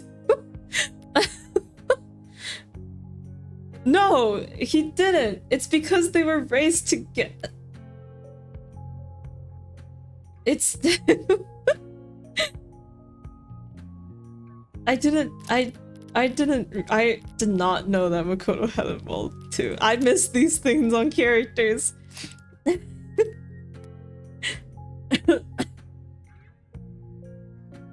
Yes, of course. Yeah. The Makoto knows Sosuke's his father. Is to say he got it from his father. That's what I thought too. I was like, oh, like Mire's moles. But hers seem a little different. I don't know. Does Sosuke? I would be very disappointed in Sosuke's intelligence if he didn't. That's why Sosuke left the family to join the military, wasn't it? Why he asked to become the Hound when he came back. Self-imposed exile for interfering in your arranged marriage. Interfering? When we were younger then, we still knew what we were doing. Knew there was no stopping the marriage. We didn't cover up the pregnancy, others would. Or just eliminate the problem themselves. Sosuke left before the bridal shower. A sudden enlistment, certainly, but I don't blame him for not wanting to be there on guard duty as I married another man.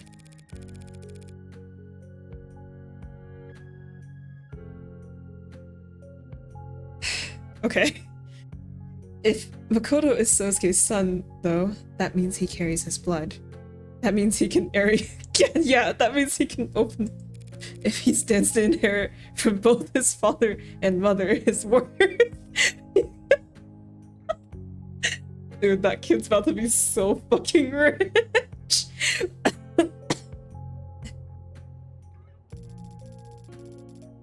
I understand this is going to be hard for you to believe, coming from a woman like me. But Makoto's already worth enough. He has his health, he has his mother, and his father will always be close by. Every moment we've shared as a family is worth its weight in gold. And, as you've now seen, when given the opportunity to choose between Makoto and the blue blood fortune, Sosuke chose the former. You, all of you, could have it all. Why don't you want it all? We already have it. I see. You don't understand, do you?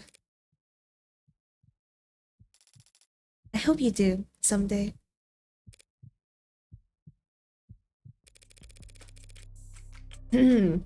Let's get back to something I fully understand then.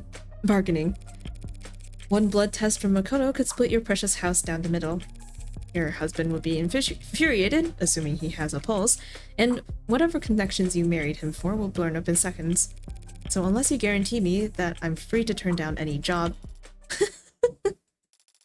Don't make unnecessary threats, counselor.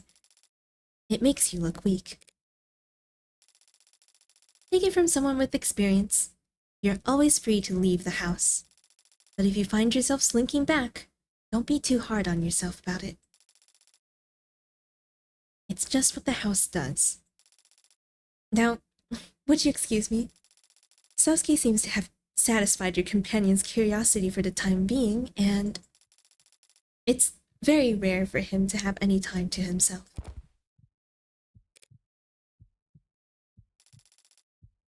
You don't understand, do you?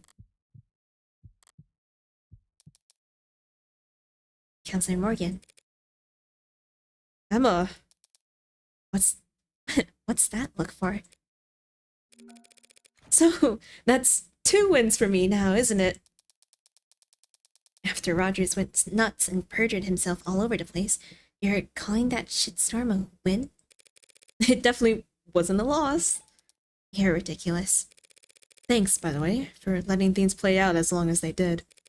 I imagine you wanted to put the brakes on things a number of times back there. But now that it's all out, my client won't be getting knifed or by cops or blue bloods. At least, not for anything he didn't do. You think I was happy to let the Hound of Ikaria walk out of my courtroom? Your courtroom? I'll have a word with the adjutant. I'll have to have a word with the adjutant. Please don't. But yes, I have my doubts. The OC unit has been getting a number of odd reports in the last 24 hours, to the truth be told. What do you mean? Bursts of anonymous tips about figures in red being spotted around Creek's place before and after the killings. Figures in red? That's right. The Rust. Right, the Rust. I don't like the timing, but it's not as if OC can ignore the idea altogether. Someone killed those 4, and it wasn't Sosuke or Rogers. You don't like the Rust for it? If you don't like the Rust for it, where's your head at? Whoever killed Creek's pod did it with such unhinged brutality, and yet it was executed with precision so cold-blooded that they managed to virtually erase their presence from the scene afterwards.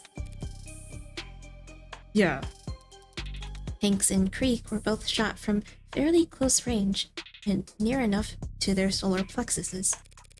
I suppose. Bashing Trey's skull in was overkill, yes, but it was the safest way to erase anything his mods may have recorded. And even if it was an afterthought, that overcorrection is in line with perfectionism interrupted by... Forget it. I'm seeing things that aren't there. First sign of obsession. Obsession? I'm jealous.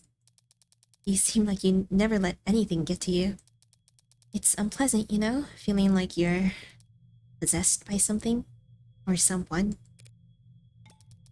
Well, it was easy to wrest control back. If it was easy to wrest control back, it wouldn't be an obsession. Just puppy love. Oh, that's me. Gotta take this call. See you around, Morgan. Yeah, see you around. Just don't go telling anyone that was a win, or I'll have you arrested for spreading misinformation. Well, we can't have that. Also, it's too late. I already told people. Emma, are you feeling of the devil? Yeah, exactly. She wants to believe there's also HBK. But like it's even though she's right, it is like a little bit of a stretch because again, there's no evidence. Okay, Morgan. I've fulfilled my obligation to Sarah, so now. I've fulfilled my obligation to Sarah now. So. So now you can buy me a goddamn drink. Pardon? You can start your 80 oh god. You can start your 108-year sentence tomorrow. I've got some paperwork we need to go through before then, and I don't want to do it sober.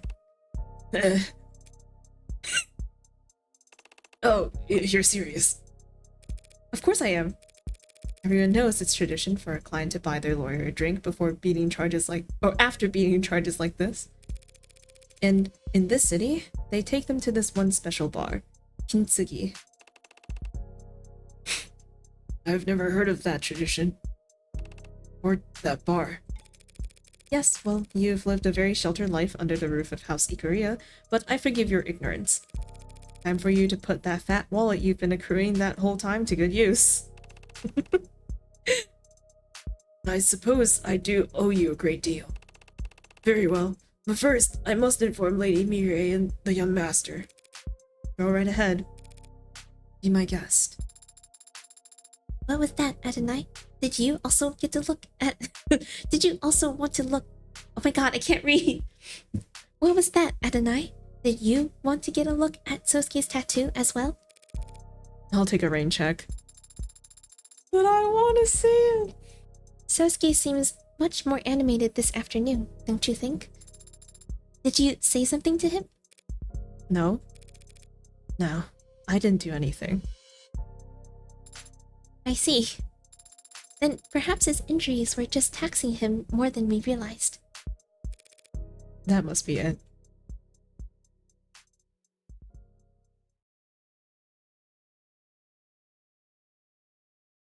On zero, that Heartbreak is the only one responsible for unsolved firearm deaths. That would be a reason to say. Oh, yeah.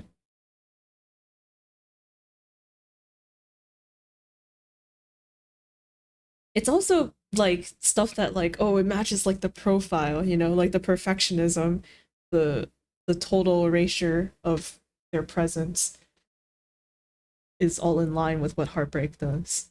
But it's not like hard evidence. How many people are going around the city murder human? Not many people.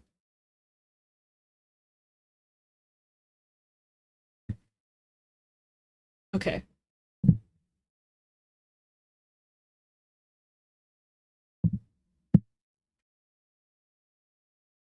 Honestly, I think I'm most shocked about Sosuke being Makoto's dad. I think it's because in my head, I didn't think Sosuke was that old. Wait, no, but he isn't that old. He's like 27. I don't know. I feel like I was just like, oh yeah, he's too young to be a dad. Like it did not occur to me. Okay. But also by that logic, Mirai is also around 27 too. How young Makoto actually is. Yeah, right? Might be younger than 9. Yeah, right? Like Makoto's gotta be like 5 years old. Like what? He might actually be 5. So like, okay, yeah. He's like a toddler then. There's no way he's a teenager. There's no way. Because of anime art style, he could legit have been anywhere between 5 and 25. It's so true. It's so true. But like reasonably, okay? Let's say they had to be both at least 8. Like Sosuke at least had to be 18. Then that means he's at the oldest 9. At the oldest he had to have to be 11 or something. Really bad at guessing ages. No, but no, because we knew that that the that red decade thing happened 27 years ago, right? And Sosuke was born literally when when the massacre occurred. Massacre when like the Ikaria went killing. So we know he's like, oh, he has to be older, but he was born then. You know, like the story from Daisuke, he was literally just born because he said that his mom had her thighs were bloody, and she was wearing a hospital gown. I don't. Yeah, exactly. Like she literally just gave birth, and she said she can't be scared or something because she's a mother now. You know, I don't even. Just before the red decade started. Wait, do we have that here? By the way. No. Okay, that's cool. Yeah, he has to be like. So he is like around 27-ish. So I guess Makoto's like 4 years old. Like I don't know. Okay, all right.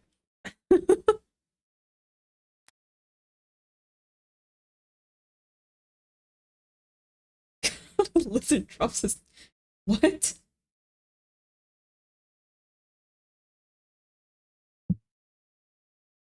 It had been threatening to rain all day. Gray skies spanning a slate blue world. It was cold, and all the heaters were humming in their rush to overcorrect for it.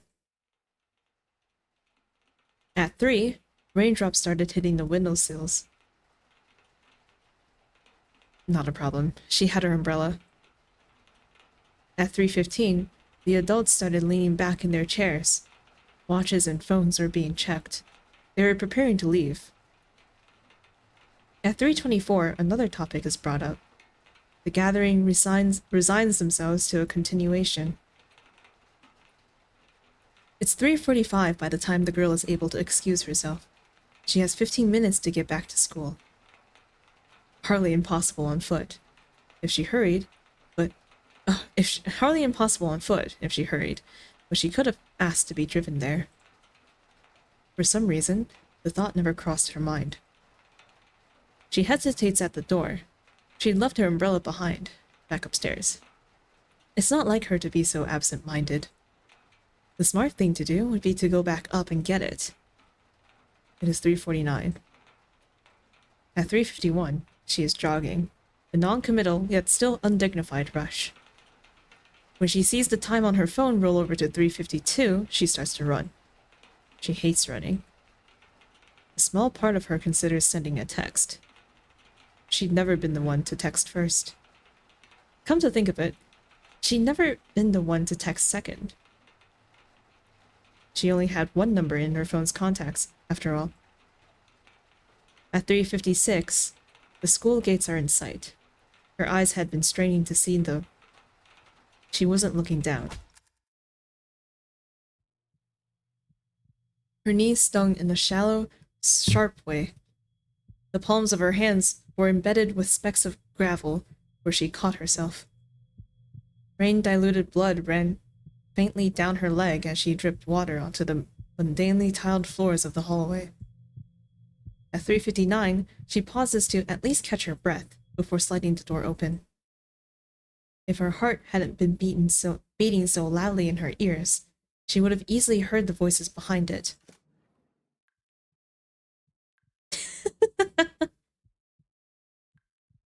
Where'd you even come up with this stuff? Hey, I can't promise it's gonna be that exciting every week around here, but... Ev, what are you...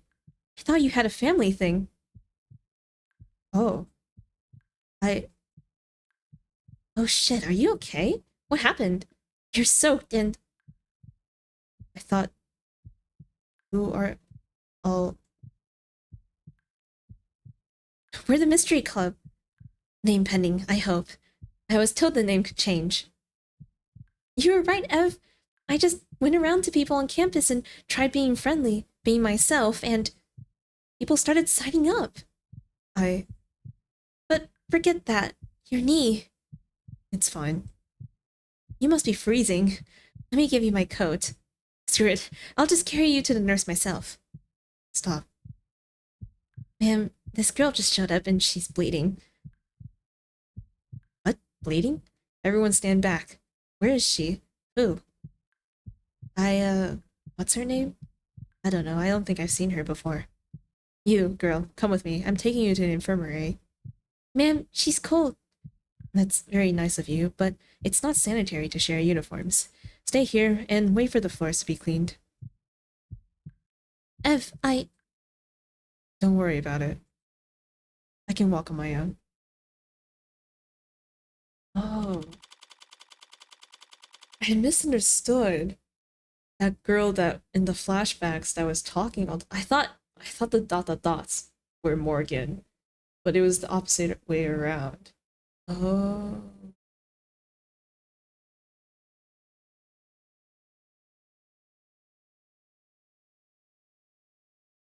Yeah, right?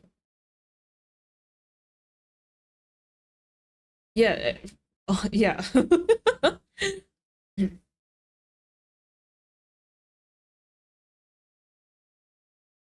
Okay. So it was her friend who who wanted to form that mystery club and wanted to be a lawyer and all of that. Huh. Okay. 5:44 p.m., August 16th, 2086. Bar Kintsugi. I'm about to die with both Diamani and Sosuke, so I hope you're happy to. I hope you're excited to see. You take another Sugawon. And with a little sprinkle of salt just along the edge. There you have it. Fuck, they really do have the same voice. I really didn't think they were gonna meet. Oh, that looks wonderful. Thank you. Of course. Let me know if you need anything else. I must admit, Morgan, this is quite a fine establishment. And so exclusive. The whole staff here on hand to attend to just the two of us. I can't imagine what the waiting list must be like.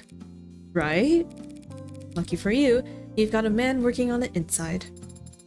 I can assure you a table at any time, Sosuke. You or any of your housemates ever need a quiet spot to lay low from the judging eyes of high society? Now you know where to send them. I might just do that. And these prices, so reasonable. Shit, I knew I should have gone with the digital menus. Hey, Sosuke. That name they have for you, the Hound. That a title you were given? Or just part of the mantle you chose to take up? No, I was called that before I started delivering messages. Long before I got my tattoo. Truth be told, I'm not sure where it came from or when people started using it. Childhood nickname, I suppose. Earned by following Mirai around like a puppy? I never, who told you Mirai was the heir when we were... It's a miracle you didn't break under torture, you know that? The Hound of Ikaria. So everyone called you a dog when you were a kid. Jokingly. Lovingly. Miyu's right. I don't know anything about... Blank. One of the many things I've long since acknowledged that I'm missing. But obsession? Addiction? Those are easy enough to grasp. I've rolled the dice plenty of times by now. There are no demons haunting me, no other drivers in the car. Just me, sitting in the dark with a hole in my chest. When it's hungry, I feed it.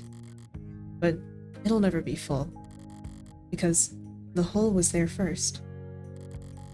And it built a girl around itself so it would have a place to hide.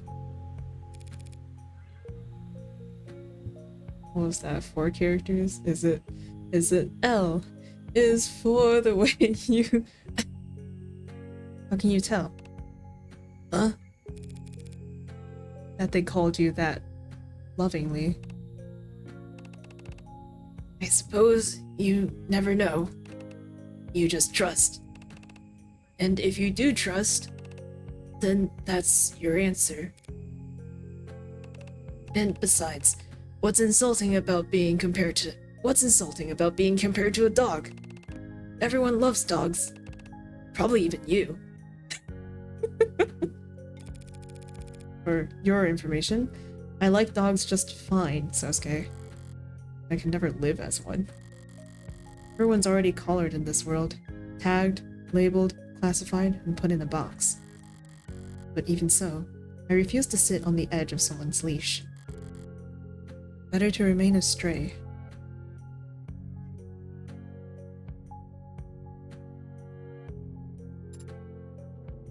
Oh my god!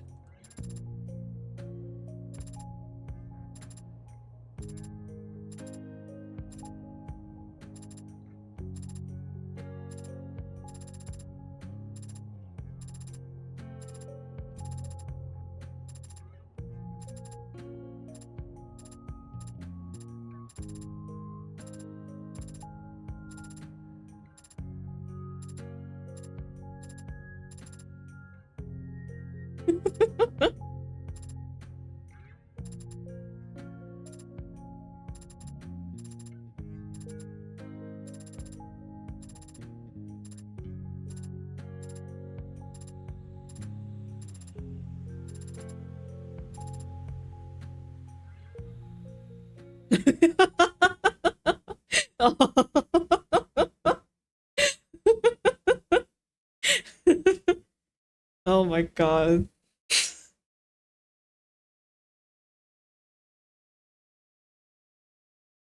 Aw. Congratulations on clearing episode 2 on High Roller, yippee!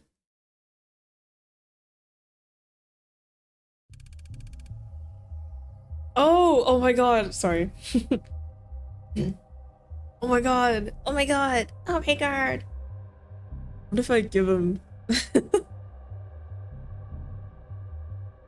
I wasn't looking out for anything in particular. The rest give me and the others food and stuff for telling them where the blues go and who they talk to. My shoes have been feeling too small, and the blue guys in that building had been really busy lately. I thought if I hung around there, I might see something the rest would give me new shoes for. But I never saw anything worth anything. So he gave up. No, I got scared. What scared you? You won't believe me. No one believes me. Everyone says I'm a liar. Everyone says I'm a liar too. Are you? I can't remember. You see, someone took something that belonged to me. Oh no, this is the huntsman, isn't it? I don't feel right without it. And I think you could help me find it. What'd you lose? My face. I saw the red hood. Except she was a lady, not a girl. And she didn't have her hood up. I didn't get a good look at her face, but she was all red. Red hair? What's this? Gold. Thanks. But are you sure? I wasn't any help. You've been a huge help. Now I know to look for red hair. I've tracked more elusive prey with less.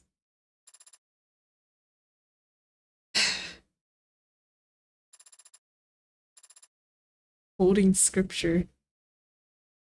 Wah!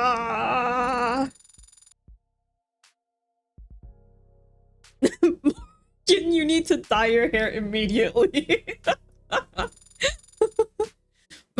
Morgan, don't question it. You have to buy black hair dye right now. Dye Emma's.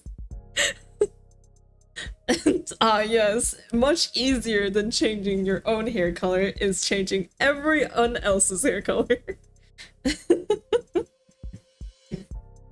Shape-shifting boogeyman? Huntsman? Yeah. 7 articles, 22 profiles, 34 key terms, 28 pieces of evidence, 348 credits. Oh, god damn. Congratulations! You finished episode 2 with 348 credit. Your high score for episode 2 is currently 348. You've unlocked concept art and bonus materials based on the score. You also have a total of 497 remaining store credit to spend on phone charms and case colors based on the highest credit with which you've finished this episode. Wow, I truly am high rolling. More, could have had more if Morgan didn't get silly with it towards the end. Damn it. Man, okay, hold on.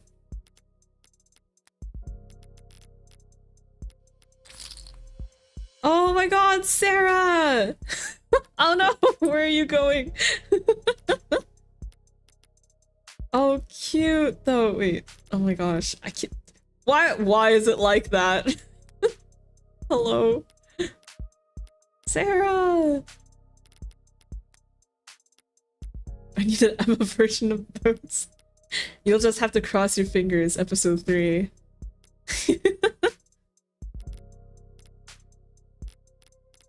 Cute.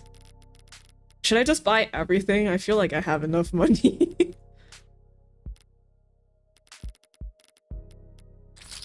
Fran.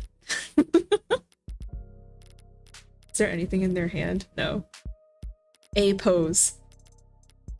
Strong stance. Fidget Tubby pink. Yes. Fidget Tubby blue. Nothing. Black phone case. Whoa, whoa, whoa. Wait, hold on. Rose gold phone case. Whoa, wait, this is kind of cool actually. Wow, that's kind of baller. No wonder it costs way more than the other ones. Magenta. Oh, I like the way it changes too. It like fades in and out. Or like it dissolves. Looks orange, but sure. This is teal. Yellow. White, which is the default. We have the let's go, Sarah! And then Miss Sato. Oh wait, oh my god, I just realized Sato's stuck, like home stuck, because the... At least it wasn't Sato Mogus or something.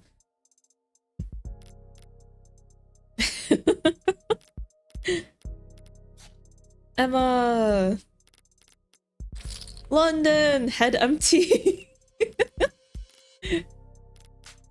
Rias!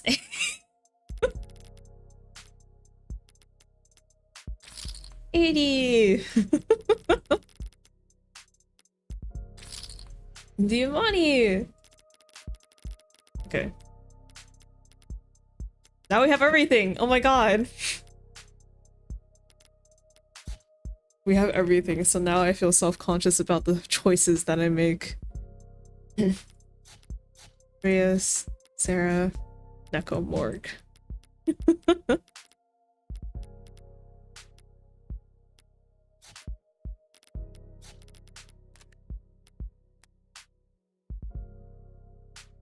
Okay. I have looked at the concept gallery, not the new stuff, but I have looked at chapters 2 stuff that I didn't look at on stream. Because I needed backgrounds for the thumbnail. Or not chapter 2, sorry, chapter 1.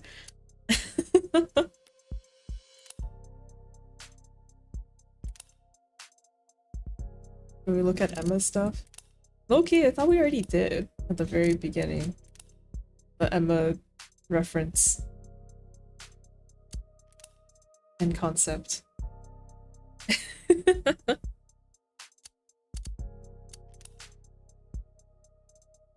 In the CGs.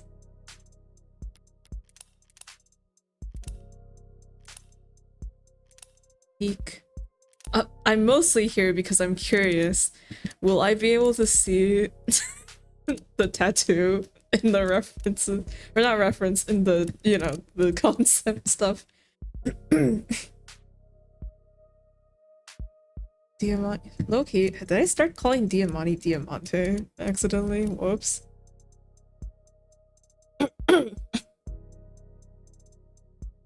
Creek Trey. Creek, who has his own name on the back of his jacket. An interesting choice, for sure. Tanks, who I never realized had pigtails, which is a little too close for comfort to my own hairstyle, so I don't appreciate it. The guns, okay. Background. Makoto and Mirai. Now that reminds me of Beast Boy. Wait, yeah, you're right.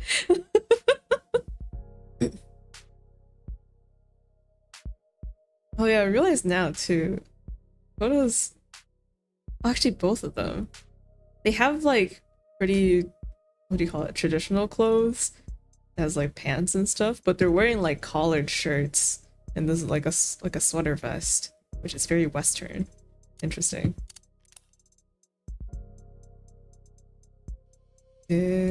Background. Oh my god, we can see it! Let's go! Yeah! Okay, yeah. Hell yeah, dog tattoo. Oh, oh yeah, plus the mod on his back too.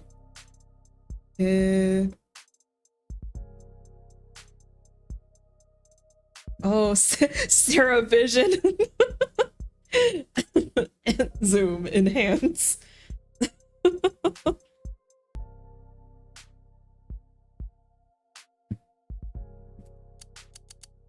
Alright, goal accomplished. We did it. Ellen Han. Oh wait, no, this is her. Oh my god, that's crazy. Okay, this is wow, what? Okay.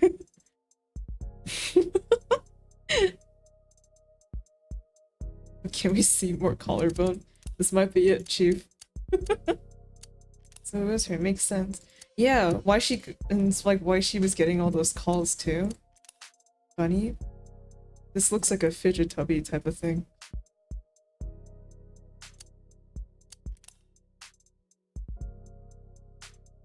Farouk Chopin, Huey Rogers.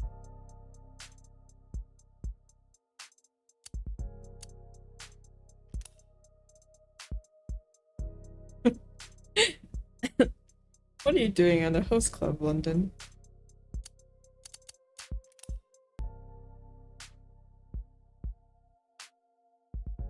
Oh, is this younger?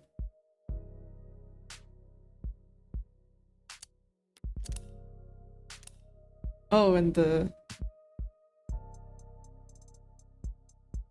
Morgan. Morgan at the start and younger Morgan.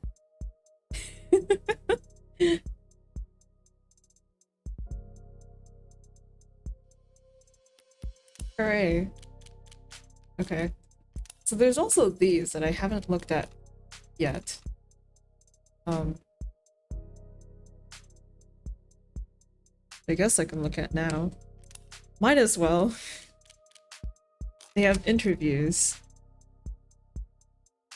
Oh, would you look at that? She's wearing a red.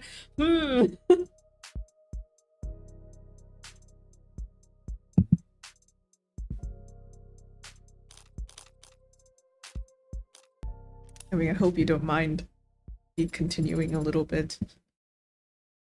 My network files / captures / videos / interviews / London01.vid. You get playback. Fuck. You want to interview me? It's very flattering, but aren't there more lively folks around here for you to question? I had considered that, so I'm not your first choice. Oh, is this... Oh, it's Sarah. Okay. You're the first one who hasn't walked away. Come to think of it, I should probably... So, what are your 3 sizes? Have you been opening with that? Should I not?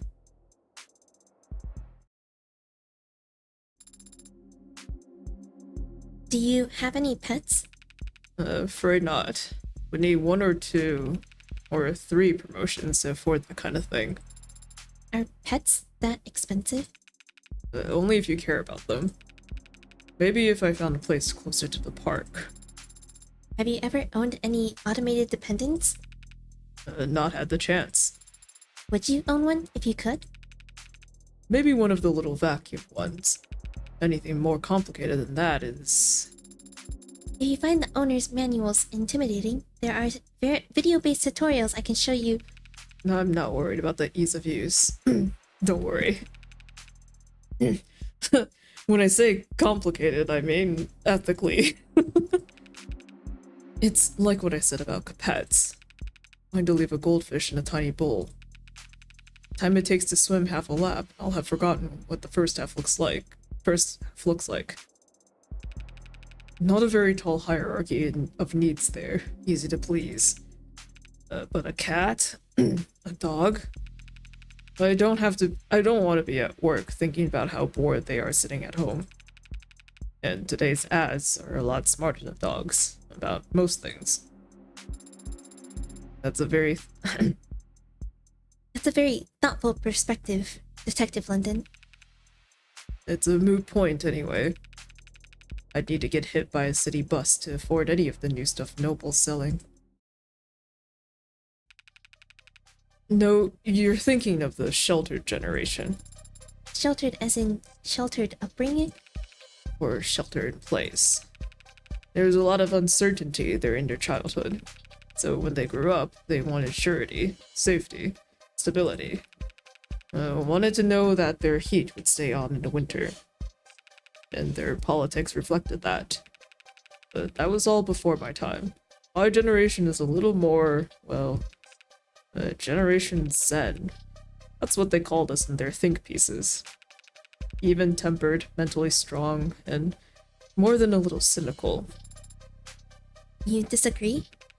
It wasn't a matter of mindfulness, we just grew up without false expectations.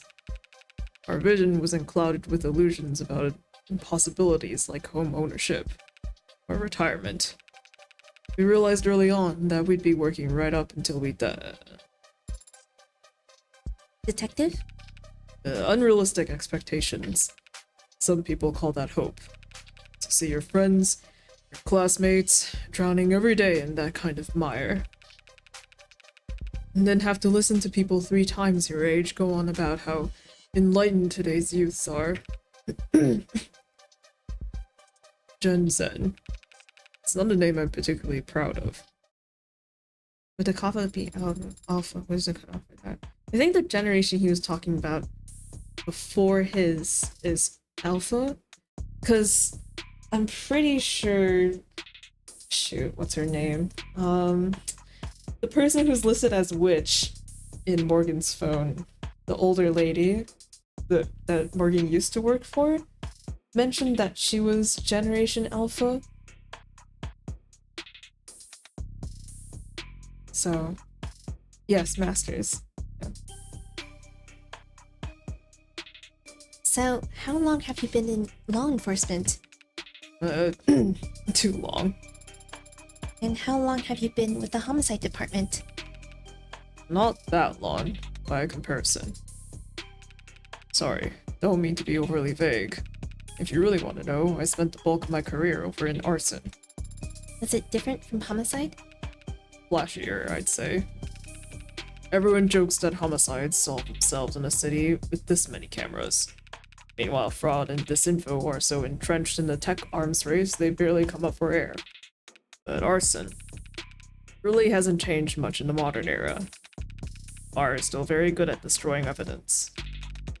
You can't expect the drone net to sweep into burnt rubble and bring you back out with the culprit's fingerprints, and driver's license. It's a lot of legwork, a lot of interviewing. Since more than half of the culprits we caught were burners helping Megs commit insurance fraud, we spend a lot of time making friends and enemies in high-rise corporate boardrooms. Megs? That's slang for mega corporations, which is also just slang.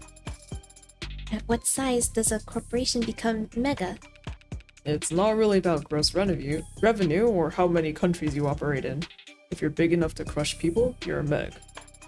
An apex predator among apex predators. Like the Otodus megalodon of the Miocene epoch.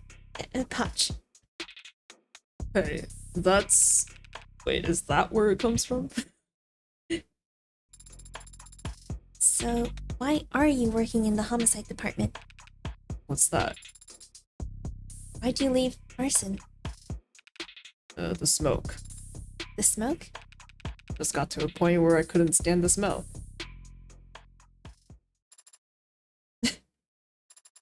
Playback complete. Thanks, London.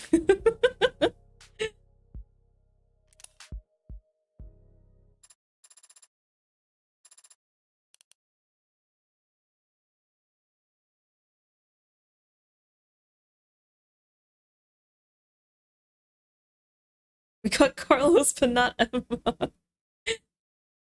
No. This was chapter 0. We only saw Emma at the very end, so... Reese, what are your 3 signs? Okay, you can start now that my desktop's censored. So, for the record, your full name is... Verius. And how is that pronounced? Oh no, watch it be like you've been pronouncing it wrong this entire 3 episodes. Like how I just said it.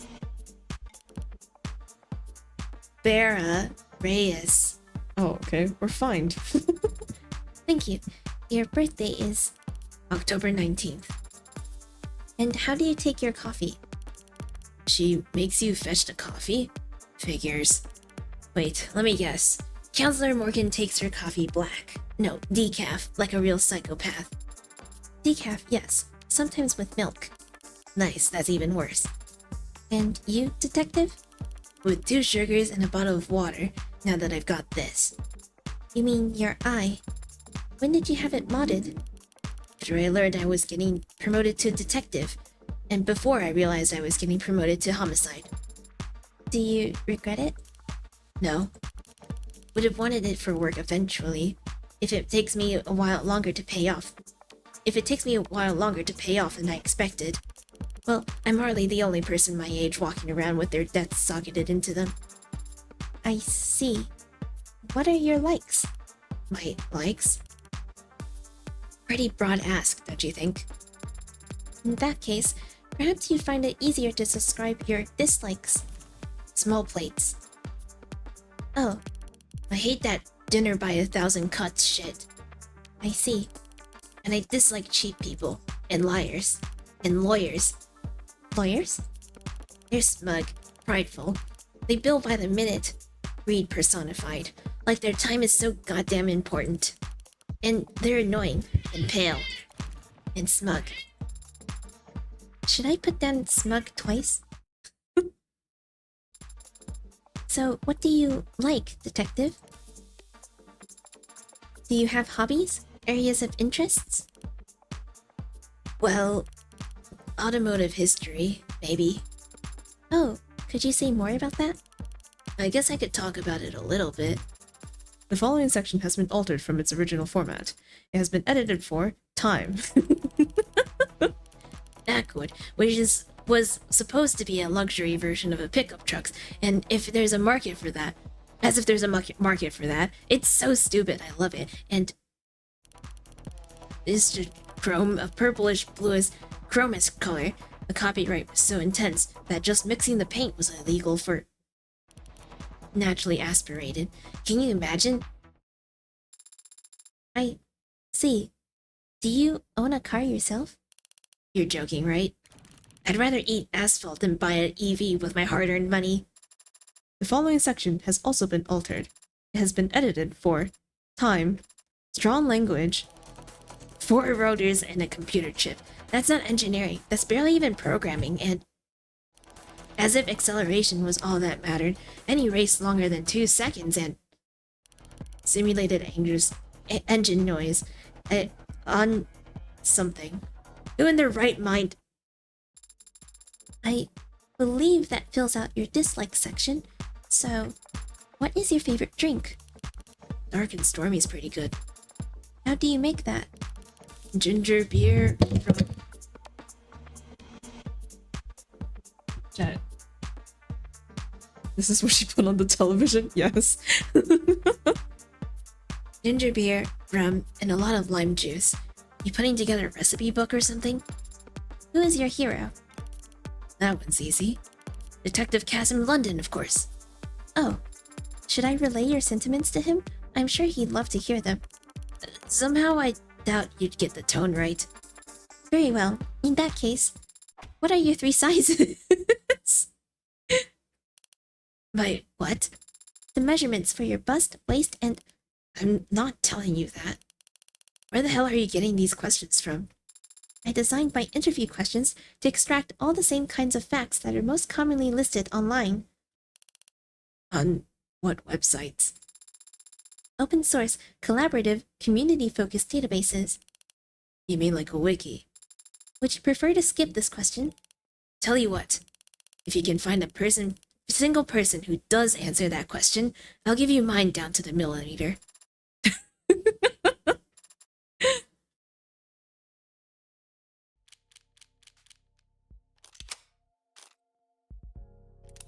Carlos interview. Wow, Carlos, I haven't seen you in ages. And I totally forgot what you sounded like.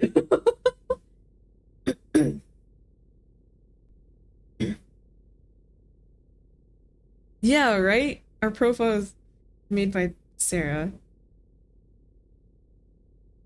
It feels like it. So, or maybe like the extra sections in the bottom that change every chapter. So, like, is this like an offboarding thing? An exit interview? Yes, it is like that. Oh. Well, that's sweet of Morgan, still worrying about me. How'd she know I'd be here? She didn't. Why are you here? Oh, hoping to give back some of my shit. Some of my stuff that the police collected as evidence. Don't tell Morgan that, by the way.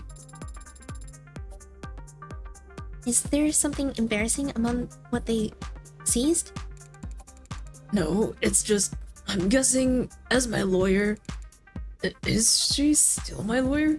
Well, as a lawyer, she'd probably know the exact form to get the stuff back, but... It's okay, I wanted to do this myself.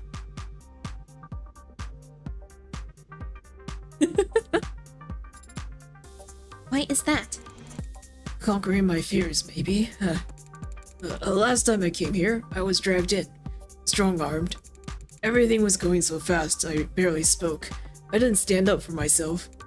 If I had been able to stop and think things through clearly, well, I could have never done what Morgan did, but I wouldn't have gotten myself dug so deep. Must have been very upsetting, being accused of something so terrible. I'm sure you reacted just as well as anyone could to be expected to. Thanks, I think. My arm? No, it's not back yet. At this point, I might be better off getting an upgrade rather than waiting for my current model to get fixed. Is that allowed? Yeah, it is. Can't downgrade, can't trade in, but can't opt out. But Hindi will let me upgrade anytime. Do you ever regret it? Getting modded? Sometimes. But I have a lot of regrets. Compared to some of them, buyer's remorse is... How do you deal with your buyer's remorse? Lately, I've been lying face down on the floor and exhaling. Just for 30 seconds. I count to 30. And you feel better afterwards. Yeah. Gotta try that sometime. I mean, I've seen the protests, but I've never... there's a lot of pains being a modder. Makes sense that people would have loud opinions, want them heard. But we all made a choice, all signed the papers. I guess that's just it, huh? Not all of us made the choice ourselves. I got modded to help my career. Didn't need to get modded in order to have one. But a lot of people did, too. There was this guy, worked with us for 1 quarter. Probably a vet, but definitely didn't want to talk about it, so none of us asked. A good coworker, very gung-ho, cheery, in a musclehead kind of way. It's a physical job, so there's no slouches, but he just wasn't fit. But he wasn't just fit, he was cut and handsome. And so when he kept showing up to work with more and more mods, and all of them cosmetic, I didn't get it. What's he missing? What's a guy like that want to change about himself? Got offered full-time at the end of the contract, but he said he needed something that paid better. Turns out he'd blown every paycheck at elective surgeons. Pal of mine in HR said he had given his assurance info to 6 different clinics in the span of 4 weeks. Word is, he wasn't even using the pain pills, sold them to some of the drivers for extra cash. That's the worst I've ever seen it. Grafting runway, or plastophilia, or whatever they're calling it now. But it's not the only time I've seen it. It's not like there's no incentive for it. Guess there are plenty of megs out there that see people hurting like that and think, there's an ideal worker. So, you work for Morgan, and you're... Wow. Lawyers must make more money than I realized. Wait, are you here to give me the bill? How much do I owe? You don't owe her anything. Her services were paid for by the state. And I happen to be forbidden from handling any kind of financials, due to an ongoing dispute about what constitutes essential office supplies. I hear ya. Diane was always the money-smart one. But pretty strict, actually. Unless she saw a fidget tubby on the shelf. You could see her eyes light up, could hear her huffing like she just won the lottery. They're ugly cute, babe. And I would say, well, you're cute, babe. Believe it or not, she thought I was pretty suave. Oh. Carlos flat. Playback complete. Okay, Morgan! I should have done this at the start of chapter 1 instead, or at the end of chapter 0 instead. Yeah. Well, lesson learned. Might as well catch up now. You're gonna interview me? Here? You did say I need to practice asking better questions. But right now? Because you said the police would be making us wait so they feel more important for the next 20 minutes. Is there some more productive way we could spend that time?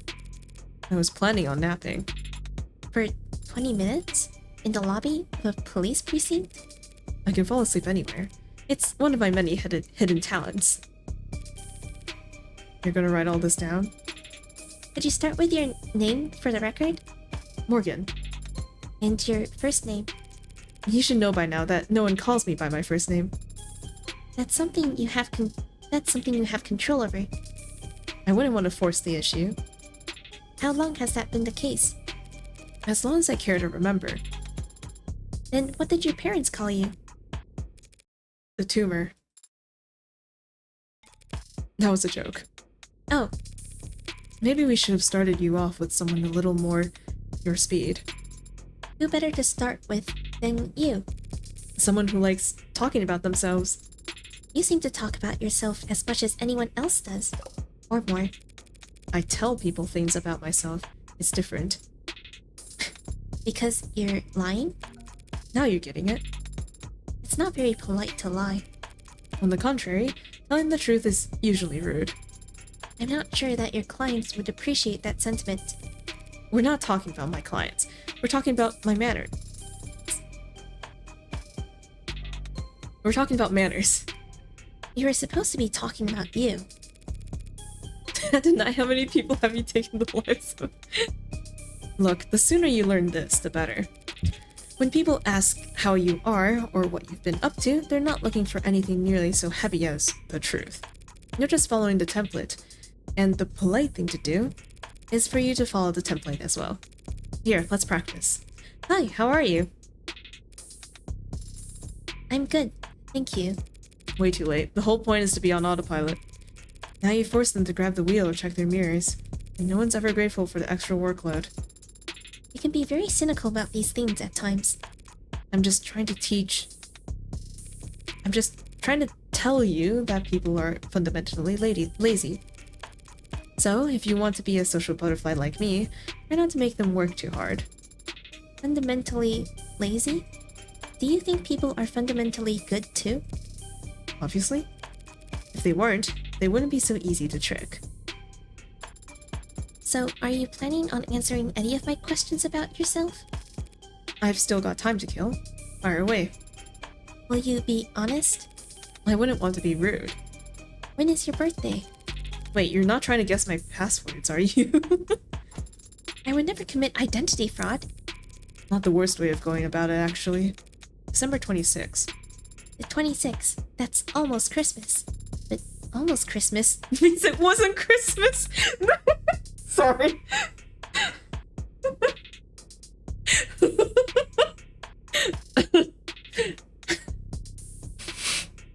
Just like autopilot, neuron fired. Yeah.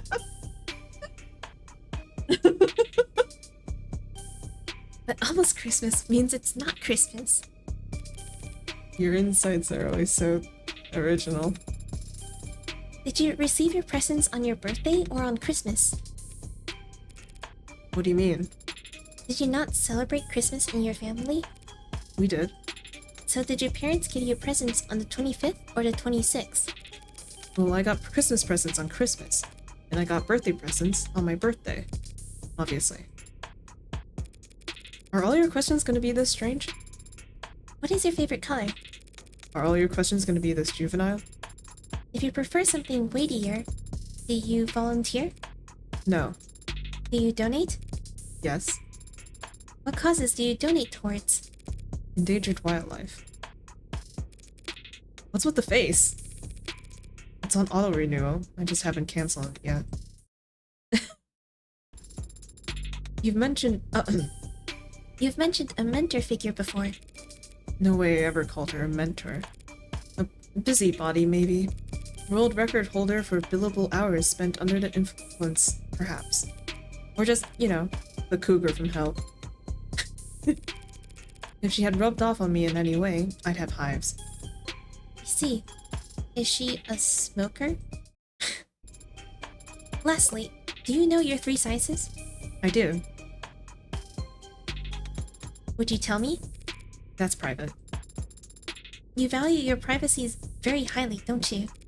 More like everyone else doesn't value it enough. Water's rising, the world's getting smaller, literally, less real estate to go around, and everything's connected to everything else. These days, just wanting some time or space to yourself is considered selfish, or worse. Only the guilty have something to hide. I don't like that phrase. Laws like the Mob Act have made it so anonymity and privacy are luxuries. Privileges reserved for the privileged. And if anyone below that tax bracket tries to claw away a little bit of it for themselves, well, it can only be because they're guilty, right? Is that why you became a criminal defense attorney? To defend people's innocence? That's private. Do you murder for fun? So have you killed anyone before? What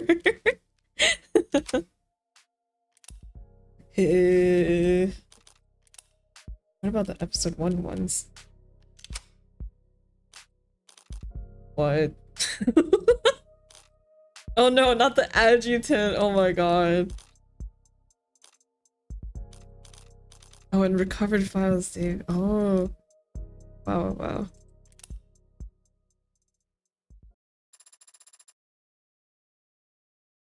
My network files capture video introduced 80. Oh, 1. Not bad. Begin playback. Stay your business with the court. Oh, I was actually hoping to speak with you, 8084. Is she not available?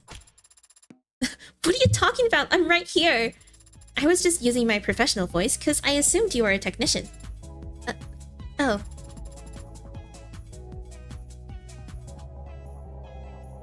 Oh my god, Jet. This is gonna go always. No one visits me in between trials. Are you sure you aren't a technician? I am not. I came here to ask you some questions. I came here to ask you some questions. Is that what you're about to say? Isn't it? Crap. That was lag. It would have been really cool if I hadn't lagged just now. Trust me. I can see how that would have been cool. So, may I proceed? Go for broke. You're the only adjutant I've ever met, but Adonai seemed consistently surprised by you. Why are you like that? Wish I could say I was built different, but I actually have to share my time in this body with the rest of the adjutants in the building. I guess you could say I was programmed different. But this is more of a case of nurture than nature. But I've got 9 personas arguing inside me 24/7, and they're all so very political. Even just deciding what color underwear to put on in the morning is like herding cats into a presidential debate. What color of... It's a metaphor. I don't wear underwear. Point is, I found the best way to keep all 9 of my ducks in a row. I found the best way to keep all 9 of my ducks in a row is to be a little unconventional and a lot loud with my voice. So, as long as I do my job well, the humans don't mind. You say that, but Adonai did seem exasperated at times. You mean Counselor Morgan? The Dirty Red tries to pretend she isn't a type A prude? No fixing that. Personalities like ours get along like potassium and water. That is a very violent exothermic chemical reaction.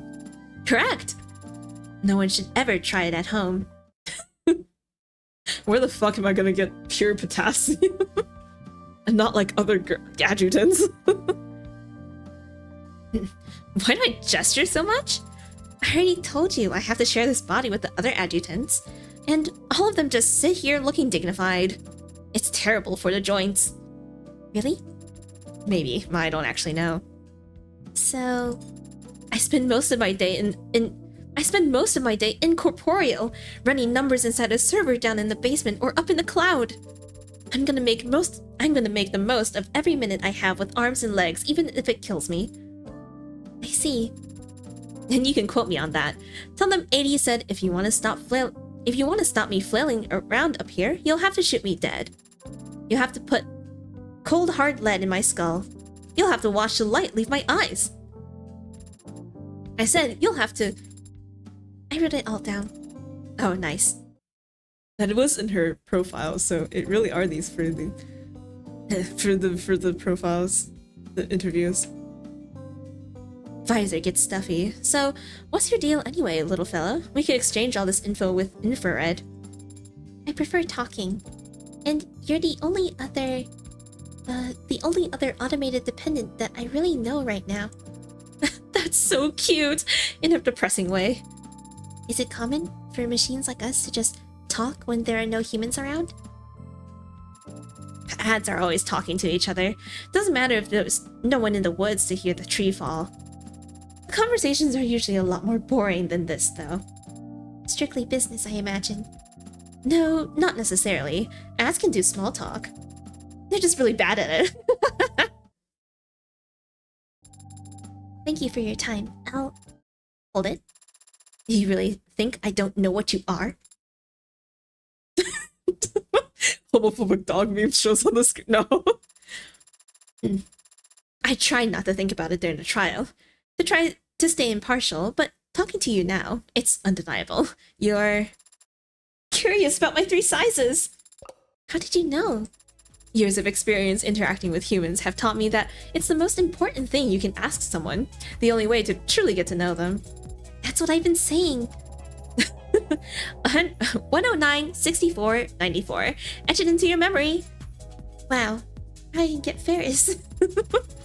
Ah, what the heck. I'll even throw in this for free. I'm 263 centimeters tall. That's so cool. Finally, someone with good taste. Why aren't you the one casting down judgment? What are your 3 sizes? Yeah, my 3 sizes are 1, 2, and 3. It's a triangle. Playback complete.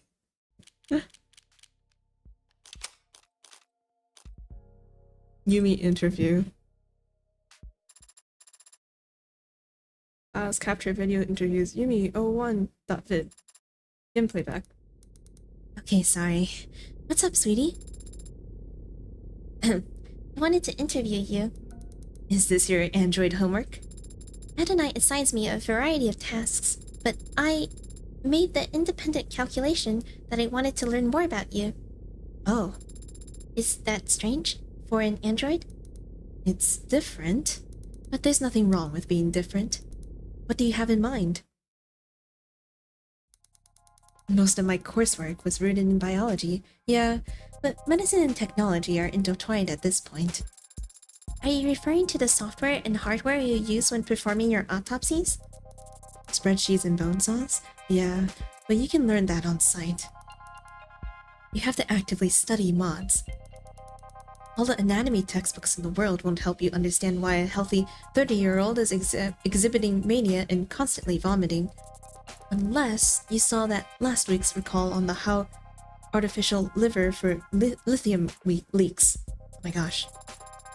Mods can make people sick, even though they're meant to improve the body? Just like medicine can make people sick. And just like medicine, there's a lot of profit to be made with mods. But unlike medicine, mods haven't been around for thousands of years. Feels like we're still playing catch-up. We, as in medical professionals? We, as in everyone, sweetie. The whole world's population is graying. The numbers on cause of death reflect that. Less cardiovascular, more neurological. What about cancer? Cancer mortalities have been on the decline for a while now. Mods help with that. How so? By making everyone that much more comfortable with amputation. I was gonna say. What if I slice off my boobs and I get boob mods? Okay.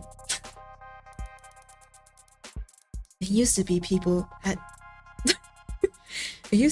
had no choice but to fight the cancer, and it was costly. A salt the earth kind of war that left the body severely weakened. With mods where they're at today, doctors can just cut out the offending organ, replace it, and move on. Yeah. Boob guns? How would you mom the boob guns, obviously? But not every organ. No, artificial brains are. Nothing I've seen has told me that they're on the menu anytime soon. But aren't mods that are implanted into the brain entering the market as we speak? Yes, but it's more likely they're implanted onto the brain. Small computers that read commands directly from the cortex instead of, say, the keyboard your fingers are typing on. No, to actually replace brain tissue, you would have to... the analogies become pretty common, but the human brain isn't actually that much like a computer. A box of specialized components where you can swap in new parts to increase the memory or the processing speed. Everything is connected to everything, and memory, as we think of it, isn't stored in a place. It's stored among connections and their relative strength. I've cut it open and seen it for myself more times than I can count. There are no cutting off points in the nervous system. Anything you take away, every other part is gonna notice. That was a long tangent. Sorry, can't imagine a lecture on the human nervous system is of any interest to an android.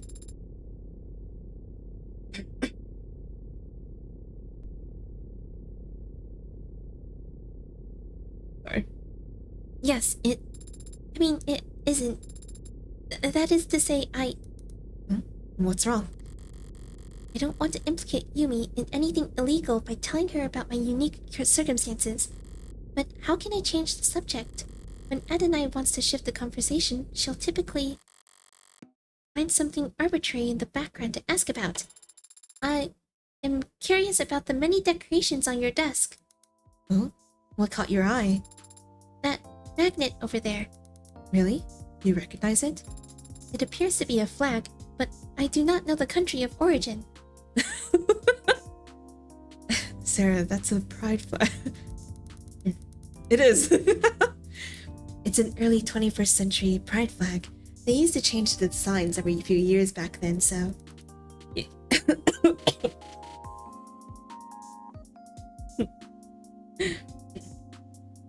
Cue that one vine. I'm a lesbian. I thought you were American.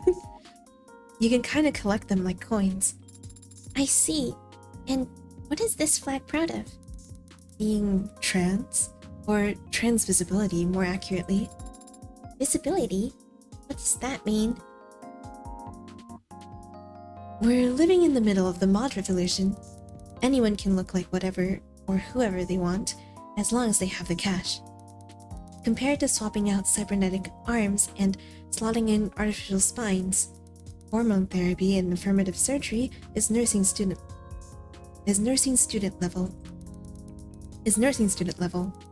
Yes. And it's fast too. The paperwork, the treatments, the recovery time, it's all so much faster than it used to be. Don't know if that makes the decisions any less heavy, but no one has to cross their fingers and wait anymore. After just a few days, they won't even have scars.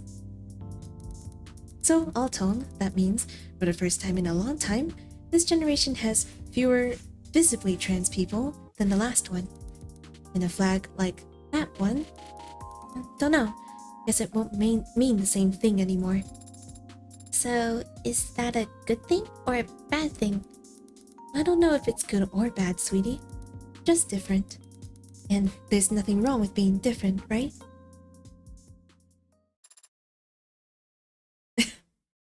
Yumi just said human brains can't isolate specific parts and delete them, saying that specific memories of moments in time can't be surgically removed, but we know Sarah has a brain that works like humans. Yet last time process like that.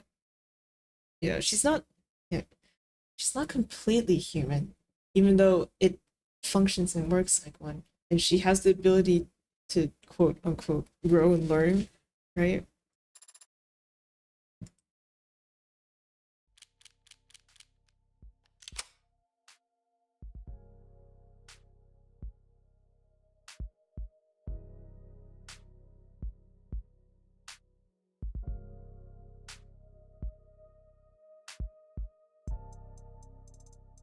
Computer brain. Joined by Sarah has a computer brain. You don't actually compute. Oh, true. Right. And she actually didn't completely delete her memories back then. She did recover them at the very end. So she literally click and drag recycle bin.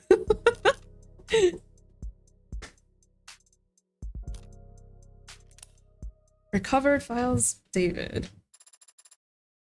File cache corrupted. Recovery failed. Oh, just kidding. Going back. Source unknown.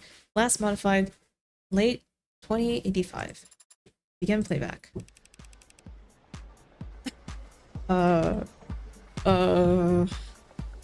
Great work.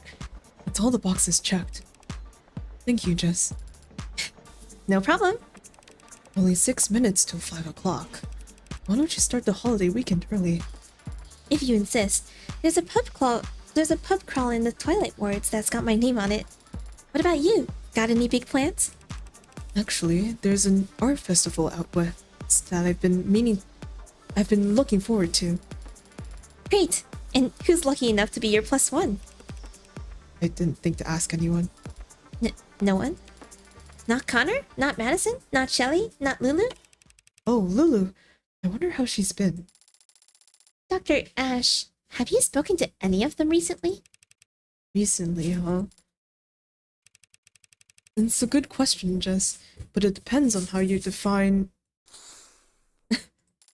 Okay. Here's what you're going to do. You're going to give me your credit card. I'm going to go buy 4 bottles of expensive wine, 3 boxes of expensive chocolate, and 5 very nice apology cards. And you're going to sign them.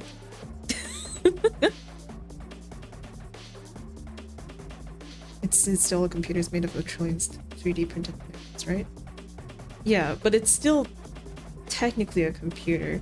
I mean, computers are, you know, the, what is it called again? Like zeros and ones and neurons are like somewhat similar. Oh, what is it called again? The like computers are made up of bunch of like, what is it called? Like, is it transmitters or something?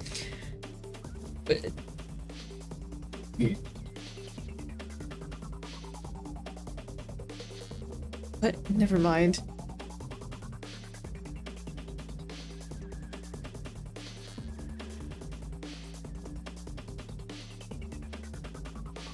A bunch of, is it transistors? You know what? Don't, just ignore me. Go back to David trying to save his multiple relationships. And what should I do this weekend? Is that music festival on some kind of remote island with no net or media? No.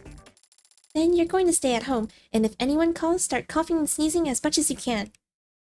I see. Thank you, Jess. Don't thank me yet, Dr. Ash. I might have to buy something really expensive for Lulu to break. You're a lifesaver. You know it. Neurotransmitter. Yes, thank you.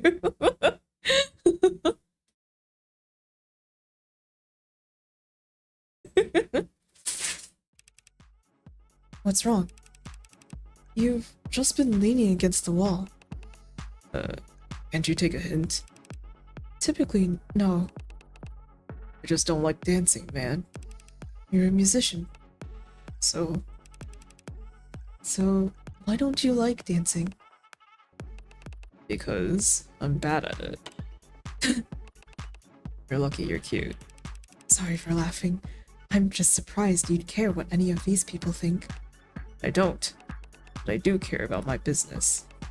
Word gets out I dance like someone's grandpa, because gigs will dry up overnight. So it's not that you don't want to dance.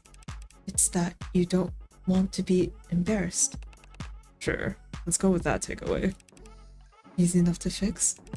You just need someone else to dance even worse. Yeah, sure. That's all it. And there he goes. I swear, lucky you're cute. Play next in queue. What are you watching? A thriller. Runtime 92 minutes. Oh, wait. Chat.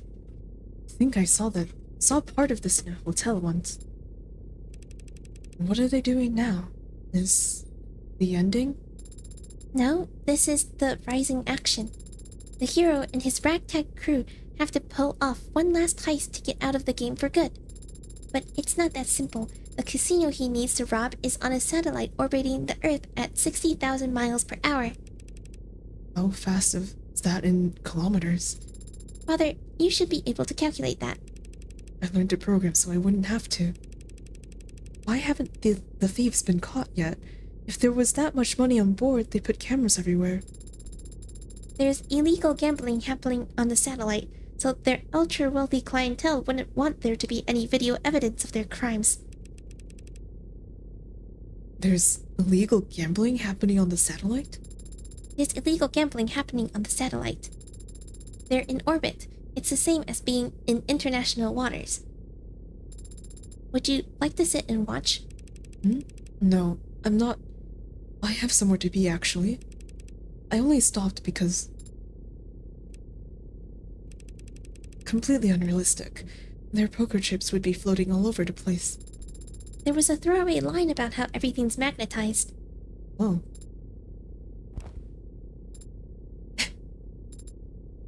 Father? Didn't you have to go? I do. Soon. But not right this second. Playback complete. Save to drive private.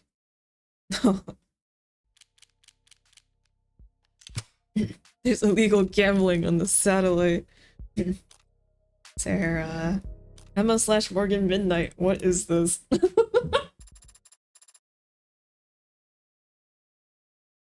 Up police static Persona 1 25108 capture video July 01 11 55 p.m. Yo, guys. You ready to give up yet? We've been staring at this footage for hours. You can call it quits whenever you like. Me? You kidding? I could do this all night. Oh, right, I do remember this. They were looking over the footage in David's personal security. But my makeup's starting to feel cakey, so... 5-minute break? Deal. What were you hoping to find anyway? I don't know.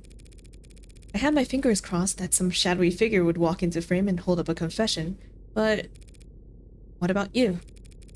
You've already got her on camera handling the murder weapon. How many more nails do you need in the coffin? 1 or 2 should suffice. I guess the truth is, I was curious. What does a homicidal AI get up to in its spare time? Turns out it's a couch potato. What's with all the TV? Why is half of it in black and white? Public domain. Seriously? Anything digital from the 20s or 30s is too polluted to be useful. But go back in time 70 years, and it's all clean as spring water. Also free. It had a color in 2016, Morgan. I don't know then. Guess this particular homicidal AI happens to be an old soul. Hold on, what was that? There. Look at her go. She's tearing that thing apart. What? The computer? It's how you learn to put them together. You gonna try and terrify Barrows with this? It's just a machine. It's not like she's dissecting a frog. Sarah is a machine. And she's ripping out circuitry without hesitation. If she was a human child, that'd be like... You're reaching. Yeah, I guess so. Besides, you tell me you never pulled apart your dolls when you were a kid? No, I didn't. Did you? When I was a kid, I didn't play with dolls. So what did you play with? Normal kid stuff. Sticks and stones, birds and squirrels. Birds and squirrels? What were you, a cartoon princess? Uh-huh. I mean, I can kinda see it. Skipping through the enchanted forest, big poofy dress, tiara. Gee, no castle? Nah, no castle. I can tell you didn't have it that rough. Is it rough living in the castle? It's a lot of empty rooms when you're a kid. I need to go wash my face. Sure. But if you fall asleep on the toilet, I am going to keep going without you.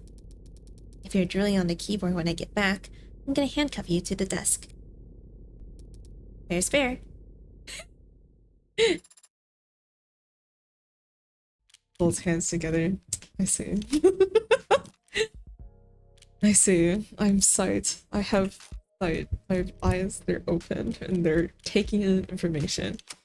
There's a next page. Survey household, survey workplace, recovered session.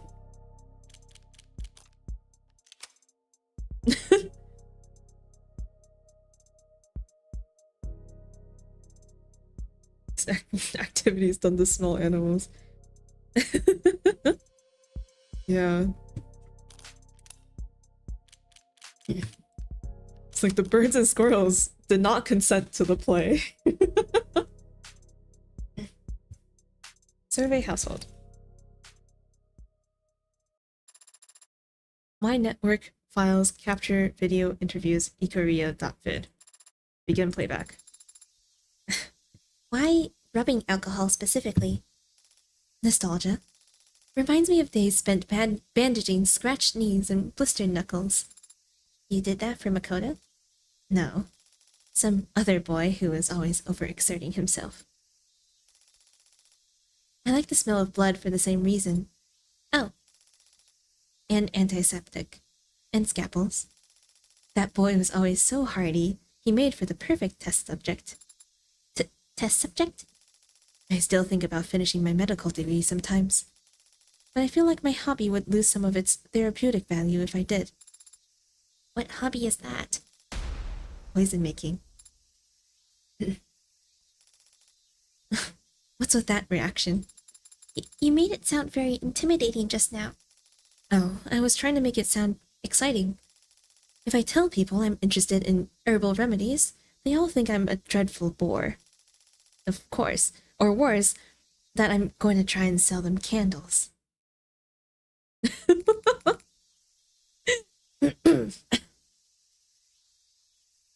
I want to get through this. Oh my god, leave me alone. Thank you, thank you. Uh, Well said, very well said indeed.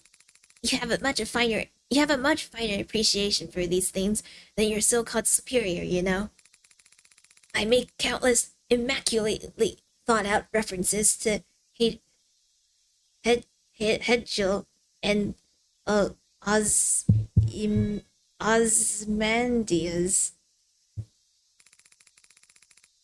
And that red woman stares at me as if I'm quoting comic books at her. Comic books can be good too. Comics are for children. Are you a child? What about graphic novels? What is a graphic novel? One Piece, for example. Oh, One Piece. is this? Who's your favorite? Why list King Arthur alongside those other historical figures? Oh no, that was Sarah. Why list King Arthur alongside those other historical figures? One Piece? Yeah. Arthur was based on multiple historical figures, so I'll have you. Arthur was based on multiple historical figures, I'll have you know. But even if his exploits are not factual, it still stands that he united a divided people and defended his homeland from barbarism. I knew how to say that word. He also met fairies and wizards and fought dragons. I know. Impressive, wouldn't you say? Very much so. The Once and Future King was one of the first books I read all on my own. That's quite impressive. The vocabulary was, I'll admit, difficult at times, but I was reading a version with handwritten annotations, so I managed just fine. There was writing in the margins? Like a hand-me-down? The hand-me-downs are for peasants who can't afford anything better. Was it given to you by an older family member? Yes, but it was not handed down to me, you see. Oh, And I went on to annotate it further myself, so that I might one day pass it to some other reader. So tell me, does that sound like a hand-me-down to you? yes.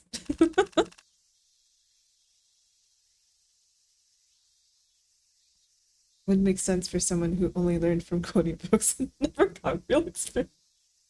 Thank you for making up this excuse for why I can't pronounce things well.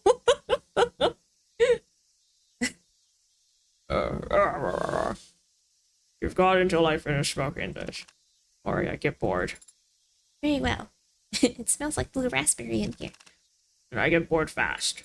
Oh, well, if our time is limited, perhaps we should focus on a topic of singular importance, such as athletics. And just like that, I knew he was gassed, lowered my frame, and flipped him out of the ring in one motion. An overwhelming, trampling victory. Best kind there is. I can imagine. Oh, you've done any wrestling, any MMA yourself, little copper? Not physically, no. It's difficult to find partners who are a good match for my build. Sounds like an excuse. You sure you're not just scared? Confrontations can be intimidating, but sports are not arguments. They are a pure expression of noble competitive spirit. Huh? That is to say, I would never back down from a challenge. Oh, well said, well said. I know exactly what you mean. When you lock eyes, there's nothing else that needs to be said. I agree. So, what'll it be? arm wrestling, sumo, chess boxing. Why not all three? Good, very good, you little... Sir, what is it? Can't you see I'm in the middle of... Well, what is it? The Beetle needs to leave. The Beetle needs to leave now, if we're to be on time, sir. Here's a quote then for your little something something. For your little survey, Copper. Success can be a prison, but even in a cell, a man who's mastered himself remains a lord. I'm not sure I understand that one. What the hell? Makoton said it made perfect sense. Then you engage. I see. So you need me to stand here and film you two because... Why? Because Sosuke is teaching me how to do a 1-inch punch, and I need it recorded from a distance in order to practice it later. Why? Also, can't your eyes record... Oh, from a distance. Right, of course. I can't read. Can't comprehend. Because she asked me very politely, Morgan. What more do you want? Oh? Why do you need to know this, Sarah? Adonai, surely you can intuit the advantages of a 1-inch punch. Because there is no wind-up, you can execute it without telegraphing your move to your opponent, and deliver maximum force to a critical weak point even in the tightest of close-quarters combat. Not to mention, if the opponent has triggered any loser flags, your damage will double for each of them. What Sarah means is that an opponent who's overconfident is likely to leave themselves open at a vital moment, Morgan. That's not incorrect. Right. Well, I don't know anything about close quarters combat or loser flags, but I do understand basic physics. Adonai? And so I can state this much with complete and utter certainty. Hey. When performed by the same person, Hey. all else being equal, Stop. a 1-inch punch will never be more effective than just throwing a normal one. That can't be true. Why would you? Am I wrong? You didn't have to say it like that. There was no need for you to say it like that. How am I the bad guy here? The fact that you can even say that is... Oh, it's not like any rules about human martial arts apply to androids in the first place, right? That is true. See? Perfect, Ukimi.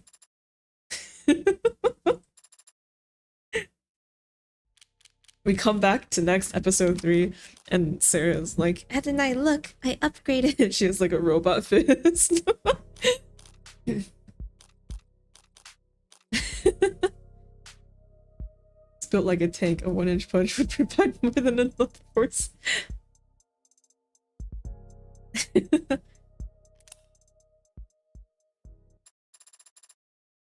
My network files capture video interviews. Blueblood.vid. Begin playback. Throwing out flowers, it always depresses me, actually putting them in the bin. So they end up just withering. Around my place. I might have some kind of record for number of flowers killed at this point. Why do you buy so many flowers? I don't buy them. I get sent them, and chocolates, and wine, and lockets of hair. Sometimes all mixed together. How will these people even know where to... Mama? What? You give anyone my address? The hell What kind of question? was this? The hell kind of question is that? I forgot. How did they get my address then? Maybe if you stopped putting your personal contacts on your business cards, you wouldn't be so easy to find. So now if a woman's friendly, she deserves to get stalked? Not very forward of you, Mama. Forward? You think I don't know about forward? You brats don't know shit about political correctness. When I was your age, we'd list... She's gonna go on for a while if you need to save battery or data or whatever. So this is where you previously worked. Yeah, I was what they call a number one gal. And that involved people buying you lots of drinks, selling dreams. That sounds like a very nice way to make a living. Nah, it's pretty mean. What are you doing here anyway? Gloating? If you're not gonna come back, don't lounge around. Your old fans will get the wrong idea. Come on, Mama, I'm just sitting here. And the crowd's already gathering. My bad. Would you ever consider making a return? Nah, I didn't hate it. Didn't feel ashamed of it or the people I met doing it. Even if some of them are nagging grumps. Keep it up and I'm having you a mop. But I want to be moving up, you know? Always up. And the only places up from here are those cloud palaces where the courtesans lounge on golden couches and get fed grapes or whatever. Big gap from here to up there, and there's no footholds. Either you make it all the way or you fail. Need a little more security in my income than that. Plus, working in security, I get paid to punch the teeth out of handsy assholes. Not even the most powerful courtesan in the city gets to enjoy that feeling.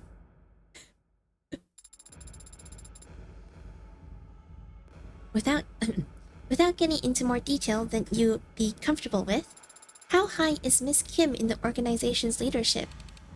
Pretty high. But she also works here as a manager. So, does she need to? We're not as rich as the Ikaria, or insane as the rest. We all gotta work if we want to eat, leadership included. I see. But even so, this workplace seems very high energy for someone of her age. I think she's comfortable here. She married into the Blue Bloods, you know? And the pictures of her I've seen, the vibe I get, I think she was kind of a trophy wife. Oh, her husband's whole family's dying, leaving her in charge. She got burned on that deal. But she handled it, obviously. And I can't blame any other old guard I could tolerate. Oh, I can't name any other old guard I could tolerate hosting under. The hell are you whispering about over there? Not whispering anything, Mama. Your hearing's just gone to shit.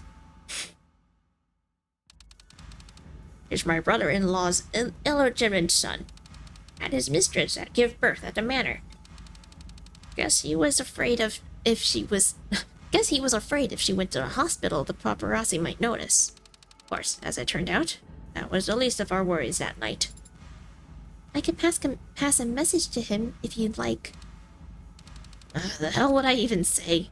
We're already dangling literally all the money we can in front of him. He's not taking the bait. I didn't mean another offer. I thought you might want to pass on a more personal sentiment. Fat chance. We don't share any blood. We've never met. If Fox asked him to kill me, he wouldn't blink. I think that Sosuke would blink. Give it up. Sosuke and I aren't family, little girl. But if you wanted to be family... forget this shit. I got a job to get back to. If I look away for 5 seconds, all the talents around here devolves back into high school drama addicts.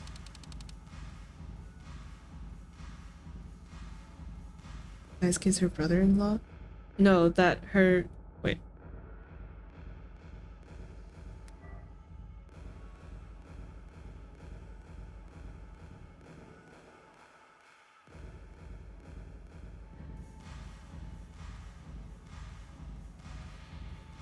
Because Sosuke's blood family is from the Blue Bloods, right?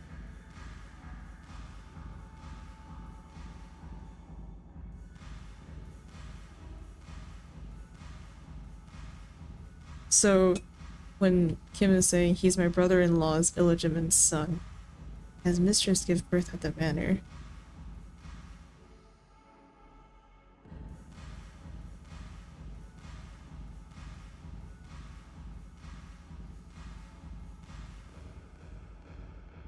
He would be the son of the Blue Bloods, the illegitimate son of Daisuke, right?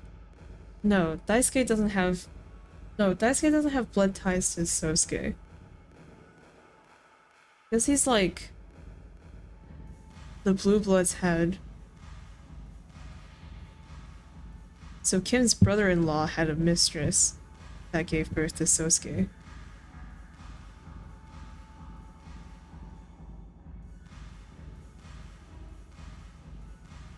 Makoto? Well, Makoto's... But Sosuke's kid? So it'd be like... Well, but Kim isn't talking about Makoto here.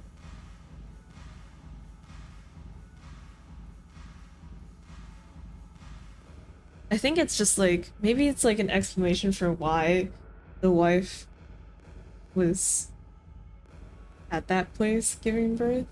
I'm not sure. Or the mistress, I guess.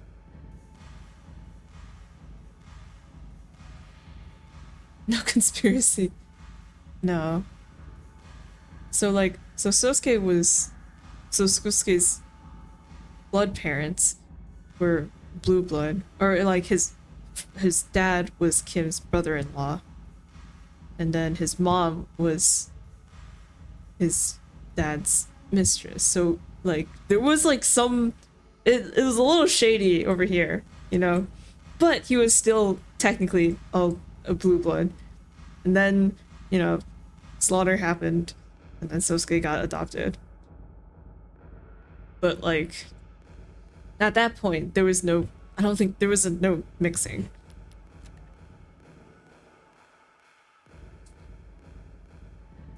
If I look away for 5 seconds, all the talent around here devolves back into high school drama addicts.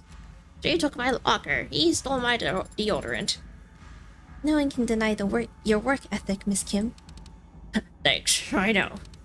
But you still gotta pay for a full hour's worth of that booth.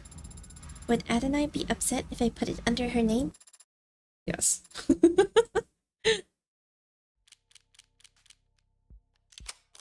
Recovered session?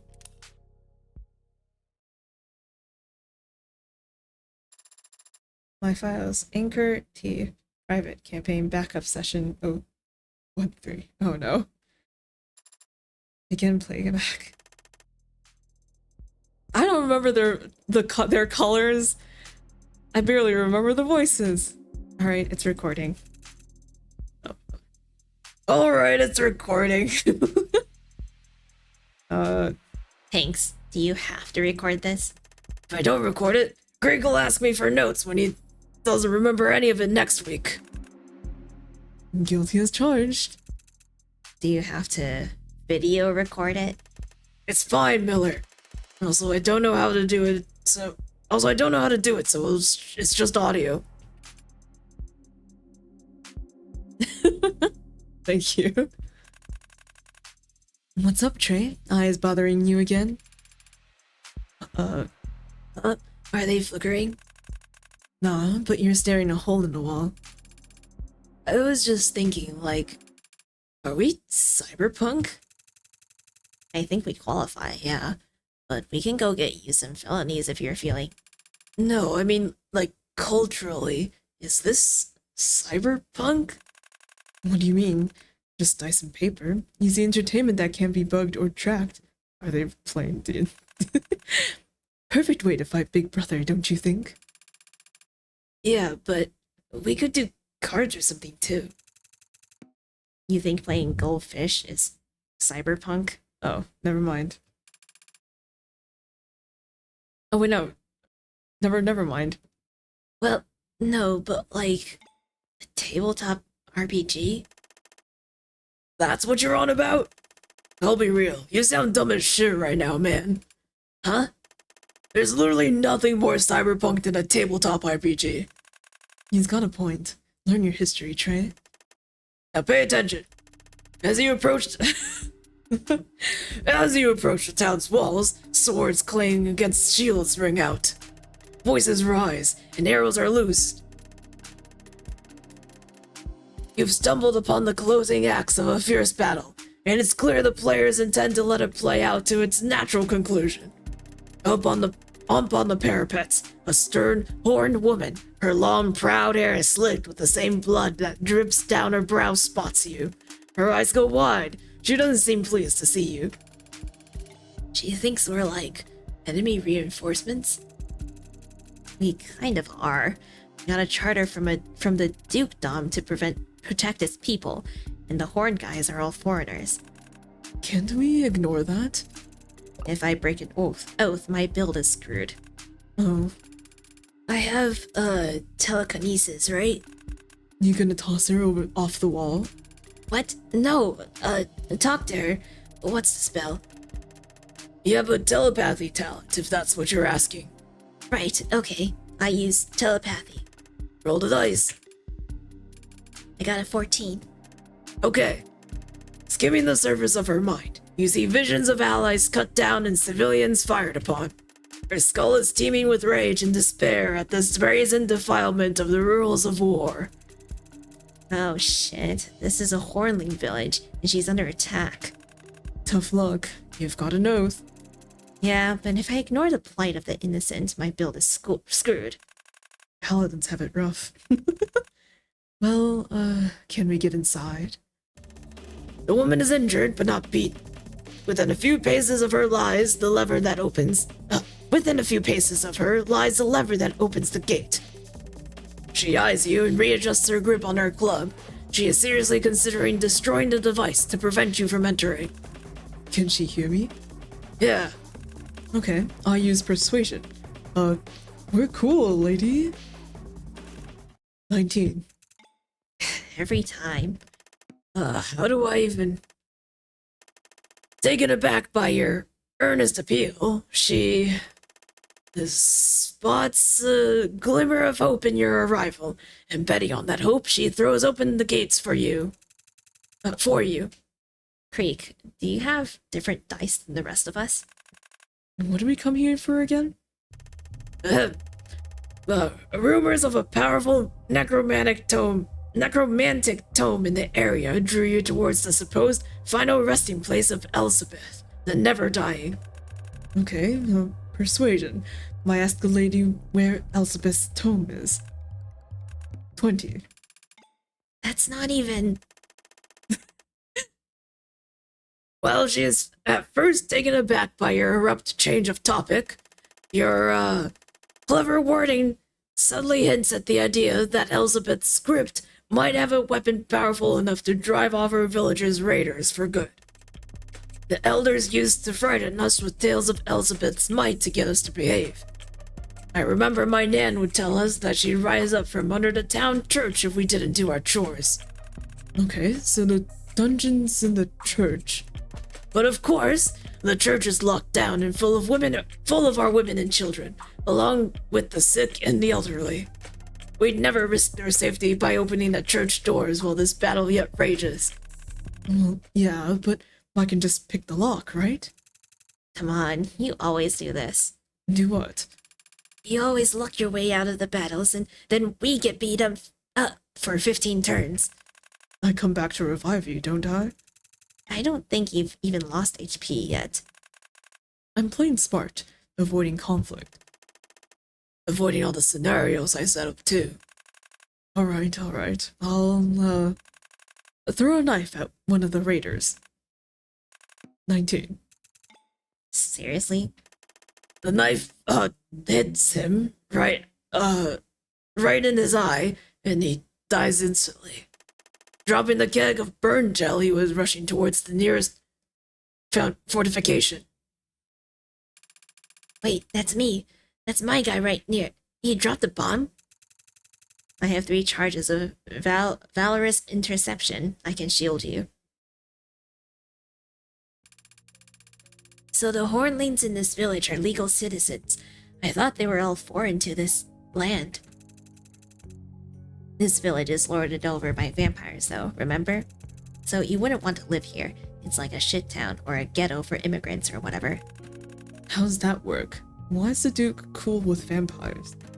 It's all legal. The Orleans just pay blood taxes instead of gold for their lord's protection. So they've got vampires here too. Can we go in the castle and kill the vampire lords? I mean, you can do whatever, but the vampire clan is the legal protectorate in the area. So you'd be committing a crime. Is your build screwed if you commit a crime, Miller? I think it's like the right thing to do. No, I think if it's like the right thing to do, it doesn't break any oaths. So is killing the vampire lords the right thing to do? Kind of subjective. Not what you want to hear from your good guy.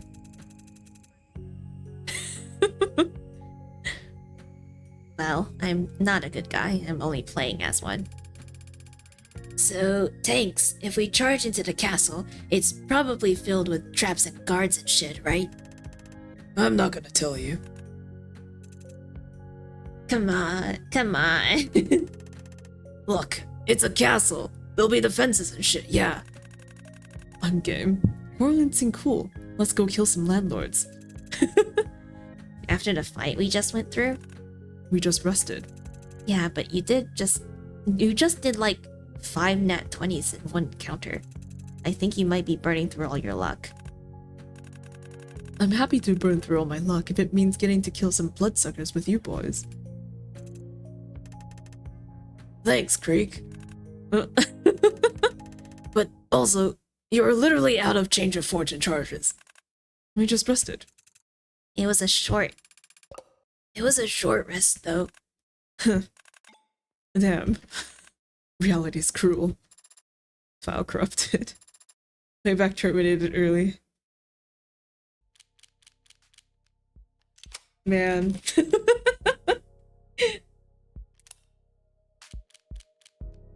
Aw, they were just nerds!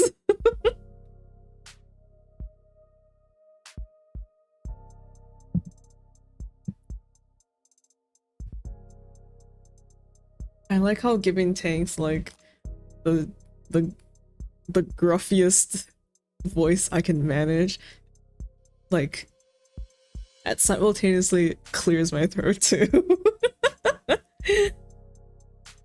It really makes you think about how these people are kind of deceased. Oh yeah, for sure. It's definitely one of those moments where you sip. It's that, I don't know if you know, that the horse on a beach looking out into the ocean with the text, man, on top, just makes you think about, that kind of sucks.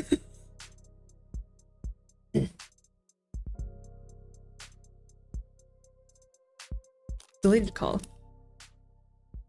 Yes, horse. Hub, police, static, personal, mobile, 251-82114, carp, audio, 1808-86.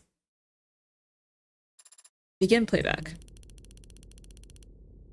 Sighting. Witness statement. Anonymous report. Emergency call from a burner. What's all this? Why are these tips getting reported all of a sudden after the trial's over? It smells, right? What do you mean? All this new info coming in surrounding Creek's pod. And all of it pointing towards the rust for some reason. You don't buy it? Of course I don't buy it.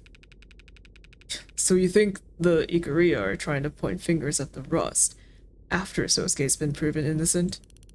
Well, no, that doesn't make much sense. But someone's trying to pull something.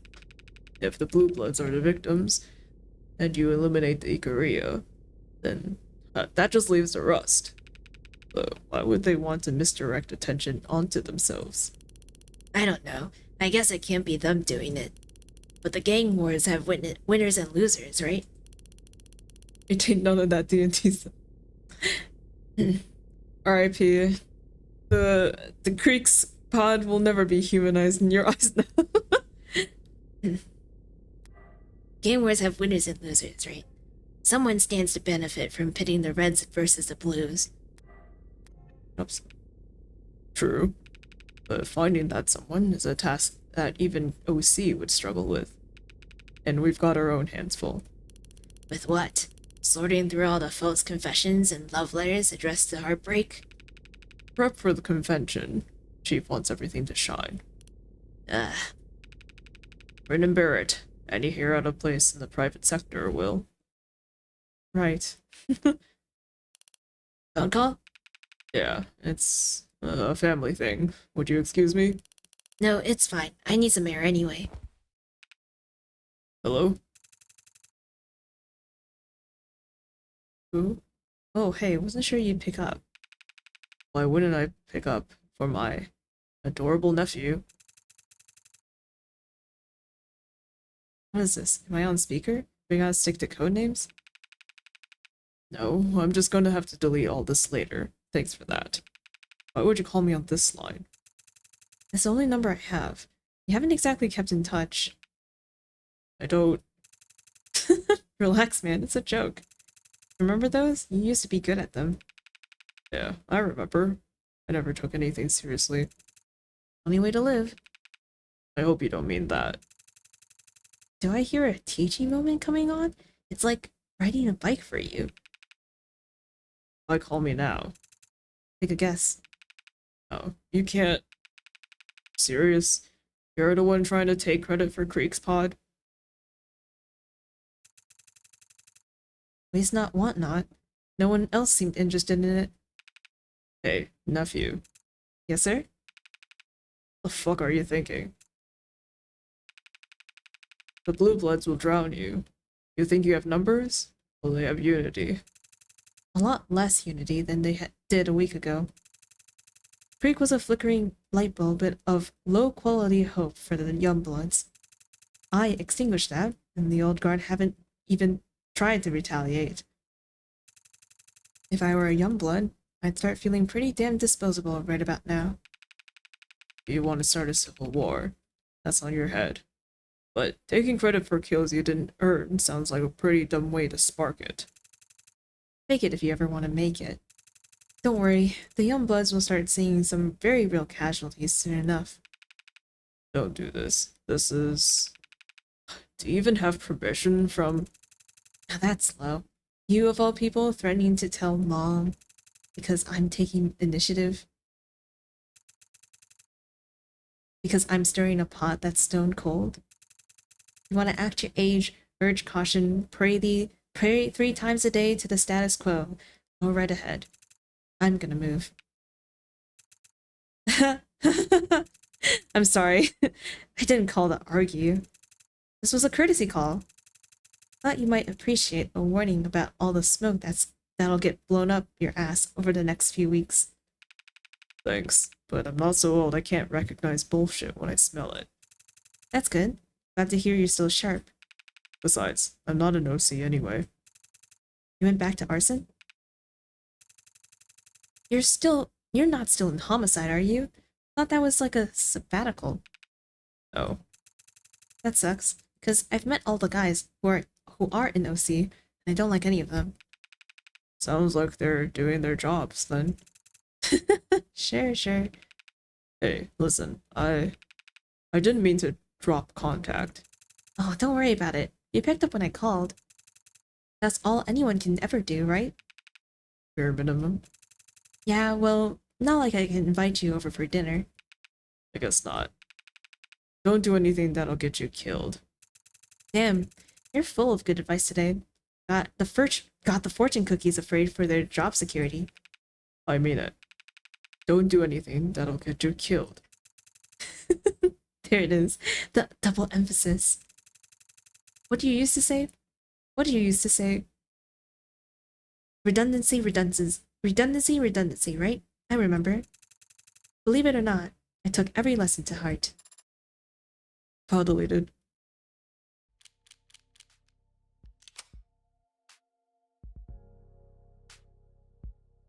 HPK shrine in the form of corporate spattered screen. I think I saw a fan art like that recently. That have been Cool Kid. Well, Cool Kid was... No, that would... Cool Kid was part of Morgan's memory. I don't know who that was.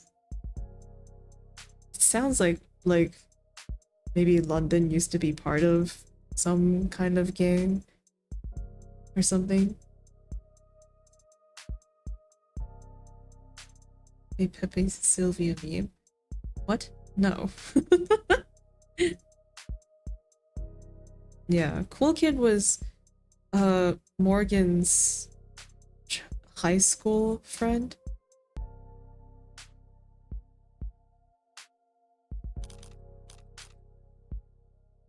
so we don't. There's nothing that connects them to London. I don't think.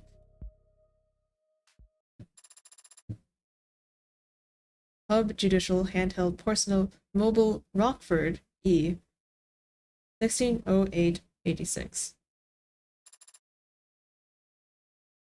It could also just be dead, but I think it's... Right? I feel like it would be interesting if they were still alive. Well, we can talk about this later.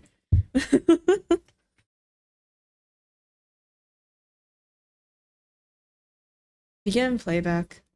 Isn't London like twice Morgan's age? Probably. Hey.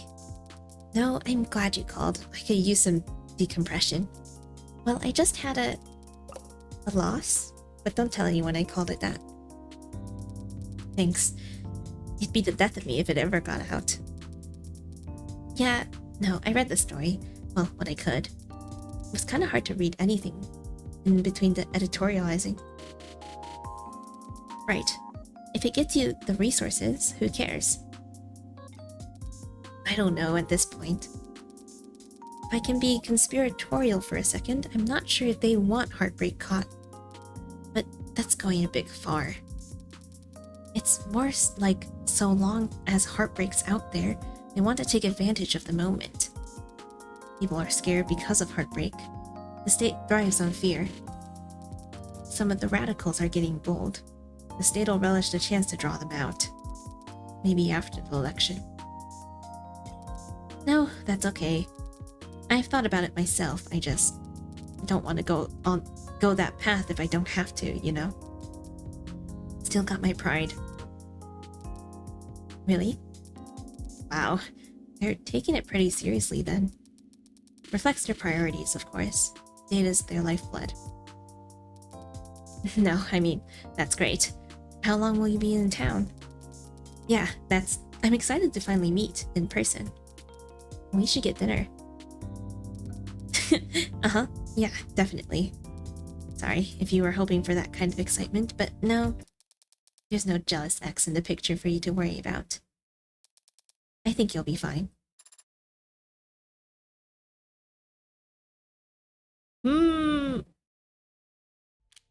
Yeah.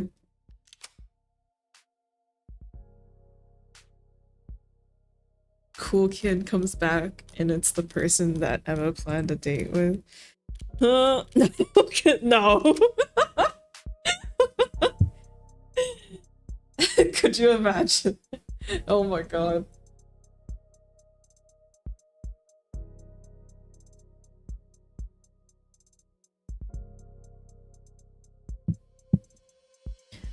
Okay. All right. So, we can have some thoughts. I have some thoughts. Am I avoiding streaming New Carnival? I don't want to, but I guess I am. All right. Time for thoughts. Okay. So, we can have Cool Kid thoughts first. What if Cool Kid comes back and it's through Emma? Yippee! Okay. I do think Cool Kid is alive. I feel like it would be more interesting that way. And they've been building up to, at least I think, you know, next chapter would be I haven't seen any actual like previews or anything yet, so I could be completely wrong, and like it could be proven that I'm wrong in like 2 seconds. But I feel like it would be building up to something school education system related, right? Like that would be what the next episode would, like the theme or like what it is centered around, similar to how this episode was centered around like mafia and drugs and medicine. Cool Kid comes back, ergo Morgan is cooked by cooked by her first crush. You've seen The Huntsman. We haven't seen The Huntsman. we've only heard the huntsman. I'm assuming the huntsman's the guy who talked to the kid with the eye blanket at the very end there, right? Who was like, yes, I have to find someone with red hair. So, I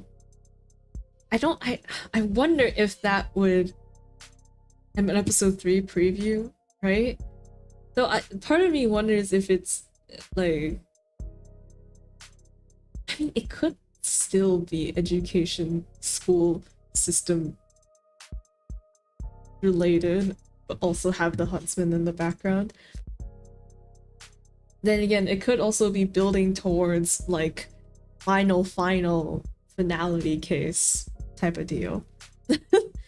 Like you know, like, oh, remember the huntsman that got quote unquote activated in chapter 2?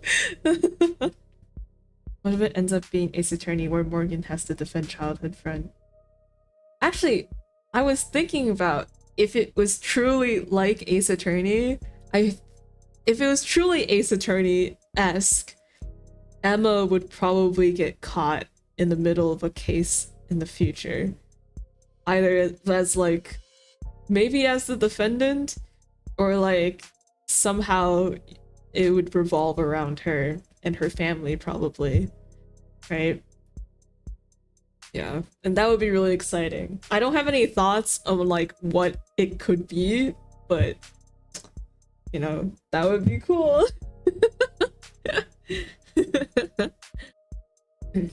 At least episode 4. Yeah. Totally in the future. It feels like endgame material for sure. Right? Like I can see it. I can totally see it happening.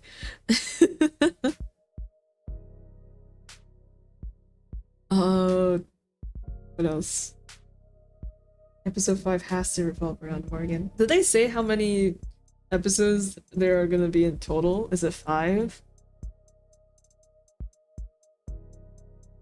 Because I can see like a big final case that like incorporates everything too, you know?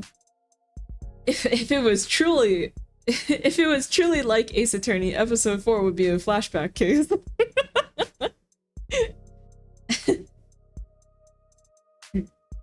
HBK on trial. Oh yeah.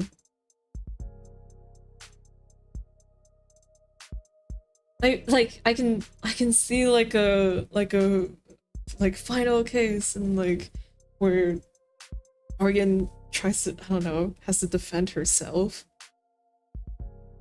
as HP, or like defend herself because she's been accused of being Heartbreak. I don't know.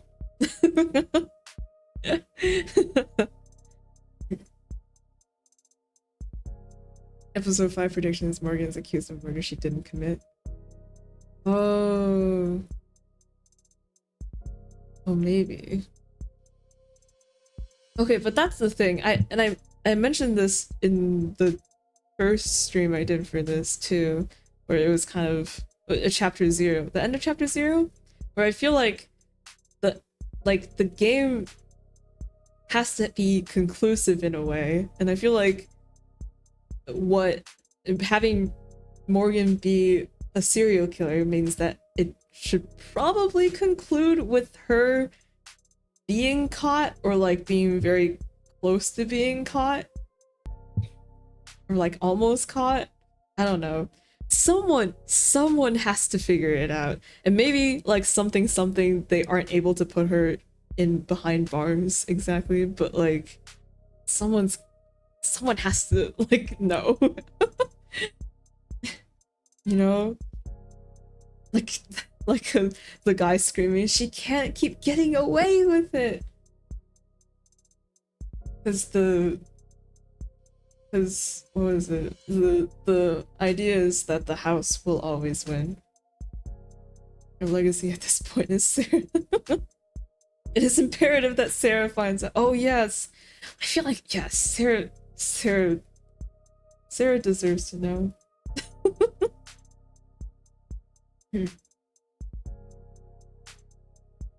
Who? I don't. Sorry. Okay. From the hit show Breaking Bad. Yes, sorry, I don't watch hit shows. I don't watch any cool real person. I don't watch. I'm sorry, I don't watch fleshbag media.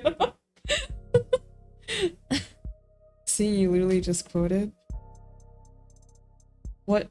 What did I quote? Oh, Dip, did I write Breaking Bad and I never knew?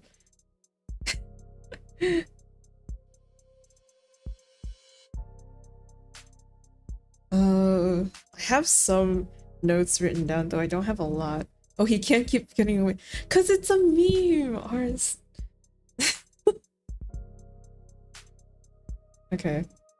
I have some notes written down, though I don't have a lot. What do you call it? In terms of like technical visual novel gameplay stuff, I don't have a lot of notes. My only real critique note is that hi and circle. I'm dumb. I'm really dumb. My memory is not very good. So it would be really helpful if during the cross-examination moments, I would be able to view what evidence I'm able to present either at the end of the cross-examination or like somewhere else on the screen. And you know, maybe it already exists and I'm just blind, but it should be less blind. My memory is not that good and I would like to know. It's okay. I haven't, like, in terms of getting through the game, honestly, like I haven't really struggled to like to the point where I can't clear the cross-examination, but it would be reassuring. Yeah. Danganronpa style repeat where it was just said 5 seconds ago. No, I don't need Danganronpa style repeat. No, the Danganronpa style, like when you have the bullets, you can scroll through them in the corner. So like you still have a list of the bullets that you can use, you know? Like in this case, it would be nice to have like, I don't know, like a card fan in the corner or something with like the list of cards that we have to play. Oh my god, why do I have hiccups right now?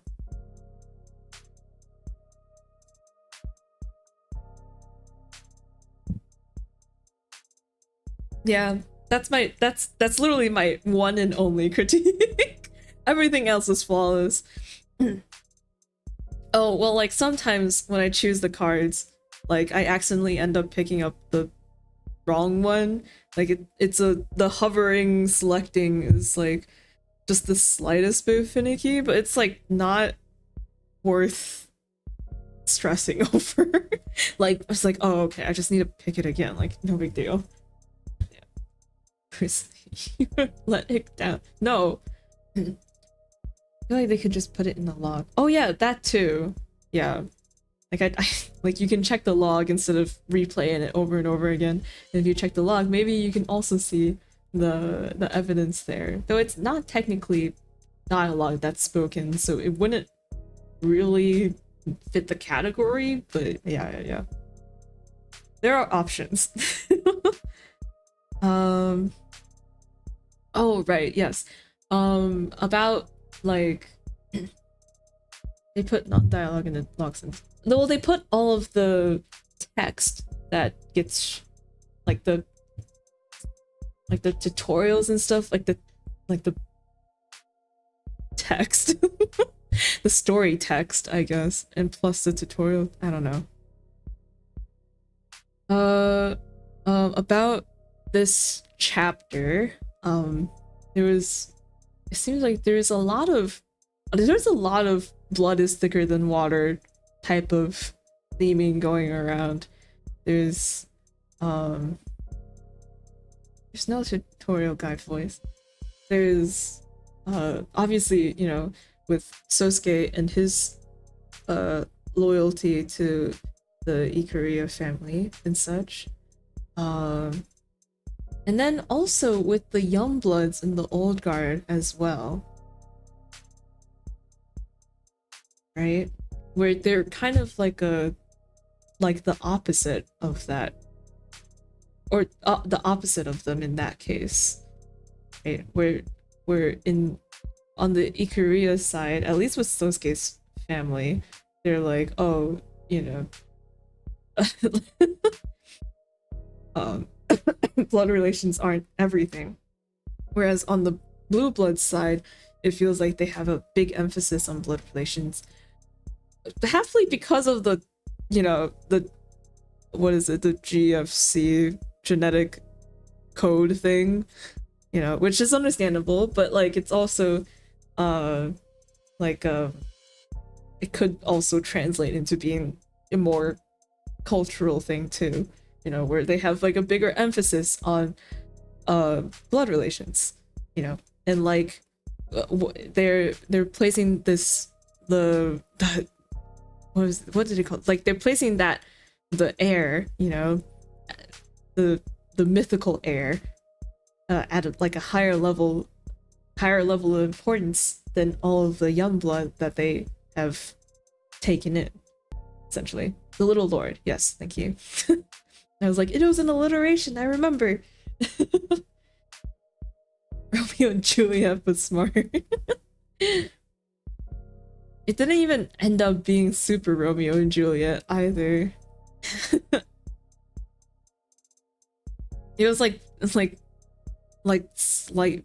It's like not even that much, you know. Not in 2086. Yeah. Though you can also translate, you know, the whole like blood relations aren't everything and stuff to sort of, what is it, like Morgan's relations as well? Because I honestly find it like surprising that, especially in chapter 0 too, when Fran first showed up, I was really surprised because Fran is like almost like Morgan's kid in a way. I forgot. Did she sign adoption papers or like guardian papers? I don't know. But like I'm really surprised that she has, or she's like, you know, she has like younger like a role model type of figure role. Close enough.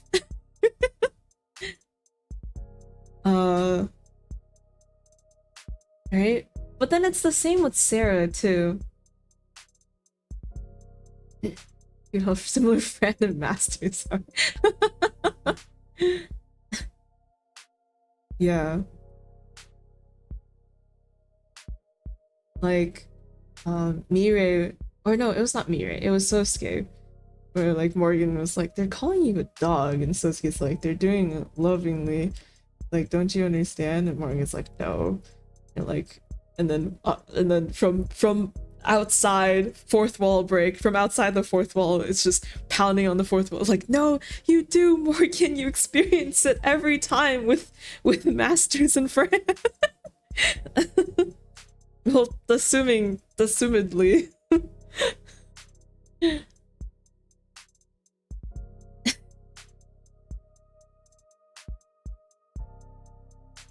I don't know. I feel like it is. Then again, I could also be like, my does she though?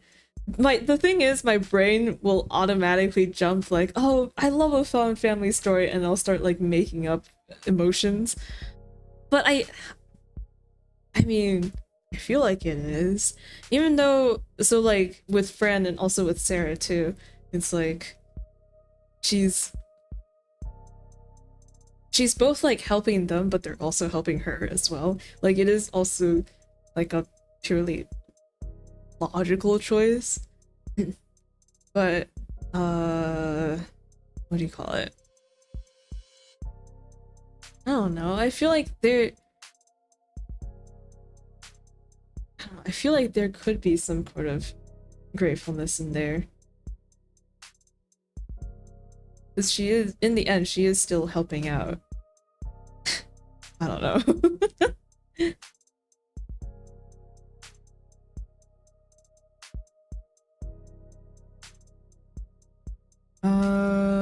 What did I write here?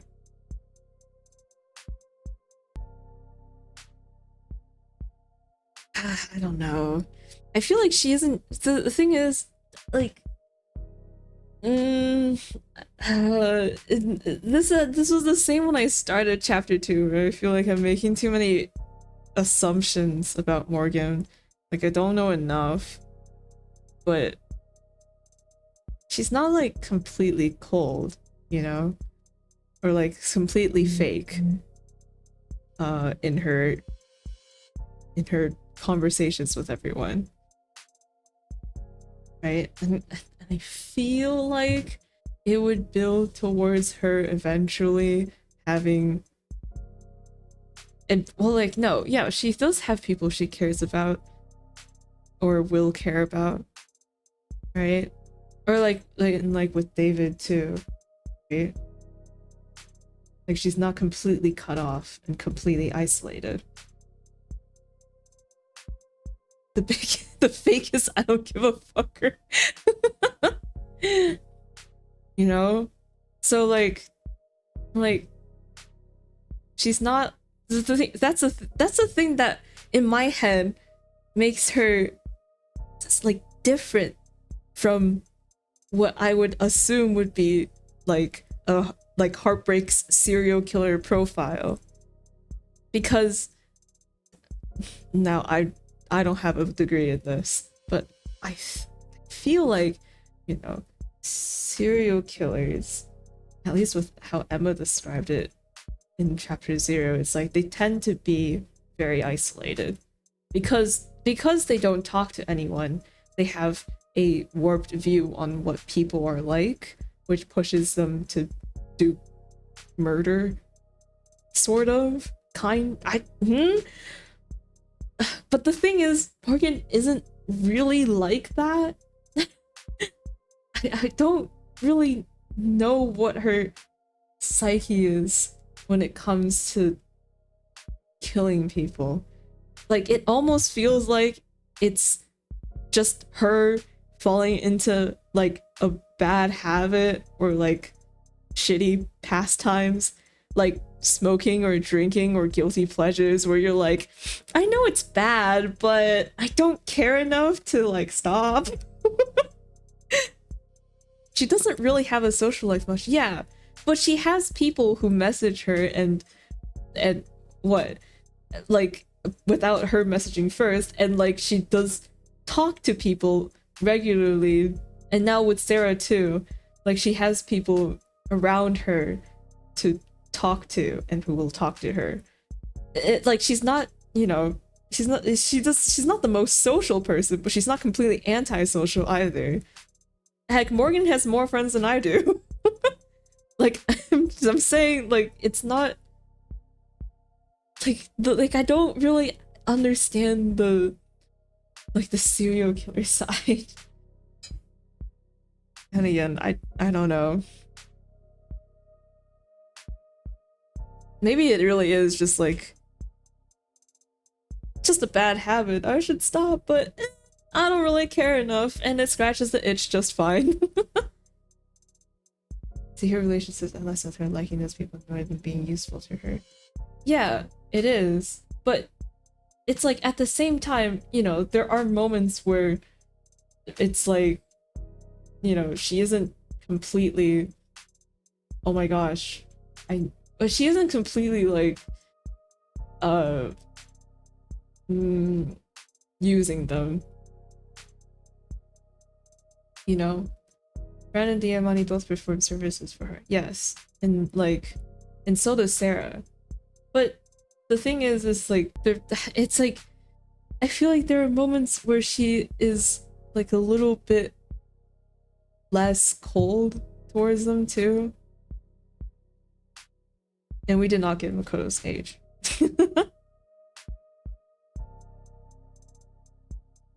Need to be important. Who is the most important person to her victims at the time of their death?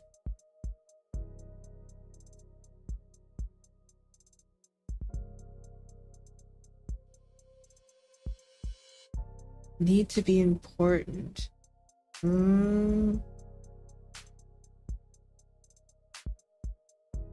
Huh? Sorry, you lost me.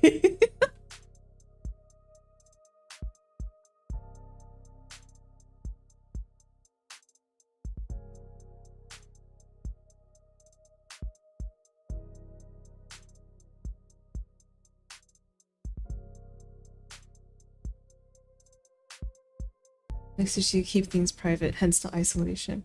Yeah, like she doesn't talk about herself, but but you don't need to like spill your tragic backstory to get along with people and like care.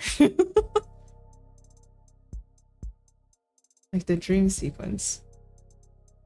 Oh no, did I miss like a line of dialogue in my head?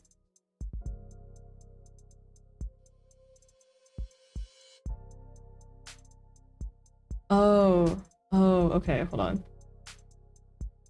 Yeah. Yeah.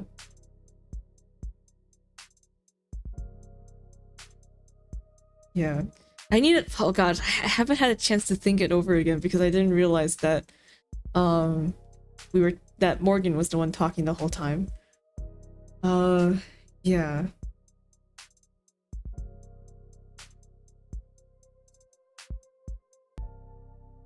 Oh, maybe it's like that feeling of wanting to be irreplaceable. Important too, yeah.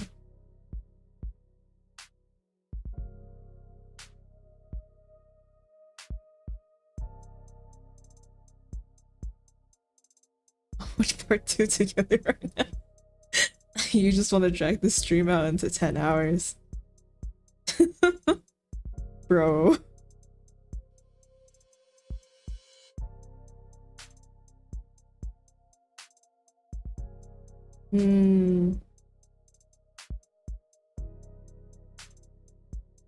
Like, oh, okay. Whoever gave you that idea. Yeah. Also, it's interesting too how like the cool kid. We don't know genders. Cool kid was like into they wanted to found a mystery club, and then they like wanted to be a lawyer too or something. I think those were both their traits from the conversations. And then also from the conversations too, it seemed like she also was like pretty, I mean, not that surprising that she wasn't super social in school, right? Like reading alone in a, where was it, like a stairway or something? I forgot the location, but yeah. Yeah. Right? So I wonder if that's like motivation for her eventually becoming a lawyer. But if Cool Kid wanted to be a lawyer, what are the chances Cool Kid is currently a lawyer?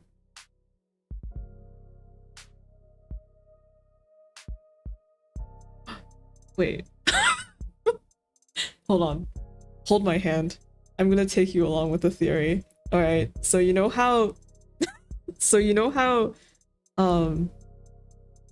like Ace Attorney, at least Ace Attorney will like, you know, if it goes along with the Ace Attorney sort of structure, right? And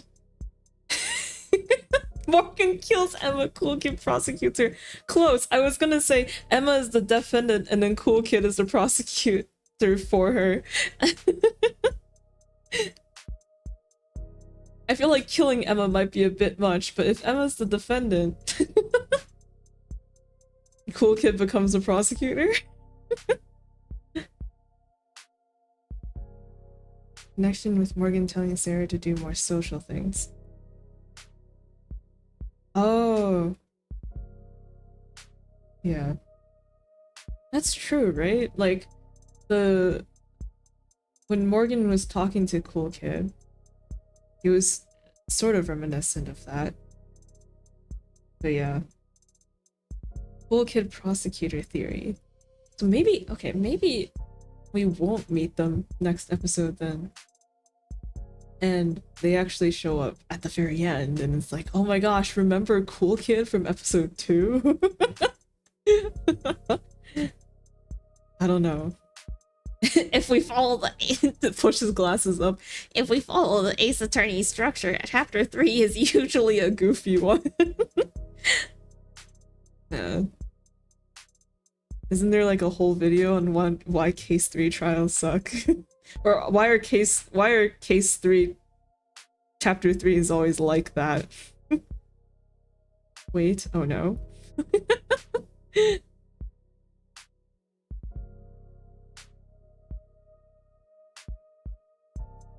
But I do feel like, yes, case 3 syndrome, yeah. But I do feel like the next case would have to do with school education somehow. Otherwise, why did we have all those articles? I read all those articles. And for what? They blew up the data centers and got rid of some student debt. And for what? And for it not to allude to an upcoming episode.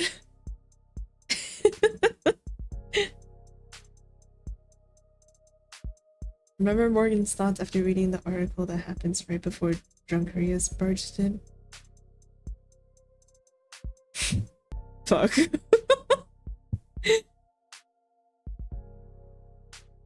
Fran is the defendant for a school crime. Oh shit. Oh wait, that was wasn't that a wait, what was that? Oh, that's this kidnapping one for the Denny's girl. Do I remember what Morgan's thoughts were? No.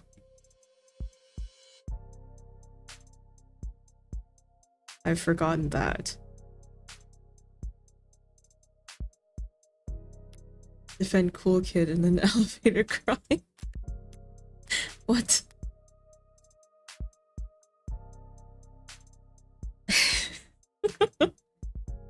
No. But so now that I've thought it through, I'm very on board with the theory of Cool Kid coming back as a prosecutor or something. Cool Kid being a lawyer. I can see it.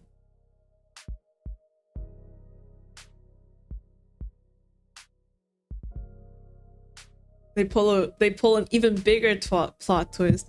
Cool Kid was actually Emma the whole time, and they pull one of those BL trope cliches where it's like, I actually met you when in childhood, and now as a grown adult, I've held on to that memory, but you don't remember anymore. But I've been in love with you ever since. I'm kidding, I'm joking. Before reading the article, she had a dream sequence, and I thought after dark, what a coincidence, I see her name there. What, really? What? Oh my god, wow. When your brain go on autopilot, it really does miss a lot of things. Yeah.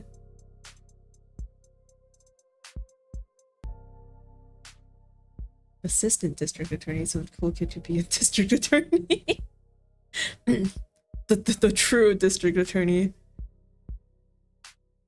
Paraphrase, but yes.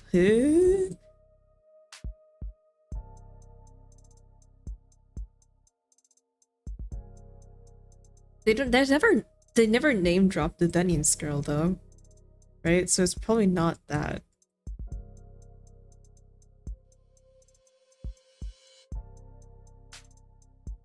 Here, Special Investigator ISA, Technical Analyst Solkov, Special Agent Greenfield, and Special Agent Beckham.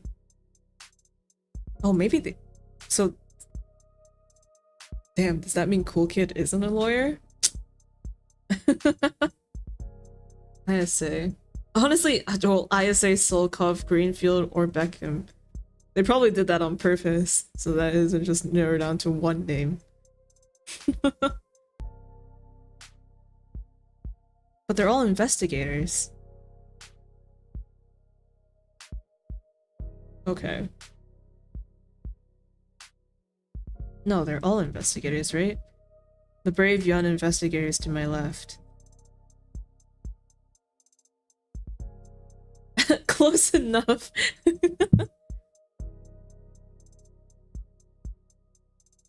Man, if the dream sequence flashback thing didn't end with Morgan feeling replaced and they continued prospering friendship, you know, what if Cool Kid I'm really warping this into a BL. Hang on, hold my hand here. where it's like oh no, something happened, I can't become a lawyer anymore, Morgan, you have to do it. And then it's like I'm just repaying a favor. This is why shit can be anything. Oh my god, the way I go off script is awful. Ugh. A GL more like, yeah.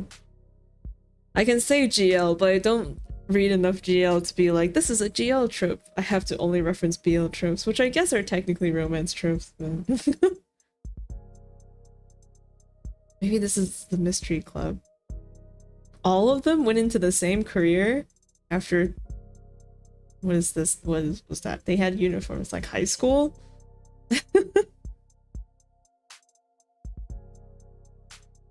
That's some strong friendship and some what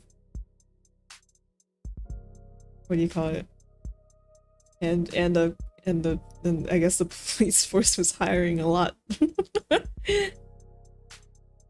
Would it be funny? It would be funny.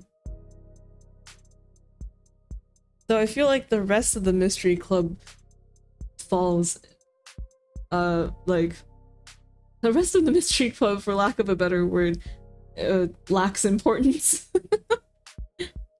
It's clearly never happened. Alright. Guess that's the end of the stream. Bye, guys. There's nothing else. I have no more thoughts and no more friends. Bye.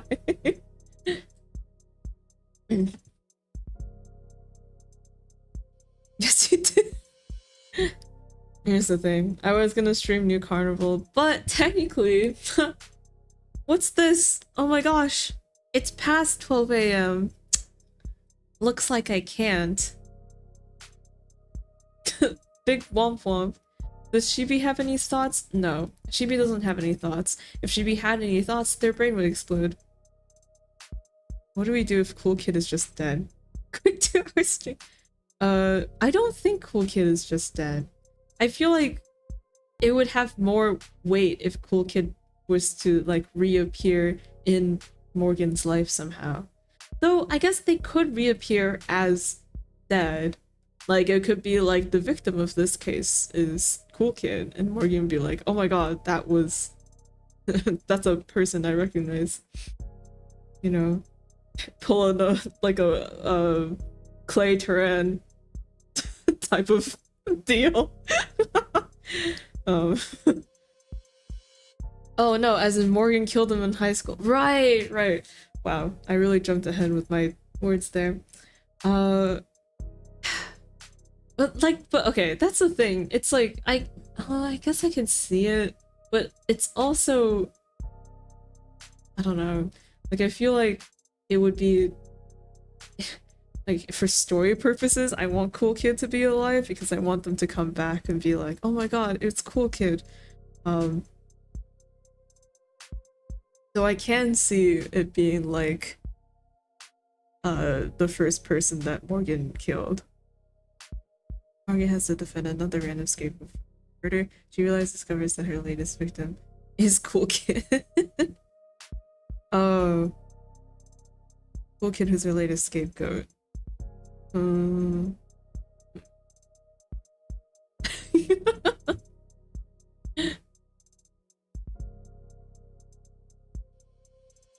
Oh, I don't know.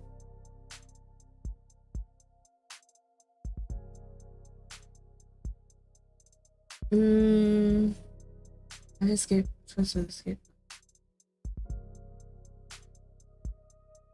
Yeah.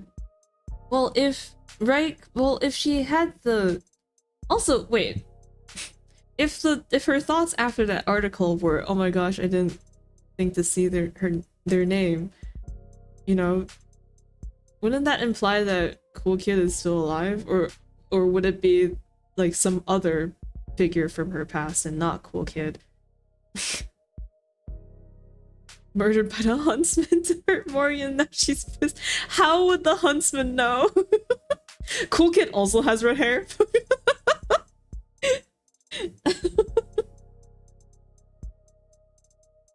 It feeds more into the Yuri drama.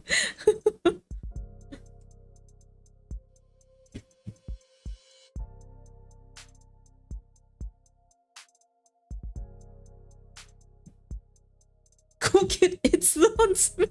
Wow, we're really rolling in theories.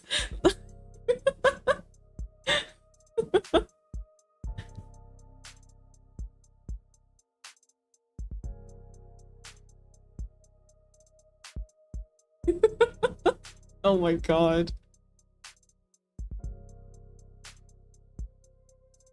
But they said the huntsman has to come from like overseas or something, right? Huntsman kills Cool Kid and replaces them to get Morgan. Get to Morgan. Oh crap, wait. Holy shit. Cool Kid is the adjutant. Oh my god. Cool Kid's soul got trapped in the adjutant. Huntsman kills Cool Kid and impersonates them would be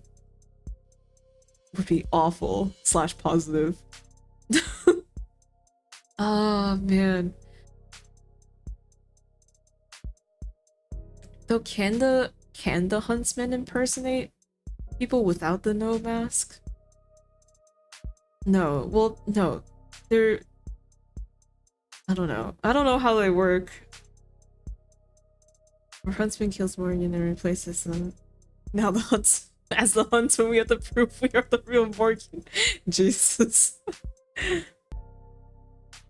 Alright. Also, I feel like Morgan couldn't have, what do you call it? Like regarding, you know, Morgan killing the Cool Kid in high school, even though I don't think that's true.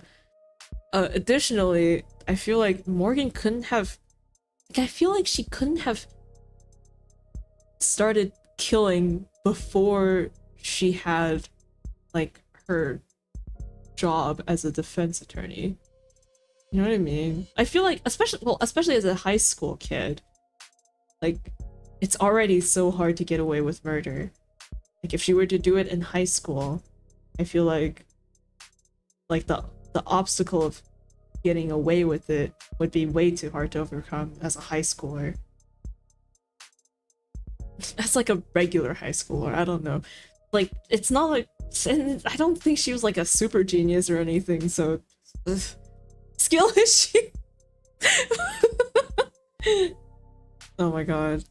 No, but I feel like her defense attorney position gives her a lot of leeway with being familiar with, you know, how the police conduct their investigations and like what the state has for like in terms of people's information and surveillance and stuff. How does it explain again about the access with when and where there are down cameras? It's like there are certain points within, I forgot if it's every day. It's probably not every day. But like there are certain time frames where they're scheduled outages that happen. You know.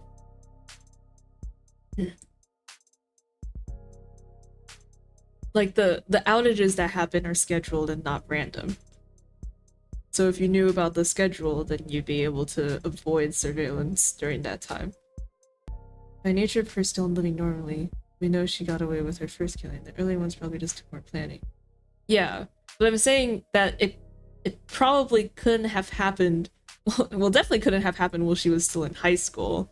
I feel like that's a bit of a stretch, and I feel like it'd be like even with more planning, as in like she had to, yeah, like she had to get better at it as she was going. I feel like it had to be while she was, well, when she started working as a defense attorney. Because as like a regular citizen, I feel like trying to get away with without surveillance is way too hard. You would need to be a lawyer in order to have access like that, right?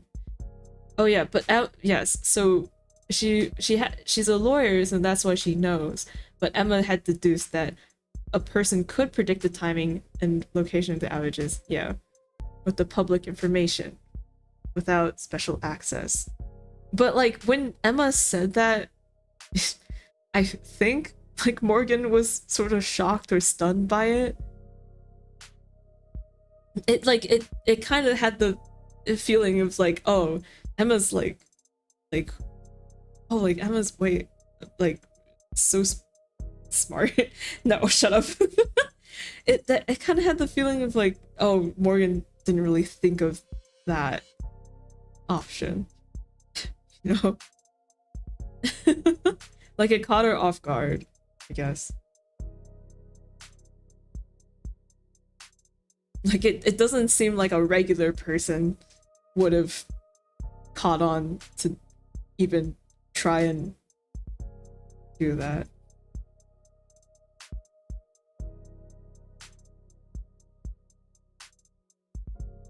Yeah.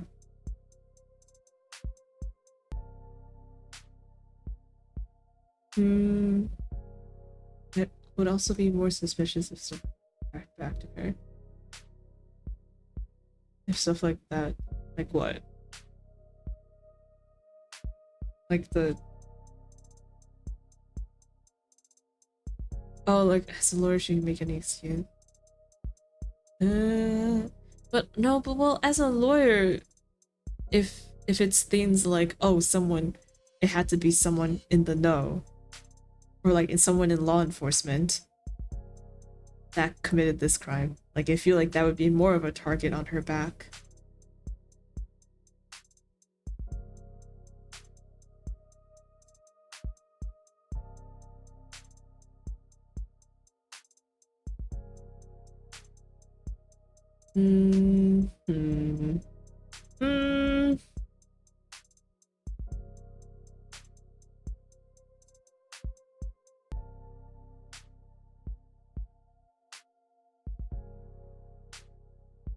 All right. I don't know when I'll pull for New Carnival. I guess I'll do it Monday. I can wait. I have patience. Patience, it's a virtue, and I have a lot of virtue. No. And I guess I'll sit here and eagerly wait for episode 3. It's better than huffing the copium that is Ace Attorney 7. But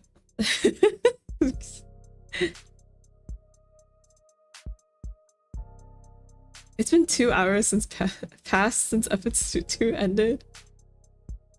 All right. Yeah, I'll go. Bye. I'll shrink back down. In fact, I'll shrink so little you can't even see me. That's how I'll disappear. They'll be like, how did she leave? Yippee! Yippee.